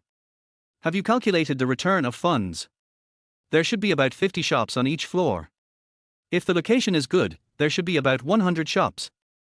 A shop with a good location can earn back about 1 million yuan a year. There are 4 floors in total. The money for the land can be recovered in about a year. For small shops, the construction cost can be recovered in 2 years. As long as the business is good and there are no mistakes, the funds can be recovered in about 2 years, and even a little profit can be made. Approval. The land belongs to the government, and they don't want to see it go to waste. Besides, Wei Rongyao gave them a favor, so they should return it. Gao Luxing had a smile on his face the whole time, but his heart was already in turmoil. Where did this Han Qian come from? And he appeared from Yang Qingqing's general department. The appearance of this guy not only disrupted his plan, but also gave Yang Qingqing a chance to turn a disaster into a blessing. The plan was feasible, and with all the senior executives present, Gao Luxing had no way of finding fault with it. If it got to the board of directors, he would not be able to explain himself even if he was a royal relative. At this time, Sun Ya from the Public Relations Department suddenly spoke. Han Qian, what you said is just theory. In reality, it is not as simple as you think. Did Mr. Sun know that he would succeed when he was doing the PR and negotiating business? Everything depends on human effort. I believe that with the power and reputation of our glory, we should be able to complete this plan. Yarn Lan, who had always been timid, suddenly targeted Sun Ya. This was a big deal for others. The manager of the marketing department agreed to the plan with a smile. The manager of the business department also raised his hand to show his agreement, and their business department would work hard to assist the general department to complete this plan. The manager of the business department is also a woman, about 30 years old, said to be surnamed by a very capable sister. When Han Qian looked at her, she actually openly flirted with him. Han Qian quickly lowered his head. Now Yang Qingqing was almost torturing Han Qian crazy. Gao Luxing looked at the situation in the conference room. Since it couldn't be changed, he might as well go with the flow and do this young man a favor and see if he could win him over. Not bad, not bad. Young people have a lot of ideas. Glory needs people like you. Since no one objects, Director Yarn can have your General Affairs Department refine the plan and then send it to the Planning Department. Finally, President Yang and I can sign it. Not bad. Very good. Gao Luxing bit the last 3 words very heavily. After the meeting, when Han Qian was packing up his computer and preparing to leave with Su Liang, Yang Qingqing suddenly rushed over and bit Han Qian hard on the forehead. Han Qian screamed in pain and Su Liang was stunned. President Yang's sweet kiss. Chapter 33, Former Sister-in-Law, Later Sister-in-Law. Han Qian had been covering his forehead with his hands the whole morning. Yang Qingqing must be mentally ill, and her illness was serious. How could she bite someone's forehead with her mouth? And leave teeth marks on it? Threaten Su Liang not to say anything, otherwise he would be killed. The plan was approved, and Han Qian and his colleagues were in a good mood. The marketing department and the project department sent some work, and the plan was given by the General Affairs Department, and they only heard some oral presentations. They needed some detailed information and copywriting. Yarn Lan gladly accepted the requests of the 2 departments. After dividing their work, some staff members of the General Department were dissatisfied. After Li Dongxing received the work, he started to complain grumbled. Sister Yarn, why should the work of their marketing and project departments be handed over to our General Affairs Department? You should be more assertive. If you are bullied by them, we will also be implicated. It's so annoying. Yarn Lan, who was preparing work for others, felt a little embarrassed. At this time, Li Dongxing added another sentence. I won't do this job. Find someone else. Deputy Liu, don't you like Sister Yang? I'll give you a chance to show your abilities. The atmosphere in the office became very awkward because of Li Dongxing's words. Liu Jiulong wanted to help Yarn Lan complete the work, but didn't want Yarn Lan to lose face. Yarn Lan looked at Li Dongxing, who was playing games with a stiff face, and after a long silence, she smiled awkwardly. Dongxing, this is what President Yang told me. I didn't see Mr. Yang. I saw people from the project department and the marketing department. Isn't Han Qian very willing to work? Go find them like a lackey. Don't disturb me while I'm playing games. Yarn Lan felt even more embarrassed. All the staff in the General Affairs Department were looking at her. Li Dongxing did not give Yarn Lan any face at all. Han Qian, who was chatting with Su Liang, stood up and frowned. He didn't know whether the word lackey was referring to Yarn Lan or him. Han Qian frowned as he looked at Li Dongxing, who was about 25 or 26 years old, thin and wearing a pair of rimless glasses. If you want to do it, then do it. If you don't want to do it, then shut up and don't call my name. Do you know me well?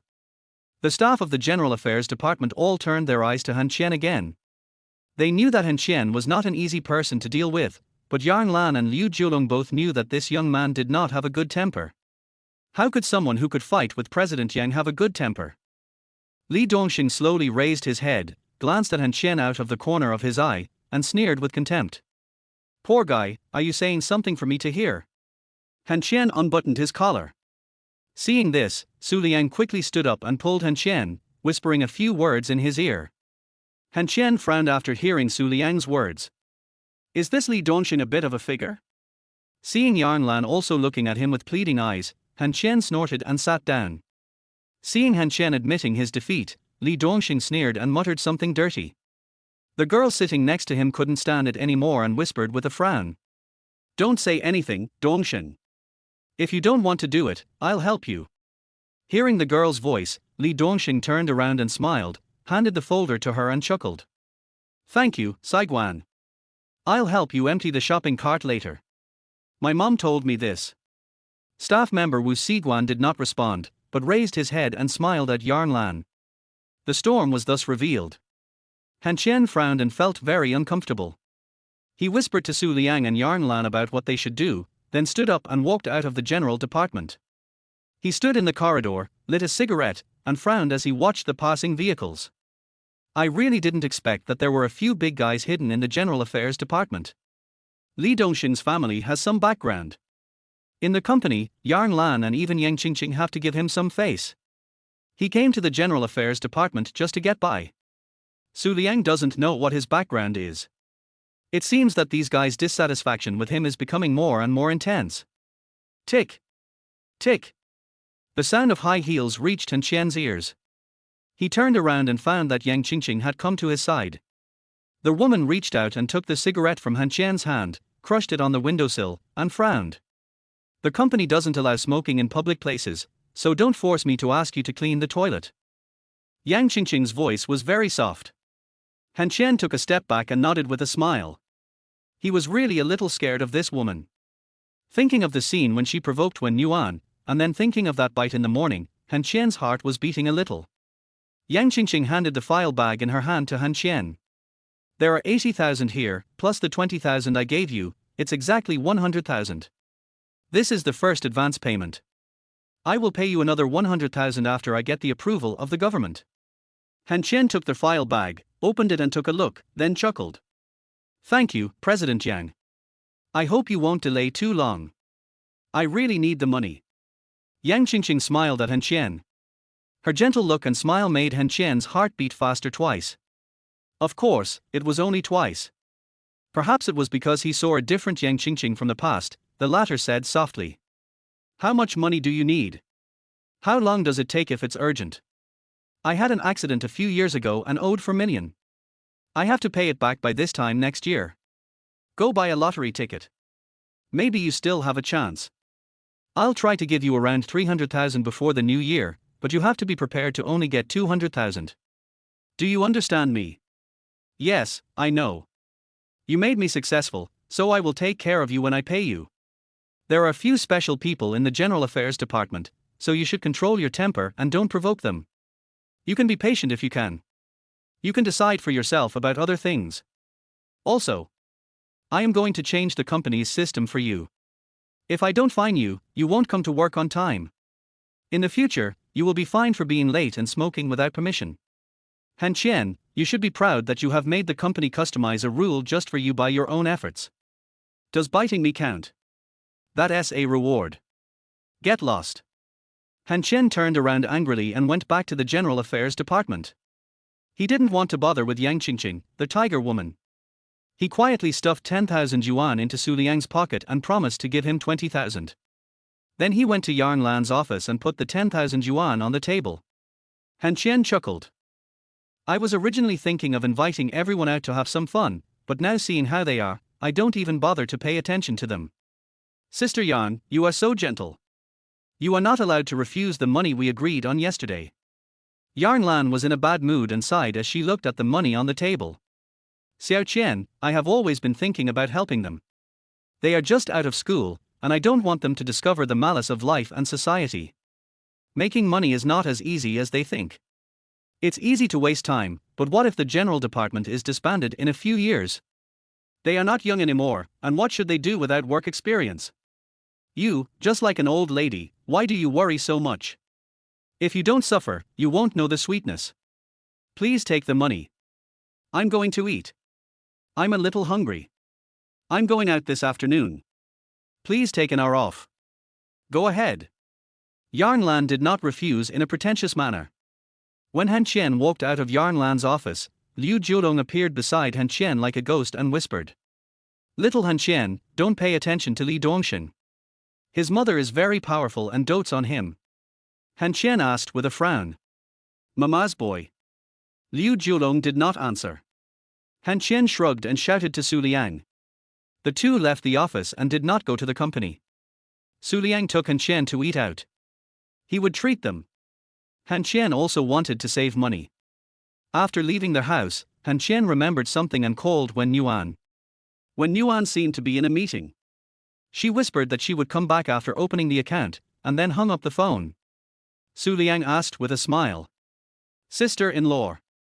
Former sister-in-law. Then Ms. Yang is the step-sister-in-law. Chapter 34, Is She Stupid? Only then did Su Liang know that Han Qian was divorced. He threatened to take Han Qian out to have some fun that night. He had recently met a guy from a bar named Marcusson. As they were talking, the two of them walked into a restaurant, which was neither big nor small. They asked for a private room, for dishes and a bottle of beer, and they wanted the best. The best is Tsingtao Pure. 12 yuan a bottle. Su Liang opened 2 glasses of beer and said with a smile. Brother Qian, tomorrow is a day off, why don't you go out and have some fun tonight? Han Qian took a sip of beer and smiled. You're done, I still have to be busy for a while. I have to have dinner with the landlord's family tomorrow. They helped me a lot when I rented the house, I don't want to owe them a favor. Su Liang took a big sip of wine, exclaimed that he felt refreshed, and then laughed. Brother Qian, you just make 2 clear distinctions between interpersonal relationships, don't you? Some things can't be solved with just one meal, and some things don't need to be burdened. Although it's not natural for others to be nice to us, we should also think that the other party may just want to be nice to you, not asking you for anything in return. Take me for example, we have known each other for a short time, I don't care what your purpose is for treating me, I just know that you are nice to me, and I won't say how to repay you, let's drink. Han Qian smiled helplessly. I'm just too busy to handle it alone. Don't talk too much. Let's drink less at work. Didn't President Yang say that he would reward us? Then we'll drink together. Oh. I forgot to tell you that Yu Dongxing's mother is very close to the company's senior executives. I don't know what she does specifically. Yu Dongxing is almost a mama's boy. He came to the General Affairs Department to experience life. He has taken a fancy to Wu Siguan. Just ignore him in the future. Oh.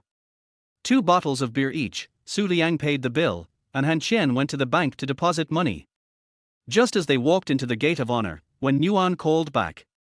Han Qian gestured for Su Liang to go first. On the phone, Han Qian told Wen Yuan that he wanted to invite the landlord's eldest sister and her son to dinner at home tomorrow. If Wen Yuan felt it was inconvenient, she would go out shopping first. This sentence was wrong, and Wen Yuan yelled at Han Qian on the other end of the phone. Is my sister ashamed of herself or has she embarrassed you? Are you going to take Yang Qingqing home? Then I'm going to watch a movie with Lin Zongheng. Go ahead and watch whatever you want. You can't get over Yang Qingqing's matter, right? Eat it or not. Wait, sister will pick you up in the evening. I have something else to do. Bye. Wen Yuan had just hung up the phone when the secretary pushed the door open and told her that President Lin asked Vice President Wen if he had time in the evening, and the chairman wanted to invite Vice President Wen to dinner at home. Wen Yuan looked at the secretary, and the secretary looked at Wen Yuan. Then Wen Yuan asked her if she wanted a bonus this month. The secretary understood immediately and smiled. Rejected again? Lin Zongheng wanted to ask Wen Yuan out for dinner since he came back. He didn't have time in the evening, and she was at the company at noon, so Lin Zongheng even prepared to ask her out for breakfast. But he found out that Wen Yuan ate breakfast every morning before coming back to work. In the past, this woman would sleep until she woke up naturally, and she rarely ate breakfast in the morning. How could she change after 3 years? I've had breakfast, I'm not late, and I don't like him anymore. Lin Zongheng didn't understand what the problem was, and he didn't believe that Han Qian could shake his presence in Wen Yuan's heart. After thinking about it, Lin Zongheng decided to go and ask Wen Yuan in person what happened. When he went downstairs and opened the elevator, he found Wen Yuan standing outside the elevator in a white suit, turning the car keys on her fingers, looking very playful, but Lin Zongheng's eyes fell on that pair of long beautiful legs. The small suit was matched with straight trousers, and the small high heels made Wen Yuan's legs look even more slender. Xiao Yuan, I was just about to go look for you. When Lin Zongheng started to speak, Wen Yuan came to her senses and found Lin Zongheng in the elevator. She walked into the elevator with a smile and said softly. Looking for me? Oh. You mean Uncle Lin wants me to go out for dinner? I'm sorry, I really can't go. I've made plans with friends tomorrow and the day after tomorrow. I have to pick them up after get off work. When I'm done, I will definitely hold a welcoming dinner for Mr. Lin. Since you are busy, I can't force you. I will explain to my father. Where are you going now? I will take you there. Lin Zongheng maintained his gentlemanly attitude and smiled warmly with his eyes narrowed. I have nothing to do now. I want to go wash my car. It's not a good idea to ask Mr. Lin to take me there. If Mr. Lin has time, he can think about the land at the airport. What if Rong Yao can be revived? I'm here. Bye, Mr. Lin. Wen Yuan didn't give Lin Zongheng a chance to speak and quickly left the elevator. Thinking of the voices of those women on the phone when she was talking to Lin Zongheng, when Yuan wanted to scold herself for being out of her mind. She actually acquiesced to his fooling around outside and persuaded herself that the customs abroad were different. Par. Thinking about it this way, Han Qian is still better than Lin Zongheng, and then she thought of Yang Qingqing's words. My grassland, my horse, I can do whatever I want with it. When Yuan felt a little regretful. She should not have asked Han Qian to pay off the 4 million debt, and she never wanted the money in the first place. She only asked for it out of face and because she was resentful of Han Qian during the divorce. After that, she just teased Han Qian and found excuses to live in Han Qian's house. But just because of the 4 million, a shameless Yang Qingqing showed up. When Yuan felt that she had suffered a great loss. While driving, she remembered Yang Qingqing pretending to be a lady and calling Han Qian. She was so excited that she stepped on the accelerator. Half an hour later, the tow truck arrived. The front bumper was scrapped, the headlights were broken beyond repair, and the windshield had cracks. When Yuan folded her arms as she watched the Alfa Romeo being towed away by the tow truck. She didn't feel much pain in her heart, nor did she look angry. She stomped her feet hard, took out her cell phone and called Li Jinher. Let Lao Wen drive his car for a few days. My car crashed into a pillar. Li Jinher on the phone was slightly stunned, then frowned and asked Wen Yuan if she was injured. After hearing that his daughter was safe, he was relieved and whispered. Your father's car looks too old-fashioned, doesn't it? It's not suitable for young people like you. How about you drive mine? It's covered in dust. Didn't Han Qian also say that my car is more suitable for you? Panamera. I have another electric bike, but I can't give it to you because I want to ride it to play cards. Your bike is rare and it will take some time to repair. Come and get it now. I have to go out later. Didn't you go to Sonia with Lao Wen? You little white-eyed wolf, are you my mother or am I my mother? Do I need to tell you where I'm going? Open or not, just give me a straight answer. Open, I have to pick someone up tonight. Lin Zongheng was standing behind Wen Yuan, waiting for her to hang up the phone and asking about her well-being. When he heard that Wen Yuan's car had been hit, Lin Zongheng's first thought was to worry about Wen Yuan, and then he was overjoyed. If Wen Yuan's car was broken, didn't that mean he had a chance? But he didn't expect Wen Yuan to openly tell Li Jinher that the car had crashed. Could it be that Li Jinher's temper had improved? While he was thinking, Wen Yuan had already left the underground parking garage. When Lin Zongheng ran out, Wen Yuan had already got into a taxi. From beginning to end, Wen Yuan ignored Lin Zongheng and didn't give him a chance to speak. Maybe Wen Yuan didn't even notice Lin Zongheng's existence. Now, in her mind, it was not Han Qian or Lin Zongheng, but only Yang Qingqing, the vixen. At this time, Yang Qingqing was also looking at the warm information.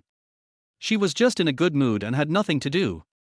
TSK, she is really a rich girl who was born with a silver spoon in her mouth. She has a good family background, and is beautiful. Why did she marry Han Qian? Why did she let such a talent go and leave Changxian? She must be stupid. Chapter 35, Vice President meets Vice President. At 3 o'clock in the afternoon, Han Qian really couldn't stand the atmosphere in the General Affairs Department anymore. He was doing some work and got up and walked out of the General Affairs Department. He went to the main entrance to smoke and wait for the end of get off work. After Han Qian left the General Affairs Department, he heard Liu Zhulong's scolding. He seemed to be a little dissatisfied with these colleagues. Of course, he did it for Yang Lan. He was chatting with the girl at the front desk on the first floor. The girl didn't dare to have too much contact with Han Qian for fear of getting into trouble. Han Daxioner was the person whom President Yang took special care of. Standing at the main entrance of honor and just about to take a cigarette appeared in front of him. Han Qian turned his head and was slightly stunned. Then he took the cigarette with a smile and took out a lighter to light it for the other party. Then he lit a cigarette for himself and took a deep breath. The mellow taste entered his lungs, and Han Qian breathed a sigh of relief. Gao Luxing on the side was looking at the street in the distance and smiling. His smile was different from others. When he smiled, his upper and lower teeth were not separated. The old man in the family always said that people who smiled with bared teeth looked silly, but Han Qian did not find such a silly temperament in Gao Luxing, but rather a bit of dissolute and ruffian air. Smoking habit? Gao Luxin asked, but his eyes did not move, as if the vehicles on the street were much more interesting than Han Qian. Han Qian replied with a smile. It's easy to go from frugality to luxury, but if you want to get used to it, the money in your pocket won't allow it. Gao Luxin took a puff of his cigarette, exhaled the smoke and showed a self-deprecating smile. At first, I thought the same as you, working myself to death to earn 100 yuan a day. When I saw someone smoking a 100 yuan cigarette, I wondered how much money they made in a day.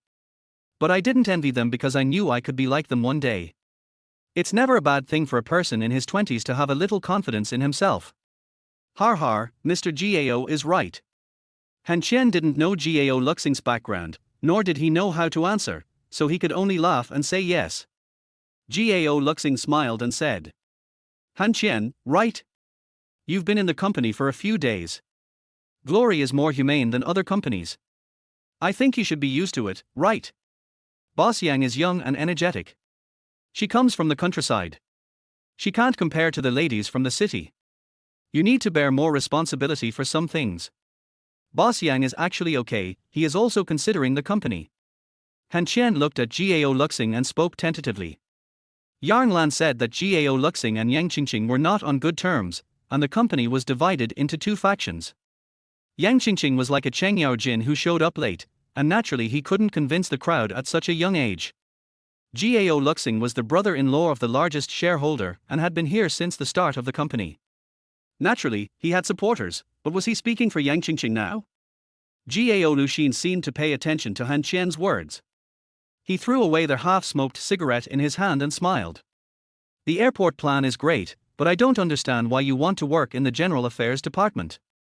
The planning department and the project department are very suitable for you. At worst, you can handle the marketing department and the business department. The General Affairs Department buries talent. It's not much different from a nursing home. What can a group of people who play with things and lose their ambitions achieve together?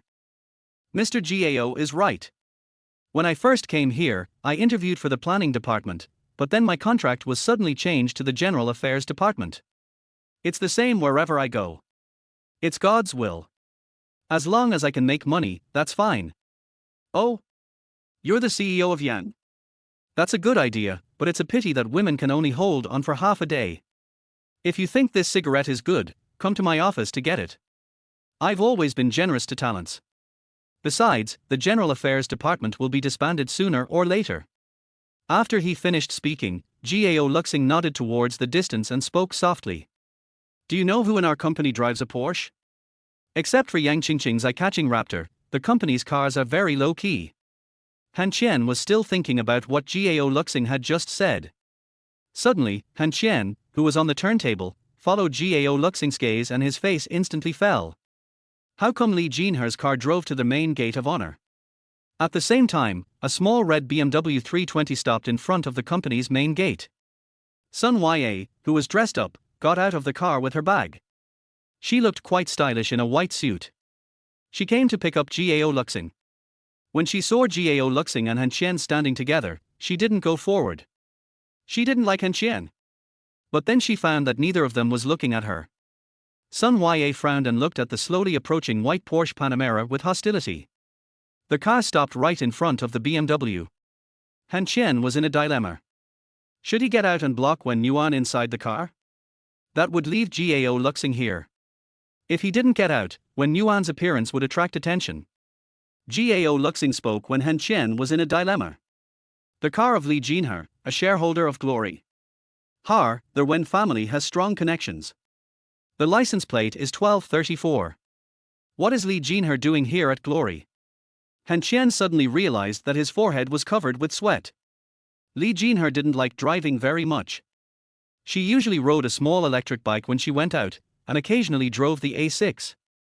What if it wasn't Wen Yuan but Li Jinher in the car? Han Qian panicked immediately, but fortunately the car door hadn't been opened yet. At this time, the phone rang. Han Qian was slightly stunned when he saw the phone number. Yang Qingqing? Pressing the answer button, Han Qian said softly. Boss Yang, you are looking for me. Gao Luxin frowned slightly when he heard the word Mr. Yang. Yang Qingqing whispered on the phone. Is Gao Luxing trying to win you over? Han Qian frowned slightly and said in a low voice. Boss Yang, I'm just coming out to get some fresh air. I'll be back soon. Don't rush back. Go ask your mother-in-law why she came to Rongyao. I saw her car. Han Qian took a deep breath. It seemed that Yang Qingqing knew about his relationship with Wen Yuan. He hung up the phone, smiled at Gao Luxing, and said softly, "Boss Gao, Boss Yang asked me to ask." Before he could finish his words, the phone rang again. This time it was Wen Yuan. Han Qian smiled apologetically at Gao Luxing, walked down the stairs and headed straight for the Panamera. At that moment, the car door opened and Wen Yuan got out of the car. He was wearing the same white suit as Sun Yue, but the same outfit gave off a different vibe. However, Han Qian was not in the mood to appreciate Wen Yuan. When he quickly walked forward, Wen Yuan noticed him and waved to Han Qian with a smile. "Han Qian, are you off work?" Gao Luxin, who was about to light a cigarette on the steps, was slightly stunned, frowned and looked at Han Qian's back. "Is this newcomer familiar with Han Qian's vice president?" Han Qian walked forward and frowned and gritted his teeth. "Miss, you think I'm not in enough trouble, right?" When Yuan understood what Han Qian meant, curled her lips, shrugged and said lightly, "My car was damaged. When I went to change it, Li Jinher asked me to pick you up to have dinner with her tonight. As for the trouble, did it disturb your date with Yang Qingqing? Huh? Were you with Gao Luxing just now? Stay away from this guy, Han Qian, I'm doing this for your own good. You came to Glory just for this. I told you this morning that I would pick you up from get off work today. Han Qian, have you forgotten what I said? Okay. We'll talk after get off work.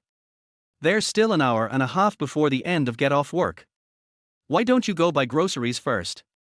No, I'll wait for you downstairs." When Yuan started to show her temper again and ignored Han Qian. When she turned around and was about to go back to the car, she saw Sun Yue opposite her. When Yuan's face suddenly darkened. The woman looked at Han Qian with a bit of contempt and hostility. Women understand women best. When Yuan sighed and spoke in a voice that was neither too loud nor too soft, just enough for people around her to hear. "If all the Glory members were this kind of people, my sister wouldn't have to worry about coming to pick you up." Sun Yue looked angry, while when Yuan closed the door and stepped on the accelerator to park the car in the parking lot outside the main entrance of honor. Han Qian smiled awkwardly at Sun Yue, and when he turned around, Gao Luxing gave him a thumbs up with a lewd smile on his face. "Go ahead, don't keep President when waiting too long. You are a hero, I will allow you to leave 2 hours earlier." Han Qian's heart sank to the bottom, he knew that he seemed to be caught in a huge whirlpool.